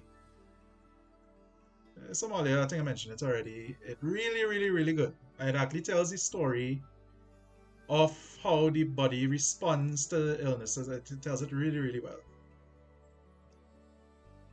Later on, like if you do bio in Form 6 and later on, Israel catch all the references. Hey, which of the following statements correctly describes the xylem of a flowering plant? Xylem, okay, so see. It has lignified walls for support. It does not transport manufactured food. It does not have mitochondria because it's not alive. The end walls are in phloem. They're actually hollow. 24A. 25, we do this already. The function of the thorns is to reduce transpiration. No!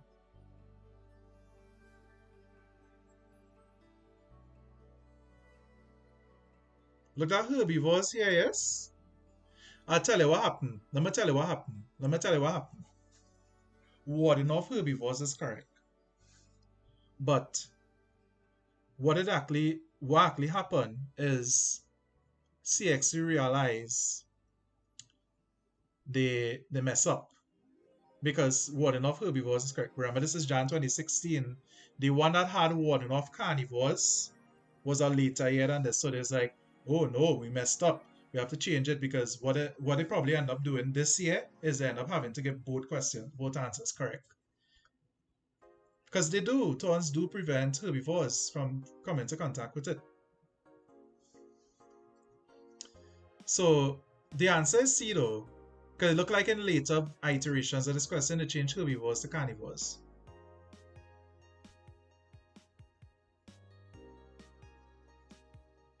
Yet again to the psychology of CXC, yet again to into the mindset of Wayne, Dr. Wayne Wesley, and how did this think?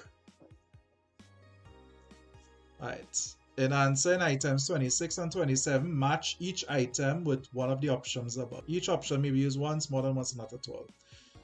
By the way, these options is never be used more than once. Yeah?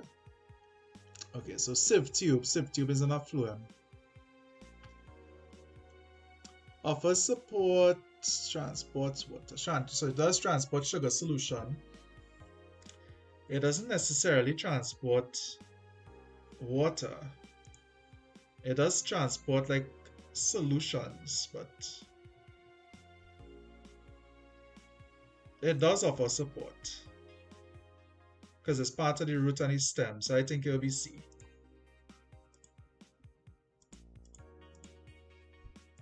And the xylem also does offer support. It does transport water, but not sugar solution. So this is B.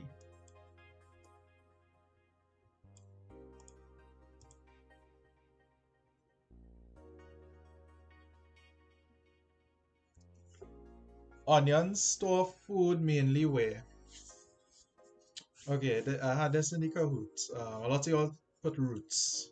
They do store in the roots, but the majority, you see them parts of the onion that it is eat, those are actually modified leaves, and a lot of the food, a lot of the starch is stored there. They contain an enzyme called allicin, and when it is cut the onion, that allicin reacts with the oxygen in the air, and that's what make you, it's have a reaction with your eyes. That's why it's cry.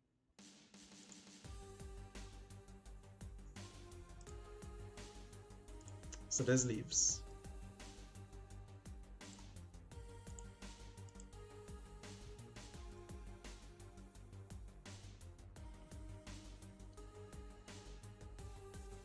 A person whose kidneys have failed must undergo a process by which excretory materials are removed from the blood regularly. This is because excretory materials do what? When we do this, they would accumulate and poison the person.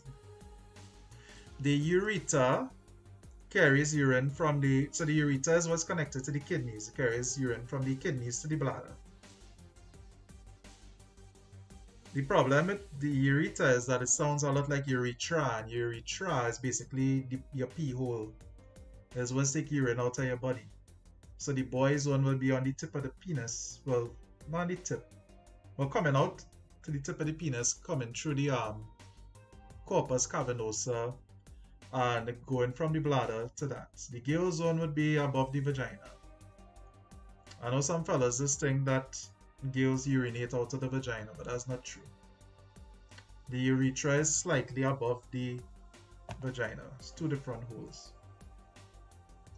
31. Which of the following is least likely to be an example of a growth movement? This one too.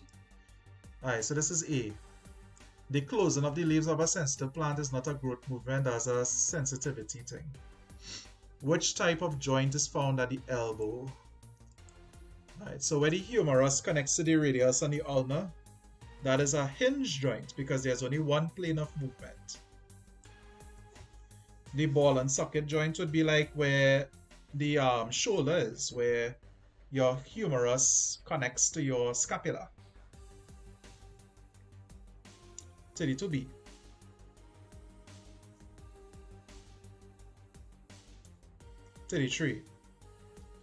Invertebrates move from lit areas to dark areas to prevent what? Okay, this is our next one that it kind of contradicts the last one, eh? But you see, A and B could be correct. But typically when they talk about lit to dark, they're more talking about predators, not drying out. Drying out is more like dry to moist, to prevent desiccation now, so being captured by predators is the answer here. Living organisms are affected by changes in the environment. Which of the following play a part in detecting changes? Okay, so that'll be sensory cells, receptors, detect stimuli. Yeah, that's the only one that would work. 35. Which of the following is not correctly matched?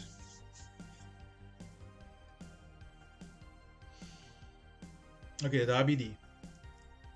The medulla oblongata is not used for consciousness and memory center. The medulla oblongata is mostly focused. There's the brainstem, and what that does is that it mainly is involved in involuntary processes like the heart rate, spinal reflexes, not temperature regulation. That's hypothalamus. But yeah, so but it's not memory. Memory is in the memory centers in the cerebrum. Which of the following is a short-term effect of alcohol excessive alcohol consumption.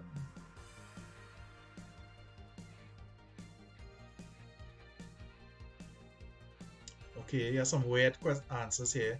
Feeling cold and hot. Reduce need to sleep.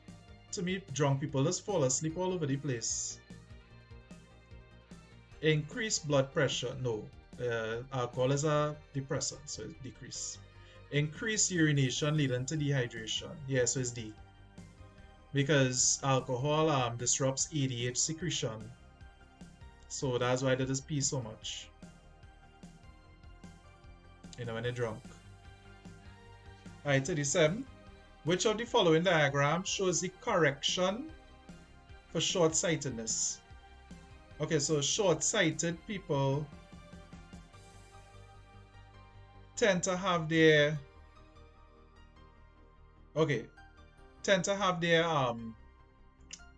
the image form before the retina, and as a result they would need concave lenses. So that'll be that B.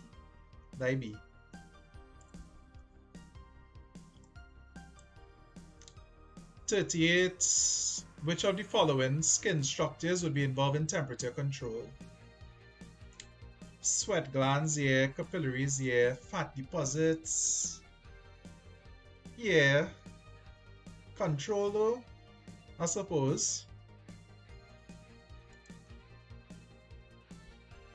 I know they produce a lot of heat, but do they have a homeostatic role? I think so. Adipose tissue, it would. So I say 1, 2, and 3.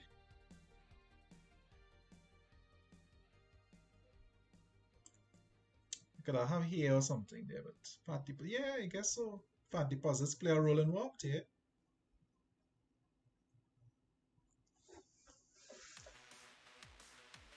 This question looks like maths. Item 39 refers to the following simple experiment carried out by a student to investigate growth in corn seedlings. After 3 days, the results were as follows. Okay. Your initial height and your height after 3 days. All your B for 38. Okay. What is the average growth in cm of the corn seedlings during 3 days? Oh God, is a maths boy. Anyway, we have to add up all of this thing. I'm gonna get my calculator. The average growth. Okay. So we have to minus or not kind of. All this for one blasted mark way.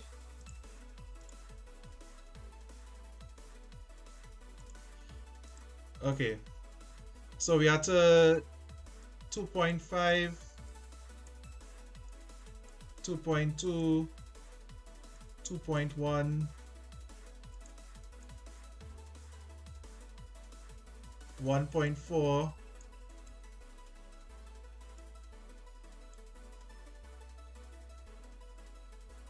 39 B, 38 is B. Yeah, I was thinking so too. I just wonder if it had a homeostatic role. Because, I mean, they do have a role, but is it I think the keyword here is control. So I think it'll be more B. Because the keyword here is control, like a homeostatic role. Because like hormones and things, no, but fat deposits, you can't really shed it. Yeah, so I think it'll be B. Alright, let's see. 2.5 plus 2.2 plus 2.1 plus 1.4 plus, this is 1.5, sorry, no, 2.5, and 107 divided by 5. Alright, so 107 over 5 is 2.14.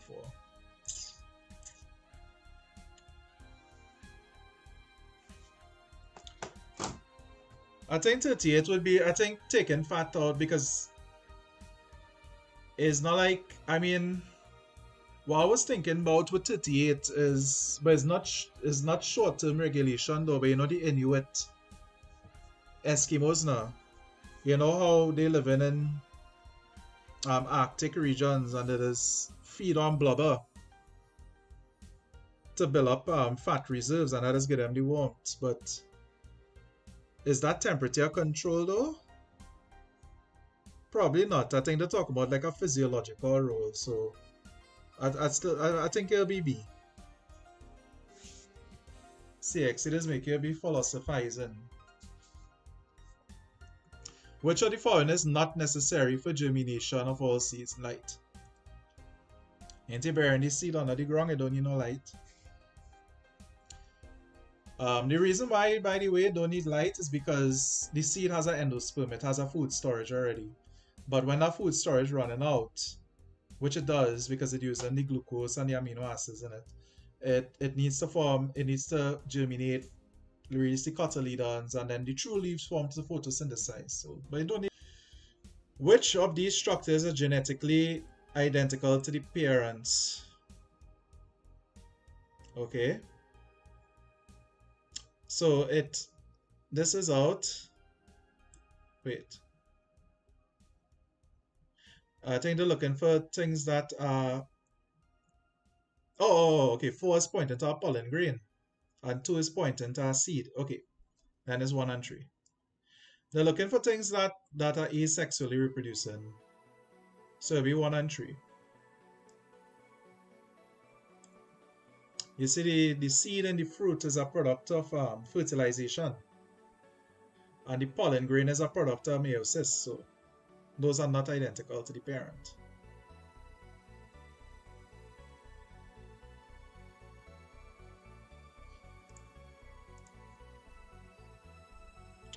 Yeah, it can't be anything else.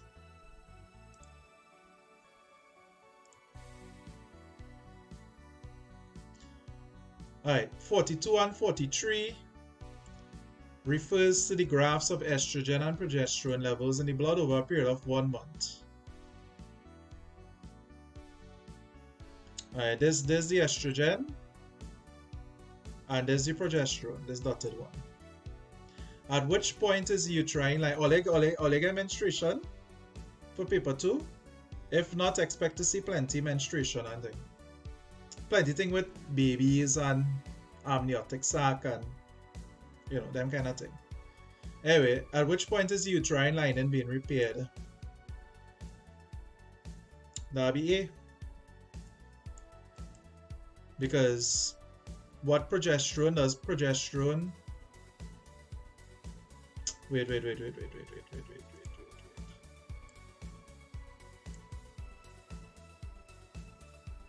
Estrogen builds the uterus lining.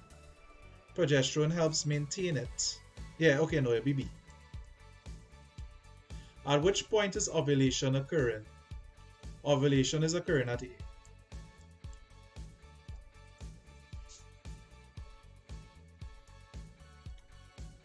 Right? Because imagine here that the follicle is forming here, right? It becoming a, right? There's the follicle with the egg in it. The egg is getting released here, and the uterus lining is gonna build up in this meantime here. Gonna reach its peak here, and then the progesterone level is gonna drop, and that's gonna cause menstruation. Okay, yeah, that's it. At which point is the uterine lining being repaired is B. At which point is ovulation occurring is A. C, nah, it's not C. C is where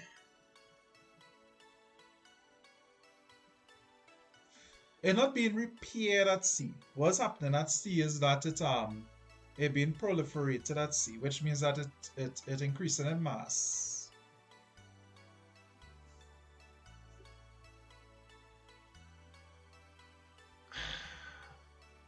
Yeah, because it's you see when progesterone levels, if it had the peak of the progesterone, I would have say, because progesterone, what it does is that it doesn't necessarily build the uterus well, but it maintains the integrity of it. So that's why when progesterone levels drop, the corpus luteum going through, it can't hold itself together again, falls apart. Let me look up a chart there, just to make sure.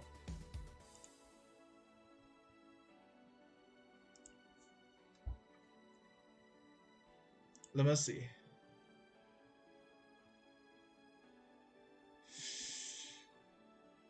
It could be both.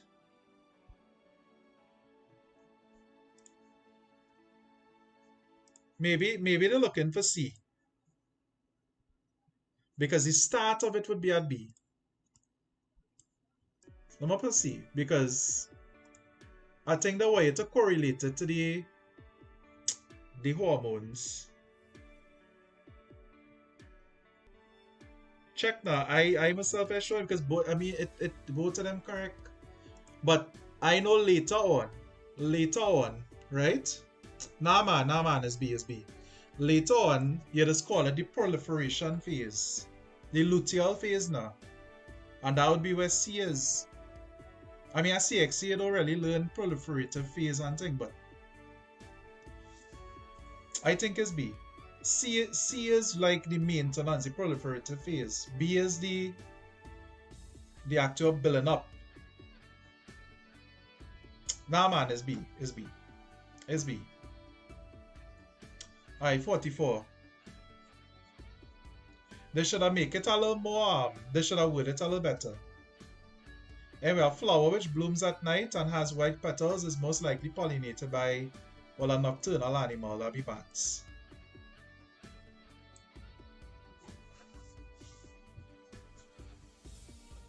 The transfer of pollen from the anther of one flower to the stigma of another is referred to as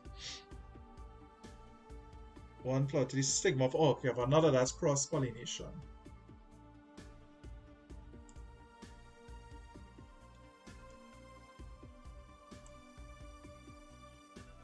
Larissa is the best free guessing game you could get on the internet.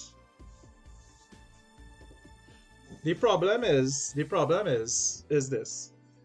When you do these past papers, and you always see it yourself if you do enough, answers are very, very close sometimes, and the CSEC don't realize, and they just have to give the two correct. Because technically it's not wrong. So what is end up happening is that they will change the word into the answers later on. So we don't know what is the actual, like, what was the politics behind it now. That's how it is. And this is exactly why they don't like you to see these papers. Because a lot of these multiple choice questions are actually pretty reckless. They're very careless. I just giving you the truth. This is why you can't buy it in a store. This is why you can't download it in the CSEC store. This is why you have to get through some bootleg live stream on the internet or through some Google Docs that somebody upload. Is the multiple choice paper one is basically a huge embarrassment if you was to look at it. And these questions are quite embarrassing, to be honest. Coming from somebody who did Cambridge. Because Cambridge at least makes a fresh batch of questions each year. CSEC is just picked from a pool, and sometimes that pool contaminated with blood and tar and every bad thing. That's how it is. Take it or leave it.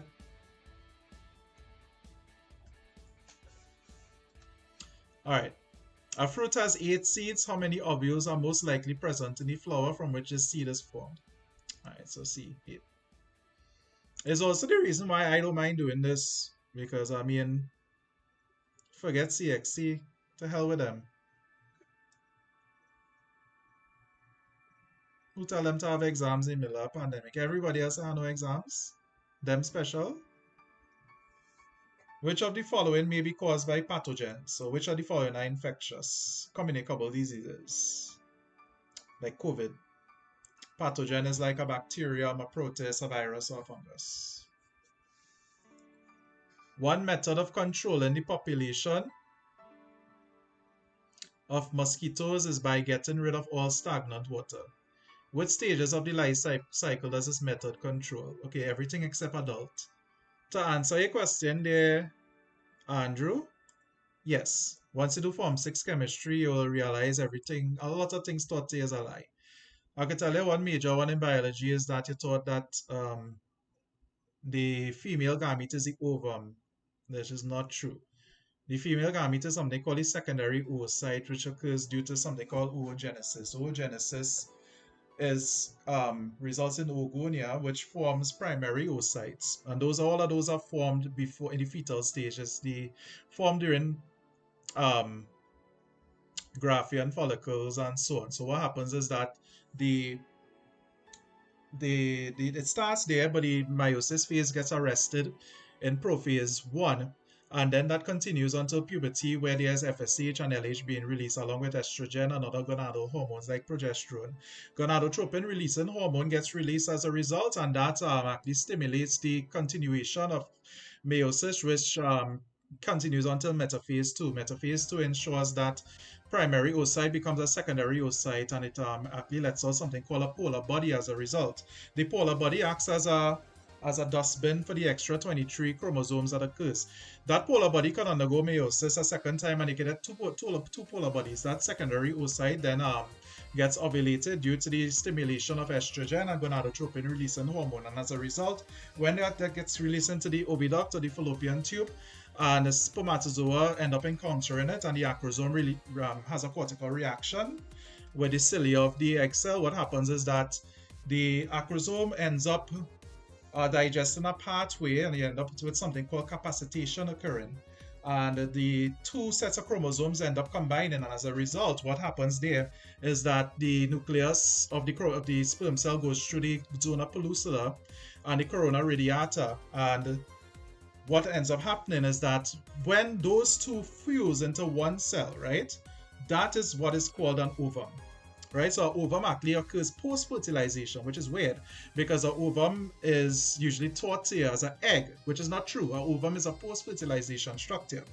and that post-fertilization structure is what occurs before telophase and cytokinesis happens, where you get the fusion of the DNA. When the fusion of the DNA happens and you get that cell membrane being formed around it, then it's called a zygote. There you go. So a lot of the things that I taught you are incorrect at this point.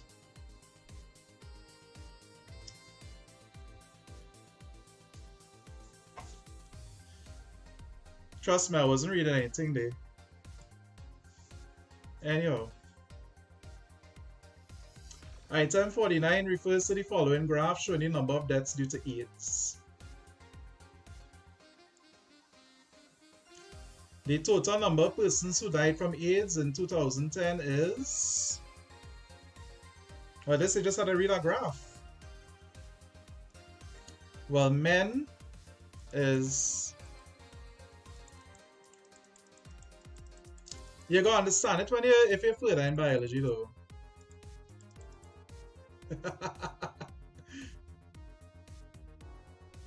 And women.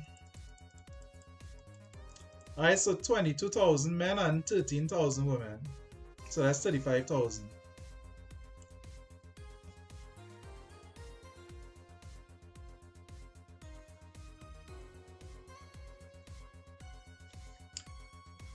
A species consists of members that interbreed and produce, so remember, not infertile, right?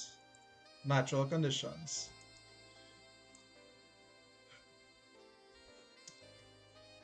Check now, I was a very average student in school. I wasn't bright.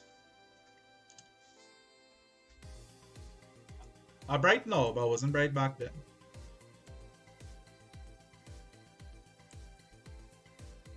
Genetic variation arises from which of the following? Sex reproduction, because they end up with crossing over of the formation of gametes which have crossing over of DNA. Cloning, mitosis, and asexual all result in no variation because they're all clones. Similar DNA. Two alleles of a gene are situated, I think we did this one already. So they're located on the same locus. I explained this already. It means that they found on the same the same positions of the pair of chromosomes. So, for example, the genes for your eye colors, the alleles for your eye colors are located on the same positions.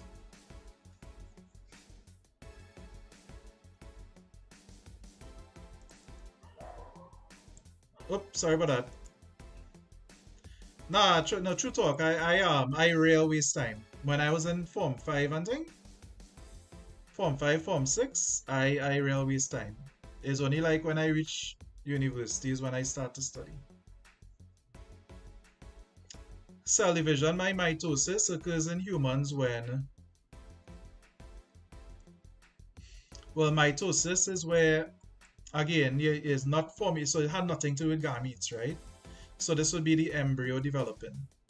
Post-fertilization, like after the zygote, well, let me say the zygote, which is the first race you ever win, because you was the, you know, the sperm cell that fused with the egg cell.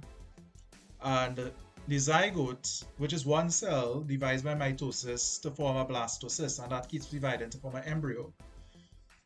But then a differentiation occurs. But everything here is basically gametes. 54.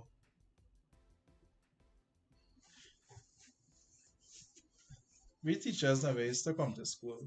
Even though I say I went press. Press was a railway school. I sure teachers come to school and like all them should go on a secondary and think more than press. Because them used to just say, well, them bright, let them study. Alright, 54. At this stage, cell division occurs by what? Same thing, mitosis. What kind of questions is these? Because you have development of the seedling happening, no gametes being formed. And obviously, I have the thing so young, it has no pollen and thing yet.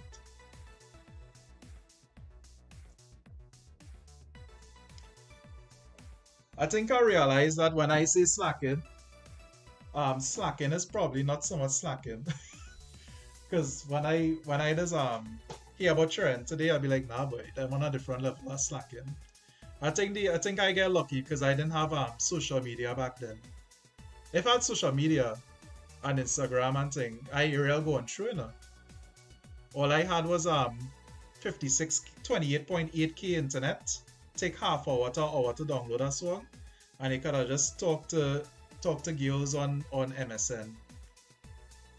And then you only had 50 hours internet for the month. So you just had the thief passwords. Albinism is caused by a single recessive allele. Yeah, Kyra, you from Guyana or what? You know them Guyanese and them just do 21 subjects something. I'll tell you where Kyra from. Kyra from where's this school by? This Hindu school? I forget the name. This school was doing HSB, Bio, Integrated Science, Physics, Chem, POA, POB, all kind of thing. And they're real boosting how trying getting 20 passes and thing. God, I can't remember the school name, but it starts with C. Anyway, albinism is caused by a single recessive allele. Two normal parents have albino child because they're heterozygous for the gene.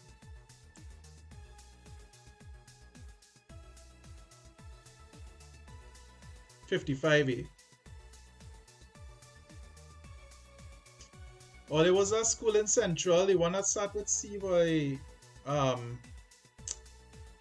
And there's like this Hindu school is real going bad. Everybody who go there just hate it. There's learn Sanskrit and thing. I forget. In a particular plant, red and white flower color, is Najda. Show codominance. If two heterozygous pink flowers are crossed, the expected phenotypic ratio is what? Okay, well, you know, if you have two heterozygous, and I'm just put the thing so. If you have, I'll just use an R as the color, just as a random thing. Well, this is codominance. So codominance means that if it's heterozygous, it has characteristics of both. So like if capital R Chinmaya, thank you Dr. Doom, that's a Chinmaya. That is a Chinmaya, that's the Badman school. Queen's College is the Guyanese one. Them just do all kind of 18, 20 subjects and all kind of thing. And when you hear people coming out today, the people who have them 20 passes and think me, I know what is going on with them. Right, so here we have 1 red, 2 pink, because it have red and white in it. Well, actually, honestly, CXE mess up here. It is supposed to be incomplete dominance, not codominance. CXE dumb. Codominance is where it exhibits both phenotypic ratios like blended, but incomplete dominance is where you have dilution of the phenotype. So the white dilutes the red. So CXE strip it. They know their own subject. This would be incomplete dominance, not codominance. Anyway, 1 red to 2 pink to 1 white.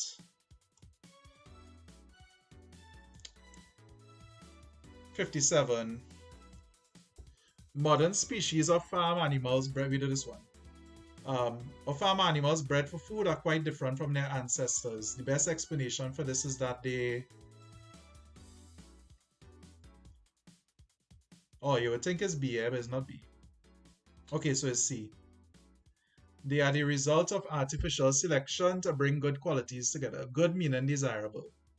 So if I want so they have this type of cow called a Belgian blue cow, and what it have is a recessive allele that is actually regulate muscle. They have a faulty recessive allele that regulate muscle growth. And they just want to pass on that allele now to the other offspring. That's the desirable allele. So just bring all these cows to mate with this bull. Let's call it a stud. So they could pass it on. So that's artificial selection. 58. 2 species of spinach grow in the same area. One flowers during the dry season, the other flowers during the rainy season. This is an example of temporal isolation. Temporal means of time. Just to explain these, by the way, in case. Mechanical isolation is, imagine you have 2 animals, but they're physically incompatible. So like a duck has a penis that's shaped like a corkscrew, but it could only mate with a female duck because the female duck has a corkscrew-shaped vagina. But if a duck tried to mate with a chicken, it wouldn't work. It just would not work. Temporal isolation is, well, something awake in the day, the next thing awake in the night. They would hardly ever meet to mate. Ecological isolation is where they grow up and they thrive in 2 completely different environments. And again, they would barely ever meet. Behavioral isolation is where they have 2 different behaviors. This one does get on bad, I does get on good.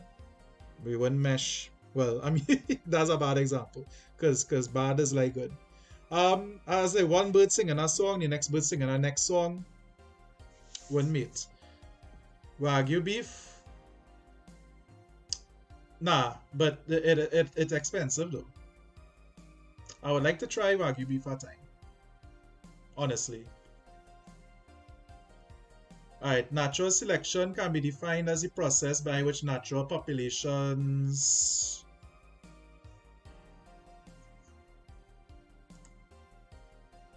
Okay, we have 2 answers here that look kind of looking similar though.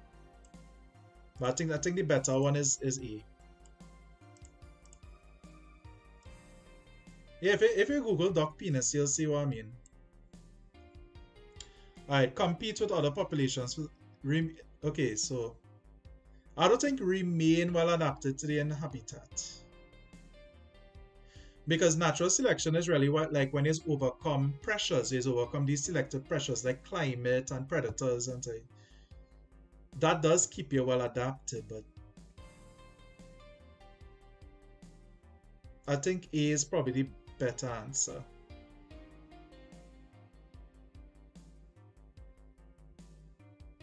Oh, they tell me, I don't know. I think it's A. I mean, it does ensure that they remain well adapted, but not always. Because the habitat could change, other things could change. 60. Which of the following students does not apply to students? Which of the following statements does not apply to genetic engineering?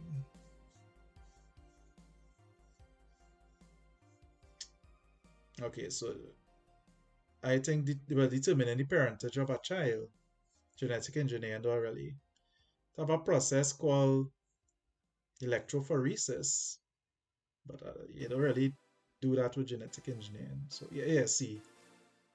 Because treating diseases like cystic fibrosis and SCID, severe combined immunodeficiency disorder. C.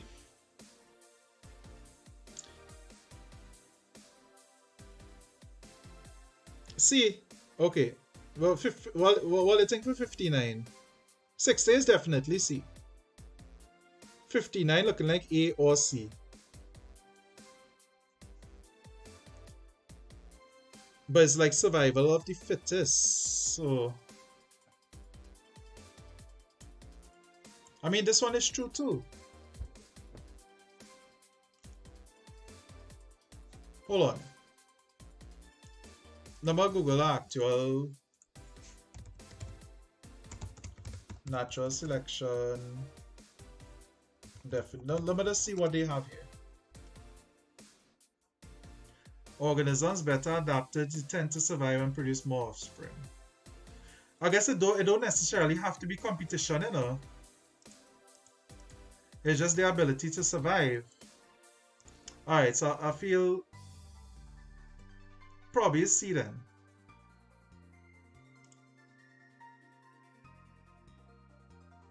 Upper C. Guessing game. I think C would work better. Because they don't necessarily have to compete, you know, with other populations. If you think about Bismuth betillaria.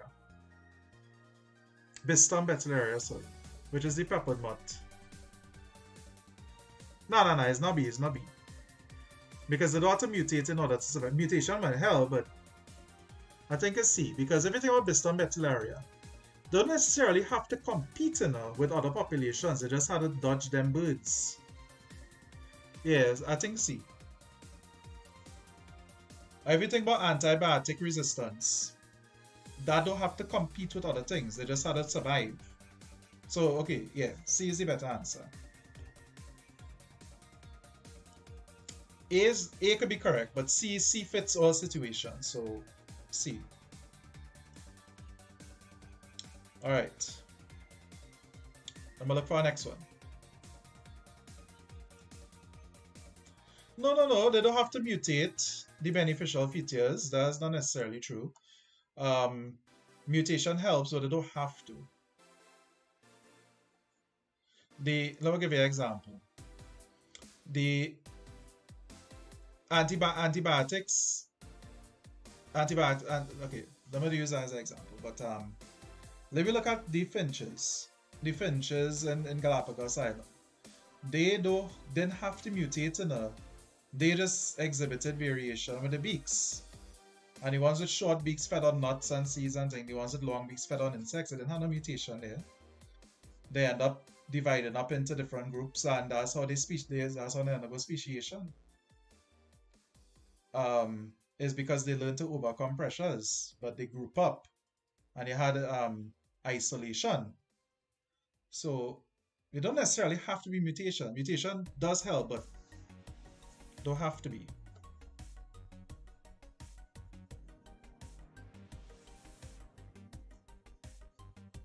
Because I could give you plenty of examples. If you look at dogs. Dogs eventually underwent speciation to become wolves. And dogs was just the wolves that was lazy, you know. Dogs was just the wolves that had small teeth and floppy ears and was just smaller mass totally. So them used to just hang out in the periphery of nomadic villages, settled villages, and they used to throw away the food, and the dogs used to eat, but the proto dogs used to eat it. Dogs was just lazy wolves long time. They didn't have no mutation or anything, it's just that they was the weaklings. But I mean, there's man's best friend now. Alright, I'm gonna dig up for the next one.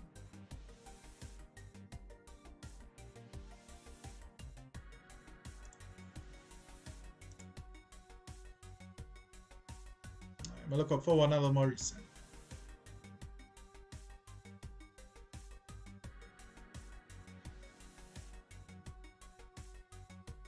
Looking for one that don't have that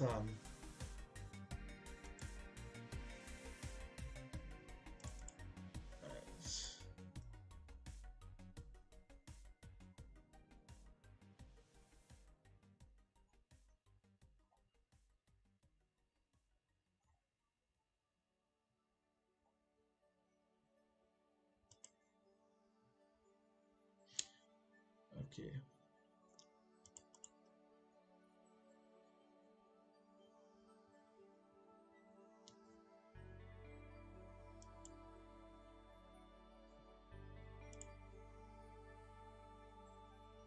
Let me look at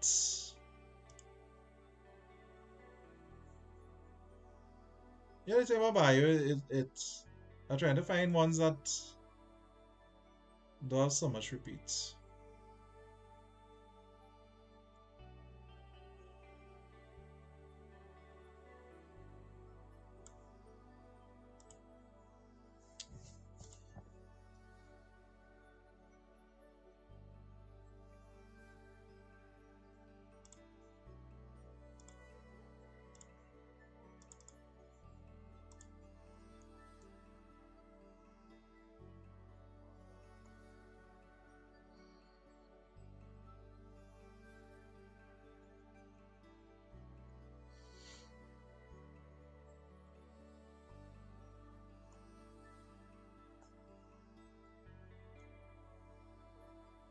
Okay. Let me do this one. Again, we can't help get all these repeats, but I gotta shade them as we go in.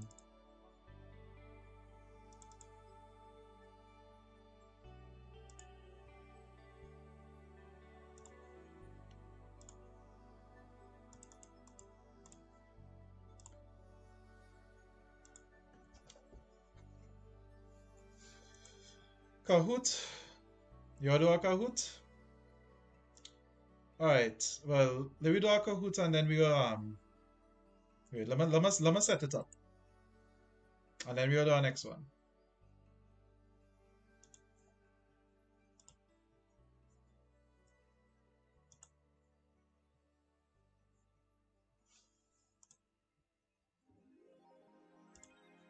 There's the last one here. Right, I just started putting the lobby link now.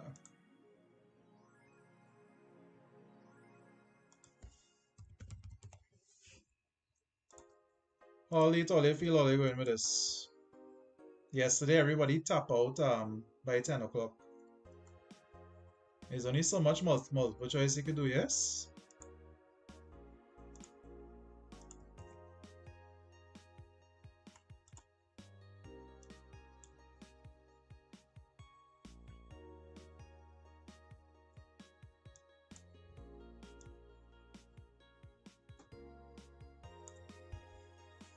Alright, that's now I just setting it up.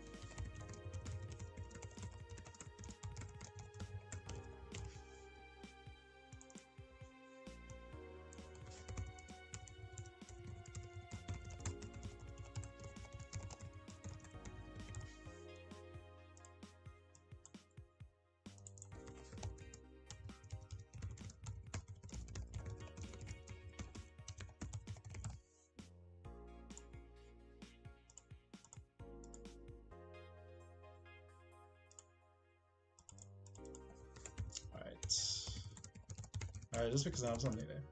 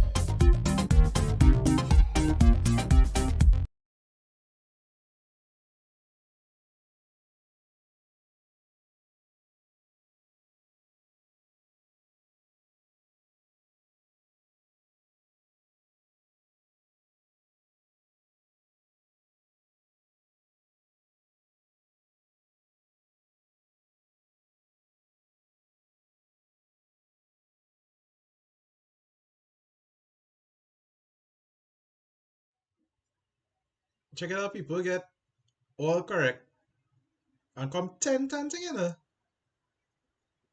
Bio till dawn, this man get this person get all correct. Come ninth. I guess it's about answering fast. Me I go click need help. Alright, what was that?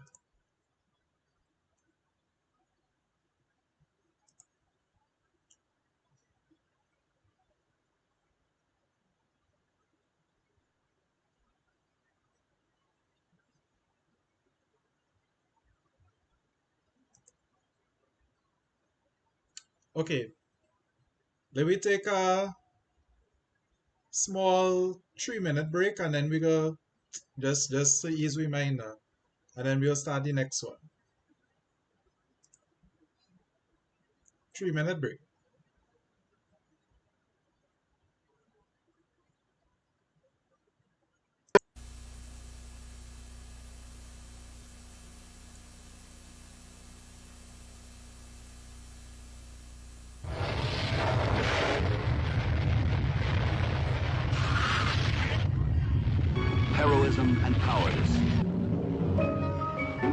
given Earthquake its maximum. Universal has enriched this fascinating drama of interwoven lives with a superb cast. Keith Rowley. And I see Beyonce on TV. Colin Imbert. They haven't rioted yet. Fitzgerald Hines. And introducing Shadow. Plus, millions of people living, loving, planning, fighting until nature's most violent upheaval forces them to battle and claw for life itself. The biggest event in Trinidad. Earthquake. Catch this film in Movie Town now. Sean, I show my TV, all them things fall long.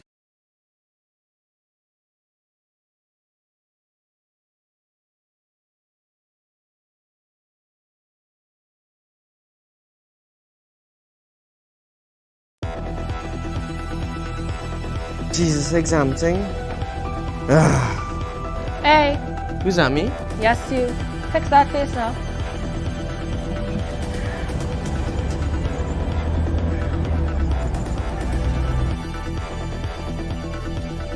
What happened?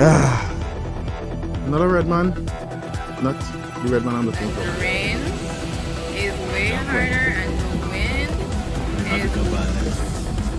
We wish all our candidates the very best in making the final preparation for your This is what you're reading?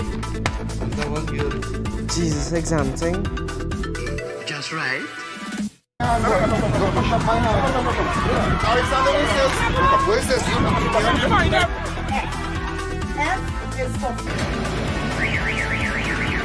In Trinidad, this going on? That is real ginger beer. You want to tell the secret to being successful at CSEC? Yeah, tell me now. Really? That's your big secret? Yes. This man real good. Real ginger beer. I went from alright to real good. The letter of the day is J. J is for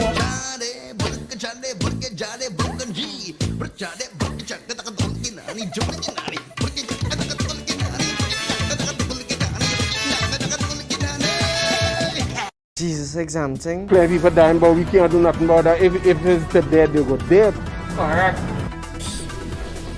Correct. Correct. B is for And the answer. Alright, I ain't that. Correct.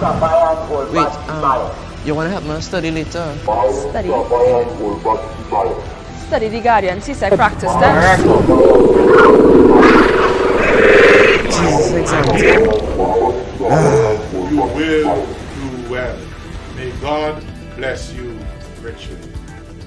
Who's that, me?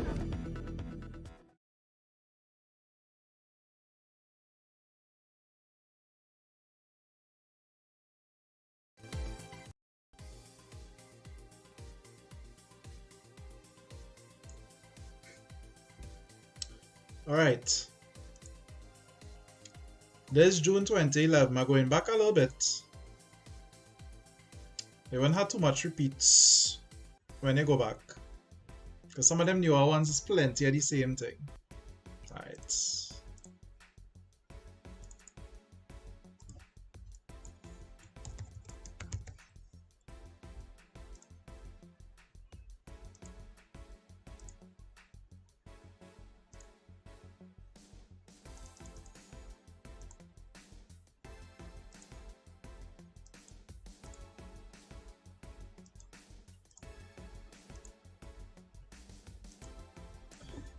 Okay, all you feeling tired? Feel like it's still go? People's head was hotting by 9 o'clock last night. Just a little note here. Physics, right? So remember, say I do the live stream yesterday because tomorrow is bio multiple choice. So I didn't want to have it tomorrow, and so if you want to check the stream for the physics, if you go in the description, you will see that it has some solutions uploaded there, so probably that would help all you out who, you know, they're catching all their tail a little bit with physics. Biology I will upload you know, after. Anyway, let me start.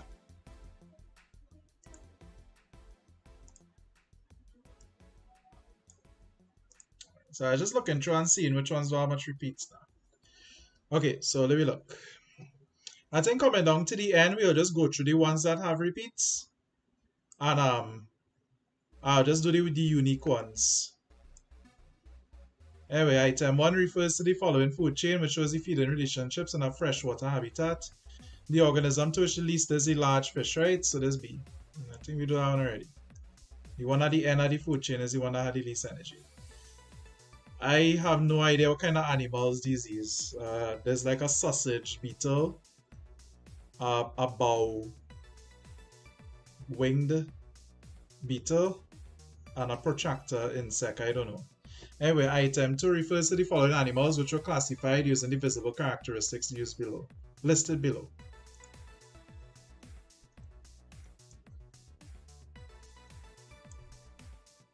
I cool, not nobody. I was just saying I too was very fed up.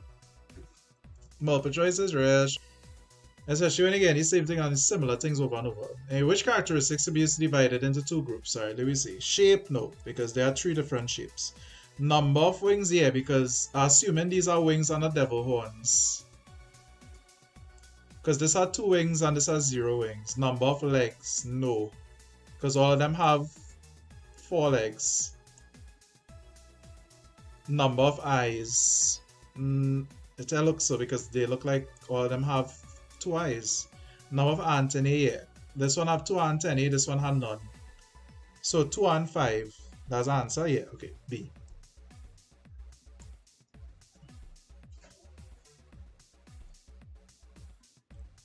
Alright.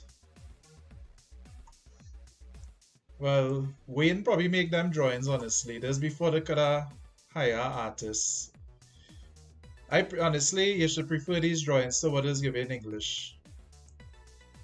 Them to write them drawing essays. Item 3 refers to the following food web which was observed in a small terrestrial habitat. Right, okay. And which of the following pairs of organisms is at the same trophic level? Okay. Beetle and caterpillar. Yeah, that trophic level too. Well, let me look at this. Dog and beetle, no. Bird and rabbit, no. Dog and rabbit, no. Okay, so is it? Somebody collect our money for them. Hey, somebody collect our money for these diagrams. That's what I'm saying. Somebody collect a paycheck for that. When does respiration occur in plants? All the time. If you don't respire, you're shuffled off the mortal coil of desert, aka dead. It's just at night. At night, photosynthesis don't help to counteract the respiration. So that's why, like at night, if you have a plant in a room, you use up the oxygen. Yes, all the time here, 4A. 5. What are the processes taking place at 1 and 2? Okay, so at 1 is saying decomposition, releasing CO2 in the air, so that's respiration. Check out the spell respiration here, by the way. And 2, the CO2 is going into the grass, so that's photosynthesis. This is the correct answer, boy. Reparations and photosynthesis. So let's see. Let's double check in the others. CSEC, can't draw, can't spell. Still want to have exams. 6. The variation in cellular structure found in any complex organism is due to a process called, well, this would be specialization. This is why you have those undifferentiated cells, where you have cells like neurons and phagocytes and the goblet cells and sperm cells that look so different from each other. It's due to specialization. 7. Which of the following pairs of function and organelle is not correctly matched? Okay. RBB, protein synthesis is done by ribosomes, not chloroplasts. Yeah. Yeah, okay. Osmotic control cell membrane, yeah. 7B. 8. Energy is released from sugar during respiration. Easy.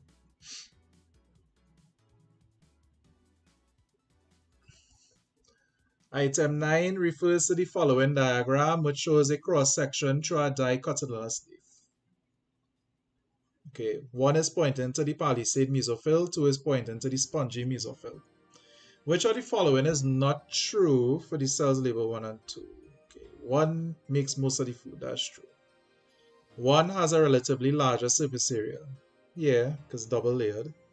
2 receives less energy from the sun, that's true. 2 possesses more chlorophyll. No, that's wrong. The palisade mesophyll has a lot. That's where the party happening. It's the party place because there's plenty chlorophyll here. All this stuff had to gather here. Palisade, as I was telling all, it means a picket fence. Picket far fence. Alright, 10. Plant cells differ from animal cells in their ability to check out the spell turgor. This will be Turgor. And that's the answer to it. C, resist turgor pressure because it has the cell wall, the cellulose cell wall that could withstand that high pressure potential now from the buildup, if water flows in due to osmosis. It wouldn't burst basically. I remember it had this competition in America to win a Nintendo Wii. This was years ago. This was like 2009. And they had a drinking water competition, and this lady, she really wanted to win this Nintendo boy. And she drank, you know how much? 5 to 8 big jolita bottle of water. Well, she won the competition, but she dead.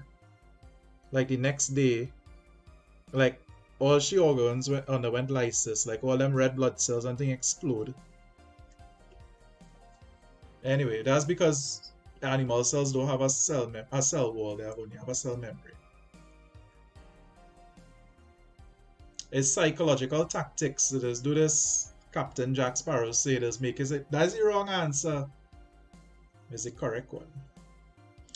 Anyway, 11.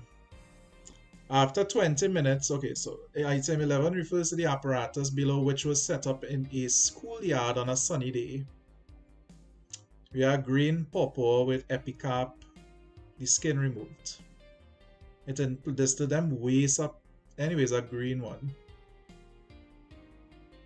Anyway, so distilled water and a salt solution. Salt solution has a low water potential, distilled water has a high water potential.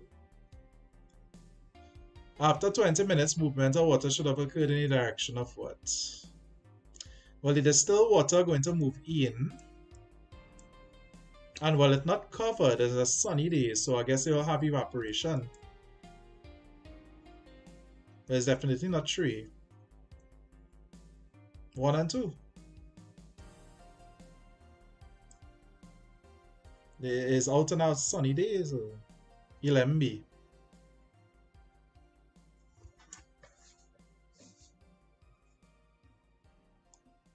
Well, the name of the competition was Holy Wee Far Wee now.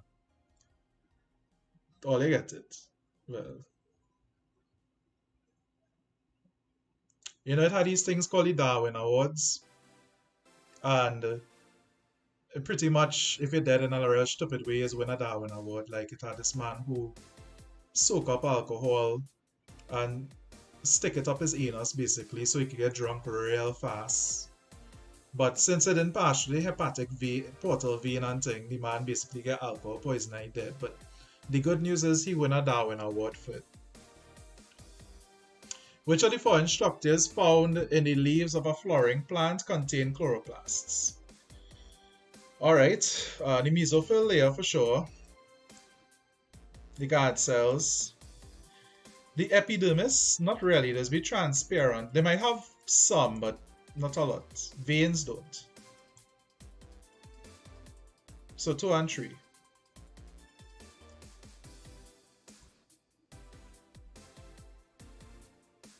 Yeah, the epidermis remain transparent to allow sunlight to come through.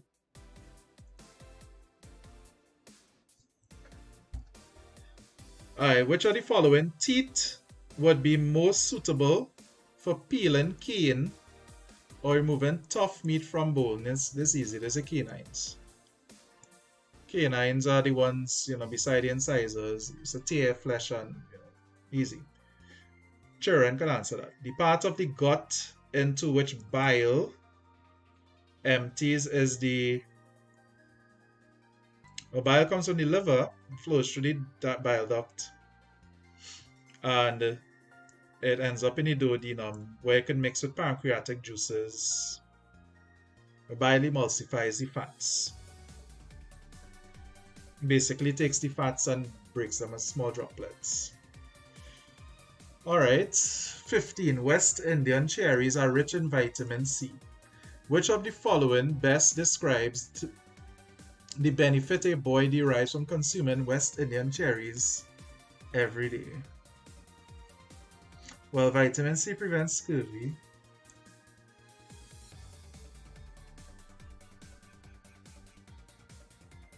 Vitamin C is water soluble. I believe it would increase calcium, but I don't know if it increase the absorption of iron. Let me give that peep and see. Vitamin C absorption of iron. I think so, because all these things water soluble. Yes, it does. Let me see calcium. Vitamin B and C are water soluble. Calcium though? Vitamin D is used for calcium. Okay, yeah. Yeah, any water soluble mineral. Yeah, so it's all. I was just making sure. Yeah, these water soluble vitamins would dissolve these minerals and vitamins and things.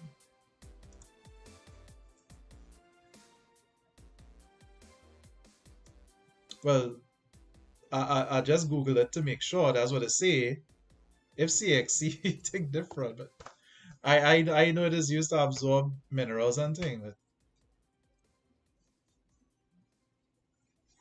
anyway, somebody could check it, but I mean, in reality is D. For CXC is probably B, but in reality is D. 16. Which of the following options is true for aerobic and anaerobic respiration? Alright, aerobic. Alright, so that's C. Aerobic is basically what you do all the time. So what you're doing right now. Anaerobic is your backup. This is so that if you run out of oxygen, you don't fall long and dead. You have your reserve, your backup reserve. So it uses small amounts because it just uses glucose and converts it to lactic acid. Right, so 16C. Everything else. Aerobic uses oxygen. It occurs in cytoplasm. No, aerobic occurs in the mitochondria as well. Aerobic, at least one product. Okay, yeah, it's a C. Alright, 17. Where all these respiration things will come because all they didn't get on paper. 17. The solution in jar Z should be what? Okay. Alright, so what's happening here is that you have air coming in, and this air has oxygen and CO2 in it. The soda lime, what the soda lime is doing is it removing the CO2. Because what you really want to see is if this plant is producing CO2 for respiration, they also have some black paper so that it don't photosynthesize. Anyway, so it's removing the CO2. So over here, this first jar here don't have any CO2 in it, right? So this lime water here going to be this is going to be clear, transparent. So this is going to release CO2 now, the plant, due to respiration. You're not going to reuse it for photosynthesis because it's black cloth. And this here, this is going to be like a kind of cloudy white here. So what Jazzy is doing is it just testing to see if CO2 is released, and he has used lime water to do it.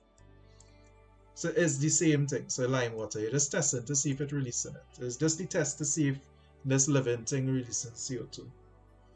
Alright, the energy released in respiration is temporarily captured in ATP.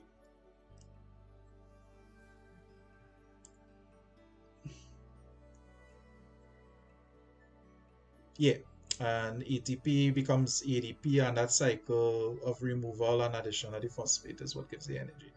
But ATP is what captures it, so 18D.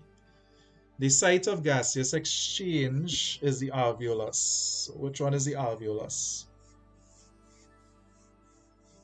That is 4.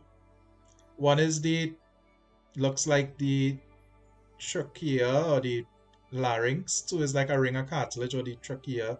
3 is the bronchi, bronchus. 4 is the alveolus. 5 is the diaphragm. No. I'm talking about this. 4.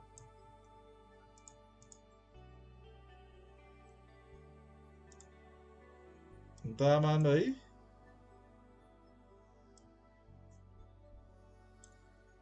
Alright. 20, the volume of air within the lungs is controlled by the diaphragm. That'll be 5. The diaphragm could relax and contract.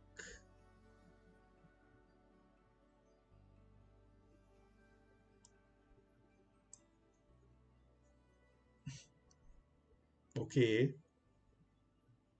We have some fellas here want some attention or what? As part of the sequence of the yeah, I know he's spamming, but he'll get tired. If I had a smoke put in, I don't know what's that, honestly. As part of the sequence of the heartbeat, the ventricular muscle contracts, the atrioventricular valves close, and the arterial valves open. Okay, so if the ventricular muscle contracts and the arterial valve, that basically the to go to the aorta and the pulmonary artery, this would allow blood to flow from the ventricles because the ventricles squeezing the blood out. The ventricles squeezing the blood and they go into the out the heart through the arteries. Yeah. Remember, arteries carry blood away, far away, and veins carry blood in.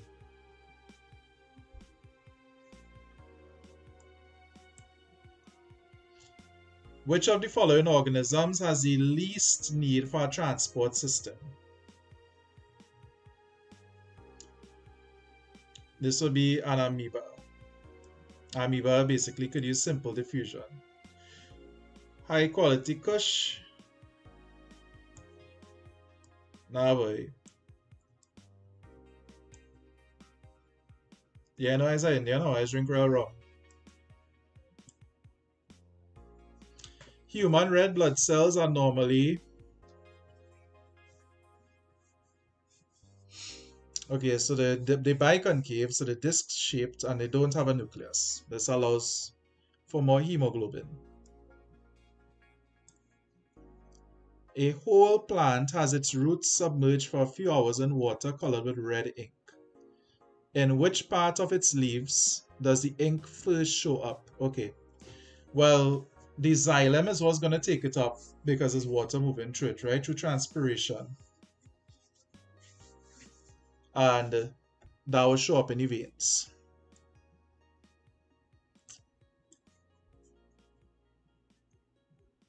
Wherever Ravi be drinking, I see some music video with he, hey, that man, some of the, all them just sing about is rum, boy. The man singing, and the man really singing rum in my heart, rum in my veins, you know? Man singing like is the most potent lyrics. Like the alcohol potent here, but not the song. Indian good is dead with rum. Anyway, 25. Which of the following conditions increases the rate of transpiration? Alright, so that will be C. High wind velocity. High wind velocity ensures that the air doesn't become saturated. High humidity means that you have high saturation in the air. Low temperatures, no. Low light intensity, no.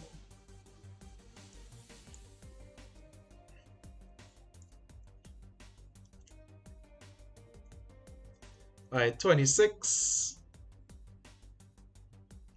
refers to the following sections of phloem tissues from a plant stem. I feel like the bio getting people drunk or what? You see this? You see when you do too much CXC multiple choice, you can get high or 9. We seen it there right now with my partner Joshua. Companion cells are represented by what? Okay, so this is a companion cell, this thing that has a nucleus. So this is a longitudinal section, this is a transverse section through it. So like a top view now. And that would be 5. So 3 and 5. You're looking for the nucleus basically. Because this is what would give it the energy to undergo translocation. What would decrease it? Decrease everything else basically, because transpiration is where you would have the water coming out through the stomach, the water vapor coming out. So high humidity means that it'll limit how much water can come out because the concentration of water is already high outside. Low temperature means that the guard cells are not stimulated to open the stomata. Same with low light intensity. Alright, we do this one. Mineral salts are transported through the xylem because the minerals are dissolved in the water.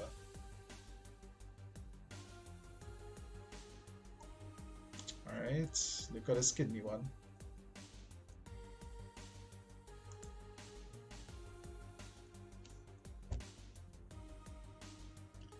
Item 28 to 29 refer to the following simplified drawing of a renal tubule or nephron. Okay, so Q is the P is the renal, the efferent renal artery, Q is the Bowman's capsule, R is the proximal tubule, S is the collecting duct. The concentration of urea at S is about 60 times this concentration at R. Well, this is because at R you have a bunch of other stuff like glucose and amino acids, I think. So this is because, yeah, see.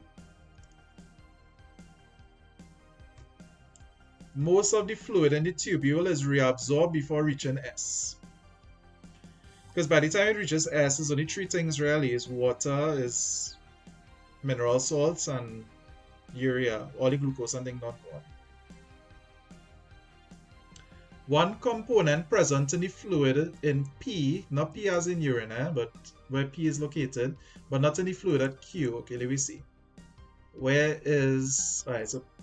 Oh, okay, basically what would not have been absorbed into the nephron? Yeah, the older years have different questions, but they still come from what I see. And plus, it's good to still go through the theory, you never know.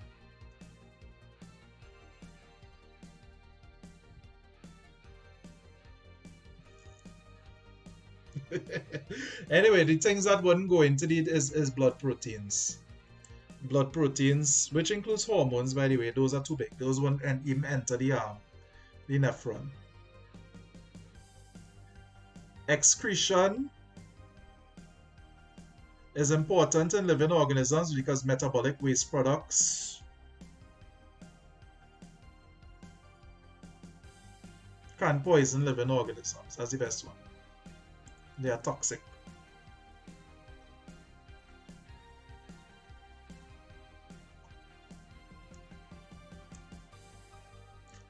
Which of the following components reduce friction? We just do this one.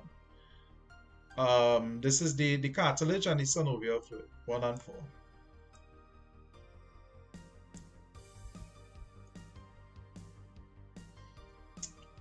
The primary function of the neural spine, all this is not in the syllabus anymore, but the neural spine is used for attachment of muscles. Which of the following is a function of ligaments? Okay, so ligaments, tendons connect muscles to bones, right? But ligaments connect, basically join bones. They hold bones to other bones. It have this this man called Aaron Ralston, and he went hiking in California, like the canyons in California, not the Grand Canyon, but something similar. And this man didn't tell anybody where he was going. And he fall down. He didn't carry no, he did carry a phone, but it had no reception there. And he fall down this crevice, and this rock fall on his hand. And he wasn't able to move now because the rock was crushing his hand. And so he couldn't climb up, obviously, because he couldn't get out under the rock, and nobody would have even passed there.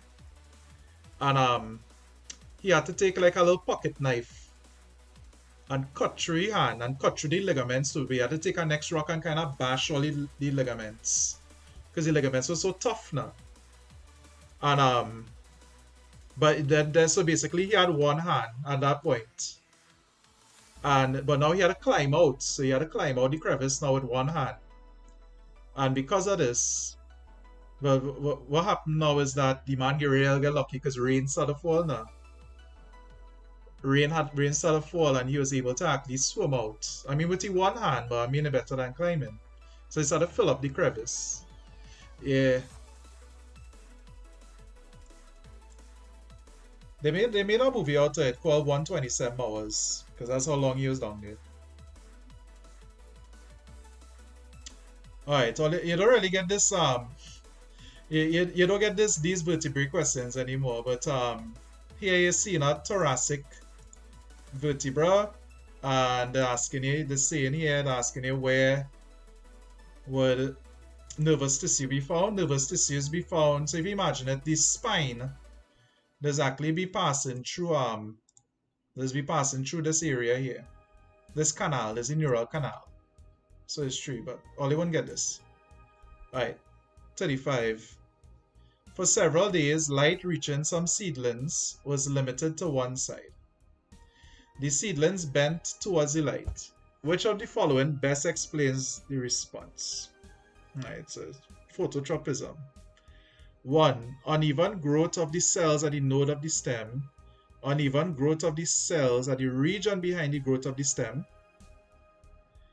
Inhibition of the production of auxins on the unlit side. Okay, so to explain this here, if you have phototropism, and let me say that this here represents, I'm just drawing some you know, like a little meristem here, and just let me just imagine there's like the leaves or something here, right? So let me say light is coming in from this side. This is going to stimulate the production of auxins on the unlit side. So stimulation of the growth hormone going to occur here. This is going to make uneven growth. So what's going to happen is that the stem is going to tip that side. That's what happens there. So 2 is correct. Not the node of the stem, but it's at the meristem. And inhibition, this will be stimulation on the unlit side. So this will be 2 only.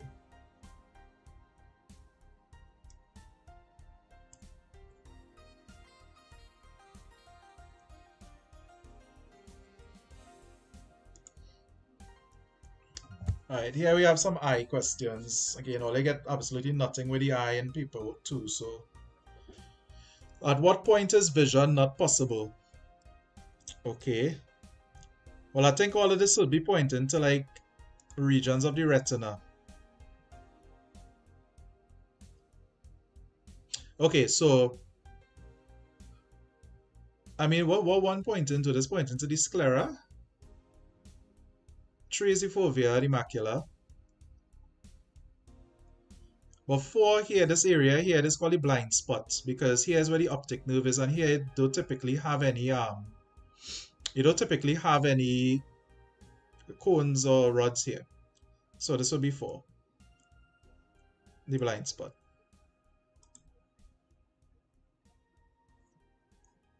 I'm sure there's something. Let's find it.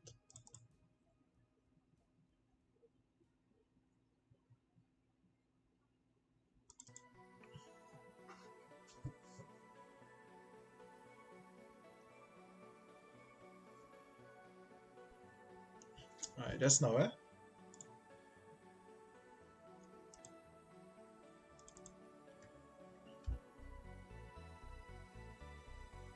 Let me switch to display.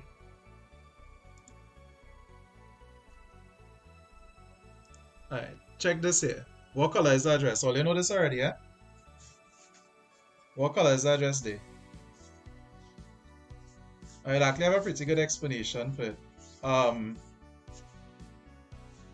So the actual color of the dress is blue and black, right? But some people see it as white and gold. And that's because of the rods and the cones I have. Cones detect color in the eyes. And the person for this particular, like for this particular dress, this particular color, the shade of blue, they might be lacking that particular cone. Some people see it as gold. Most people see it as blue.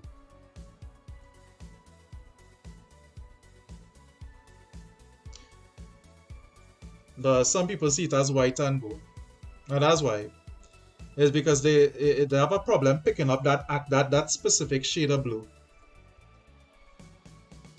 So when the image forms in their retina, the signal is not sent to the cerebrum. They can't actually detect that. So like, let me show you. Let me show you something else.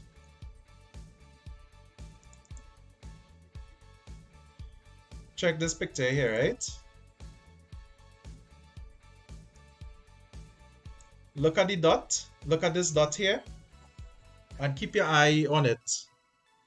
It basically shows you how images are formed in the brain and how your brain could misinterpret signals, because when you look at it there, you're looking at a color, and when it basically causing your brain to think that you're still watching a color, but it's actually a black and white image. So I'll let it run again. Yeah, it depends on whether you're using artificial or natural light.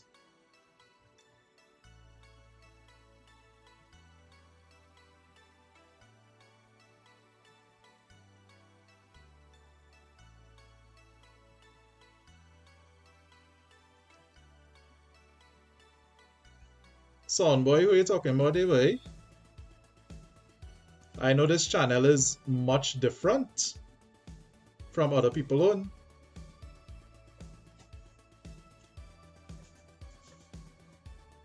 Yanni and Laurel is a good one too. It shows how interpretation is different from what is actually there in the frequencies and the wavelengths of these sounds and these you know. Anyhow, so I was just showing you that, something kind of cool. Well, the last thing here,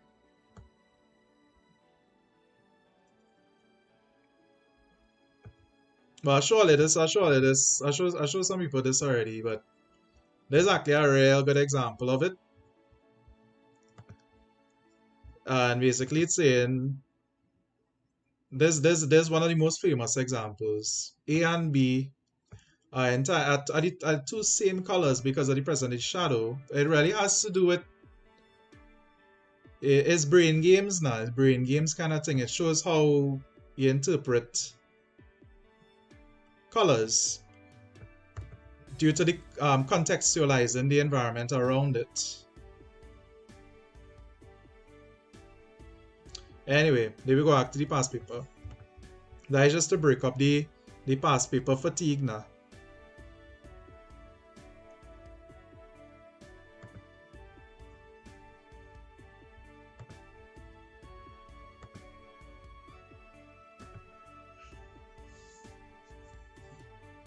There are plenty other examples of that. I actually find it really interesting because, you know, you depend on your brain for so much, right? And then your brain could just get full up just so. Happens with sound, happens with any stimulus.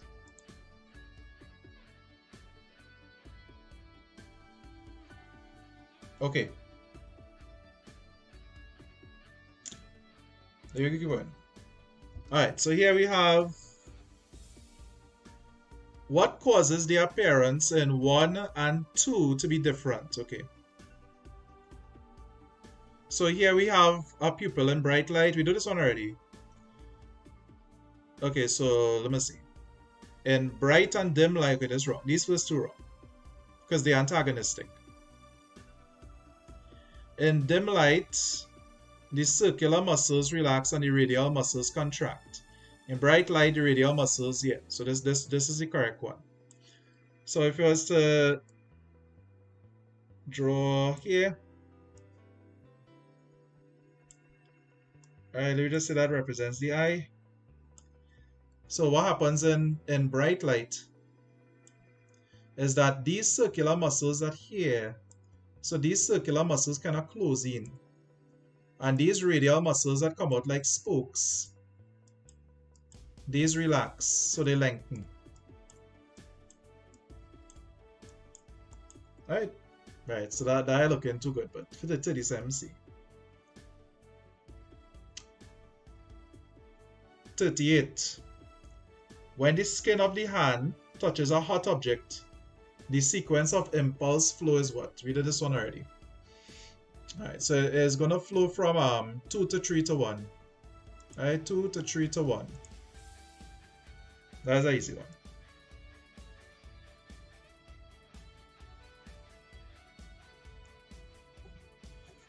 Imagine our fellas who have the whole internet now. They have the entire internet to be, and they rather be here. You gotta be thankful for that.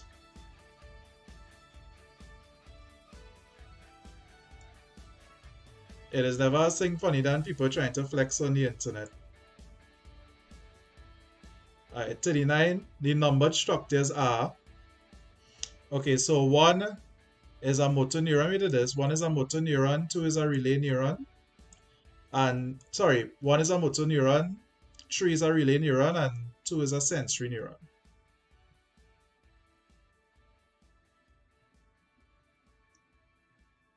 Yeah, so this B.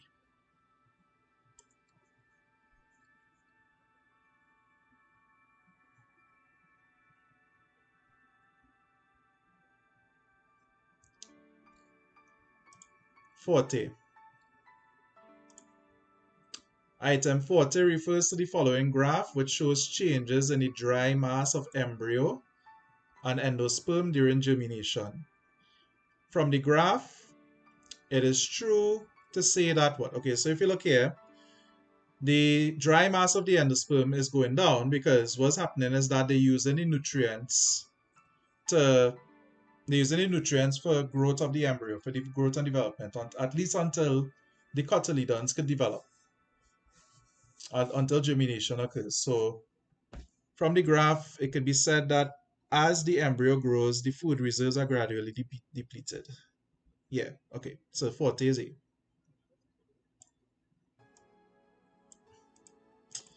Yeah, Timothy kind of spoiling anything, to be honest. Like, the polar opposite as S. He kind of, you know, this how the one man who just come out, like, it's not even like bacchanal, really. It's just kind of boring. Like, it is how people who's come and real make the good bacchanal, and it's be real entertaining, but then you have people, they kind of halfway in the bacchanal. I just like, well, just sit down now, boy. Let the real bacchanalists on them do it. The real bacchanalists on them is who grew up in the real bacchanal.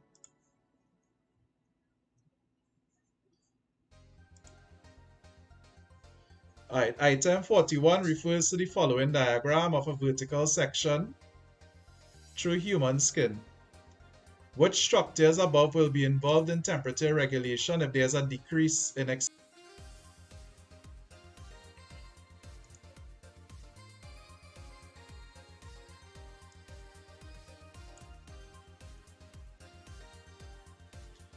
Alright, so if there's a decrease, you'd want to raise the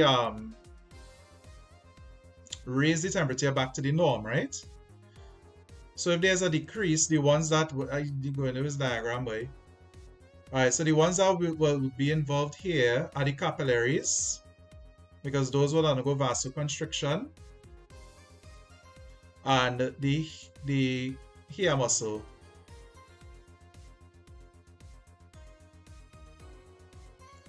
One, 4. One missing. 3. Oh yeah, okay, the fatty tissue.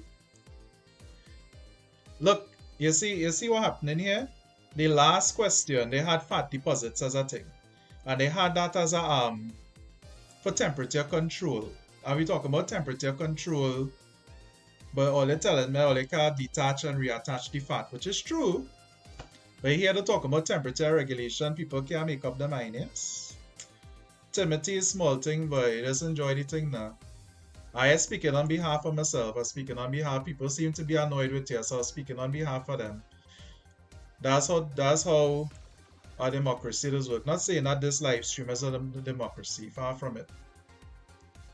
But you know, if people are annoyed, they have to say something. And it seems to me there are more people annoyed than people not annoyed.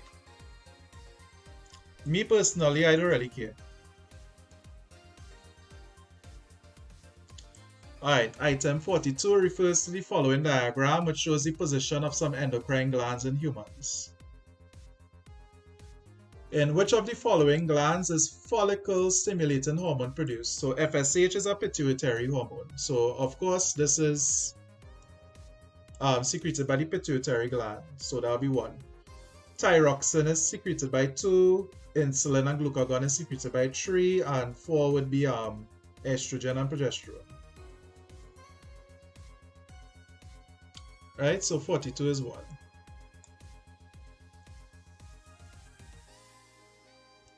Yeah, Maya. I think like there's like the time where you can't really absorb again.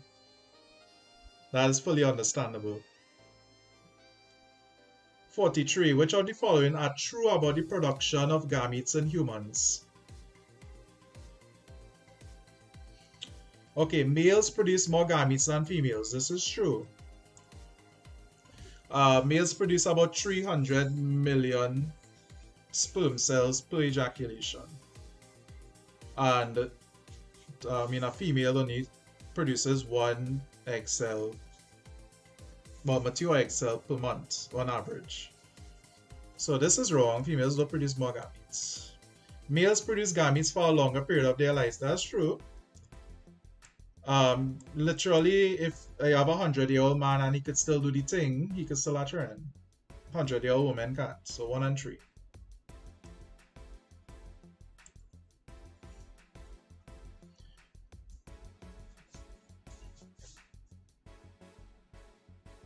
(44) During pregnancy, the developing fetus receives from its mother protection against infections, a perfectly balanced diet, warmth, and oxygen.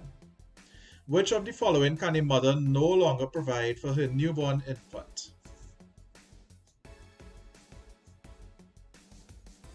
Okay, so that'll be B.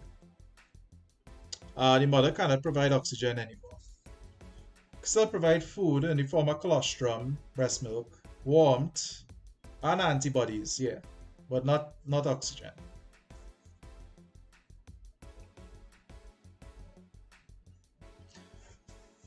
(45) Oral contraceptives prevent pregnancy by doing what? Okay.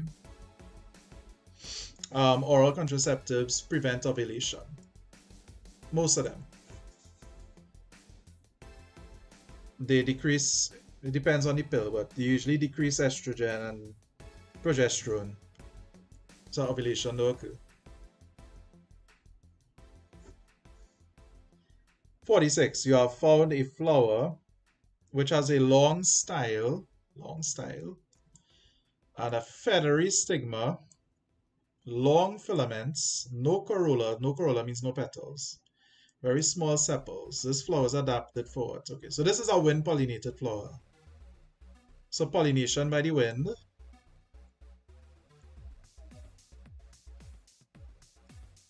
Not insects. Not self-pollination. Cross-pollination, because pollination by wind is always cross. So most of them anyways, 1 and 3. The feathery stigma is there to trap the pollen, like to catch it.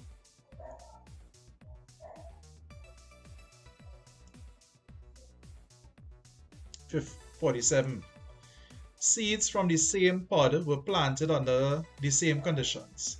The plants which grew from them appeared to be very similar. What is the most likely explanation for this occurrence? Okay, seeds from the same pod were planted under the same conditions. The plants which grew from them appear to be very similar.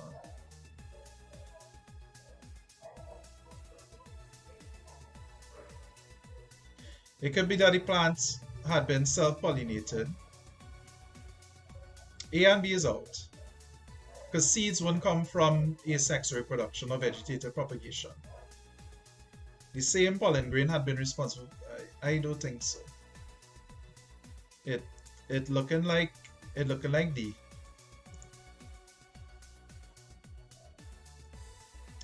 Yeah, I think like because it's self-pollination is not asexual reproduction, eh?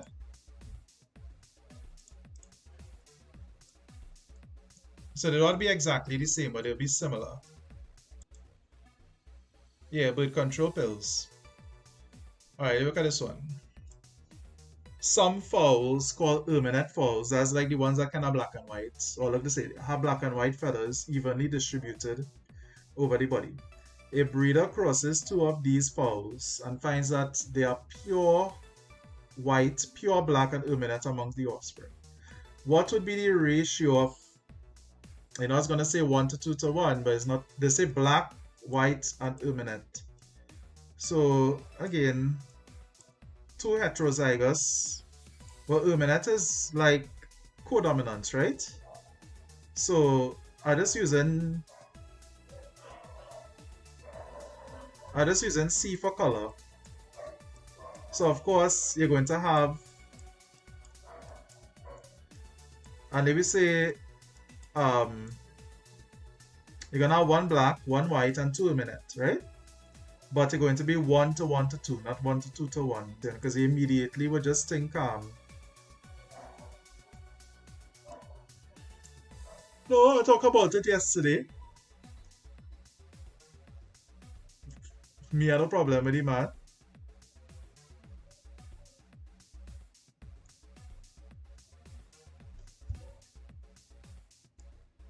He actually factors very little into my life, but me had no problem with him. I actually think he's quite respectable, as I said. In which of the following parts of the plant does the process of mitosis occur? Okay, so this would be the root tip. Because where the root tips are, this is where mitosis and the specialization and division will occur. And the roots would grow as it went.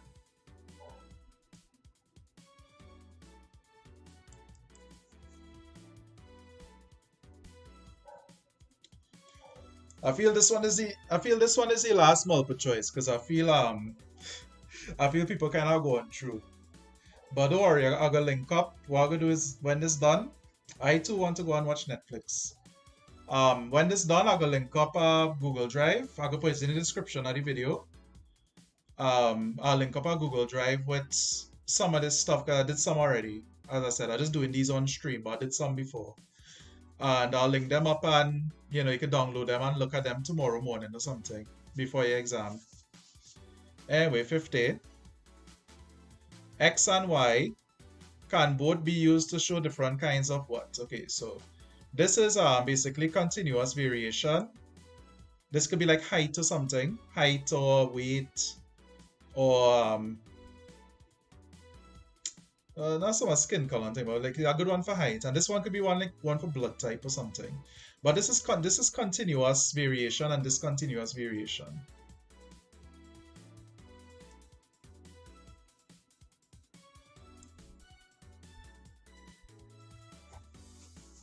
(51) To which of the following groups? Nah, the Kahoot done. Only make 3.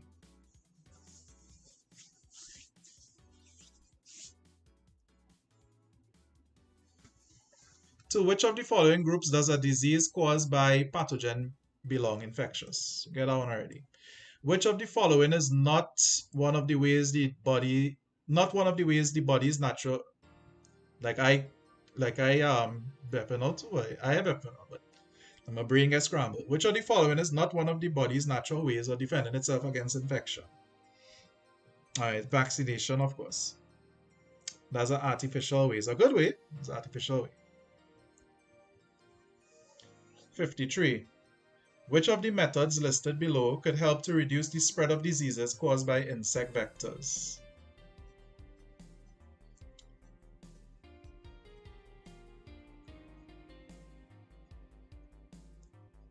Okay.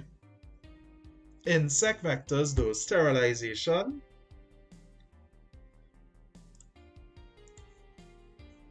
The only thing that like in my mind is like these questions that, you know, it could be iffy. Sterilization, I guess so, because all the cockroach and them now. Use of insecticides, yeah. Using disinfectants, yeah. Okay, so yeah, because you would get rid of flies and things from that.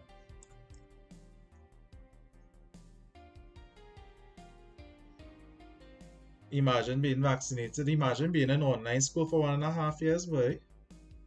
That's real sad. Which of the following are direct consequences of disease in man? So direct consequences would be loss of human life,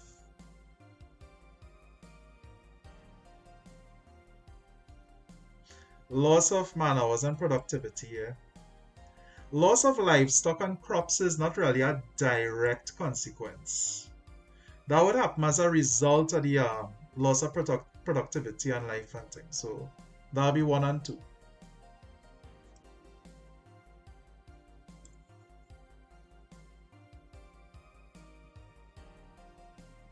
(55)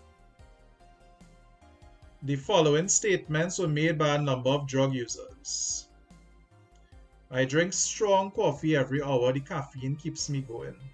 Or they want to know which of these could be considered drug abusers. Okay.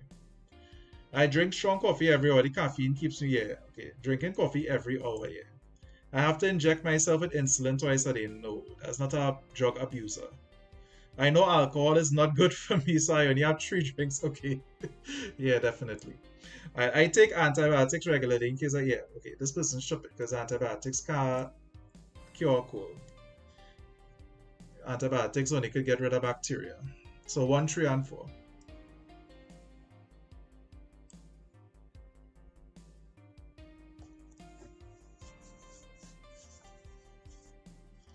Which of the following situations best exemplifies an ecological community? You're looking for several populations. Okay, so the organisms in a freshwater pond.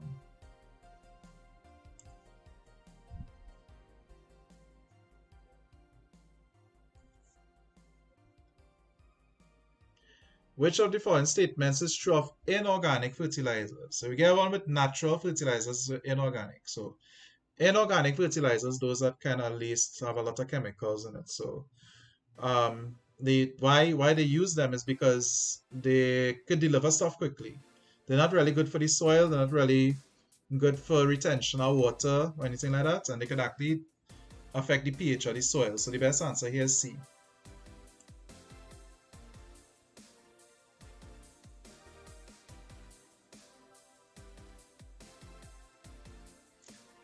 Alright, 58.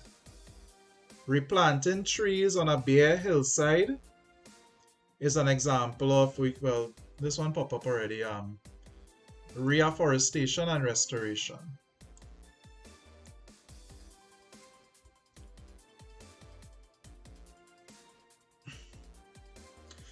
Well, the primary school trend is how to take a job, eh? I mean, all they get already for rubella and mumps and all kind of thing. So most likely, well, take the job or just stay home and stay in online school. Anyhow. The number throws, so here there's the ecological study, right?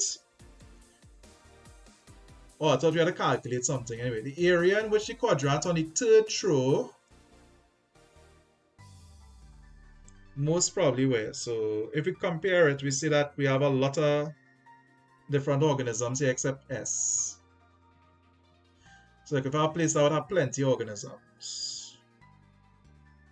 Okay, so A look like the best one. Close to our walkway, it have a lot of human activity, so you can get a very sandy area, not really. Far from a no. Okay, so S is, this is probably like a xerophytic plant or something, but yeah. And 60.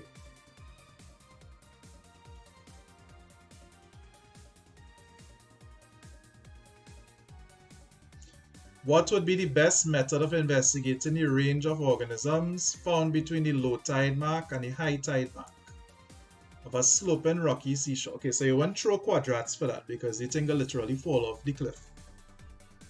Fall off the slope. So looking for something where you could kind of do a more controlled study.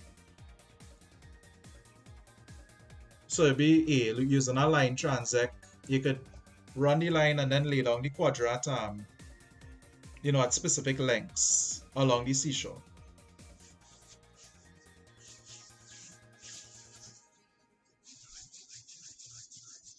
Collecting as many species as possible? Not necessarily. In fact, that's actually there's actually advice against that, because if you collect as many species as possible, you're kind of disrupting the food web. You're also staying there much longer than you need to. Same way taking a complete census, that's not, using large quadrats don't make sense. So using a line transect. Yeah. Well, I feel that is it. I feel like going through it. What I'm gonna do is I'm gonna link up the description, anything. But that is the end of this live stream. And that's the end of this, well, this channel in a way. So hopefully it help out.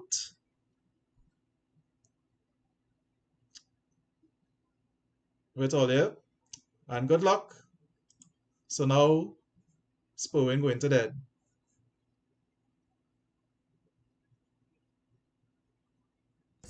With that, I went from alright to real good.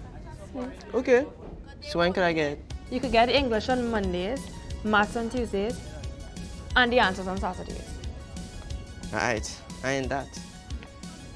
Wait, you wanna help me study later? Study? Yeah. Study the Guardian CSEC practice test.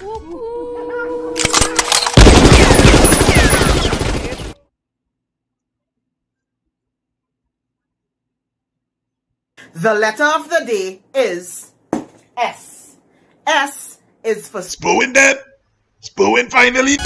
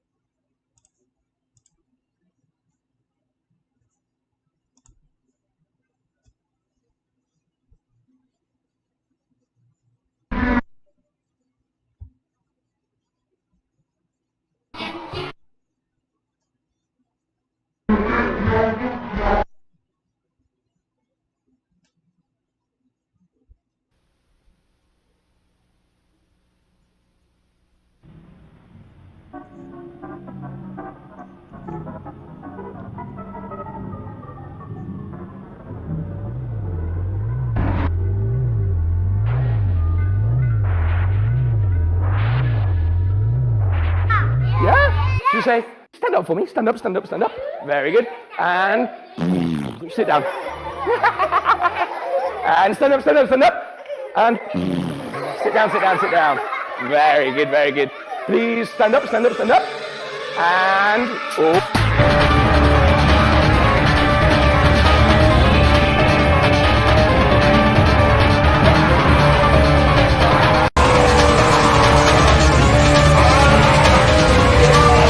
Do you know how to swim? How do you swim? You swim like this. Yeah.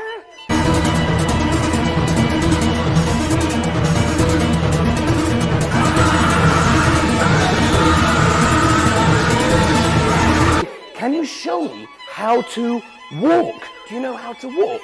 You walk like this. Ready? Just chest out, and we go, and we walk left, right, left. We're going to walk around the room.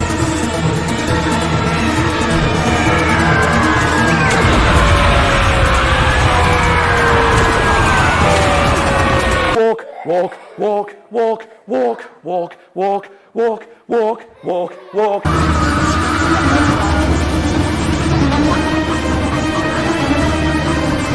Go, go, go, go, go, go, go, go.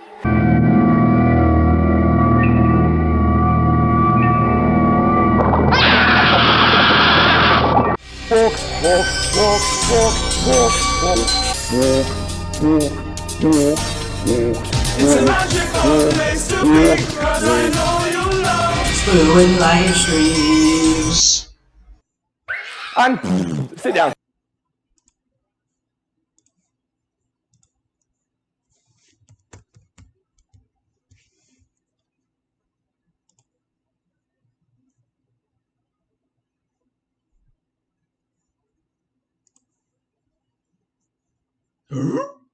That's all, folks. Ruppy-roo.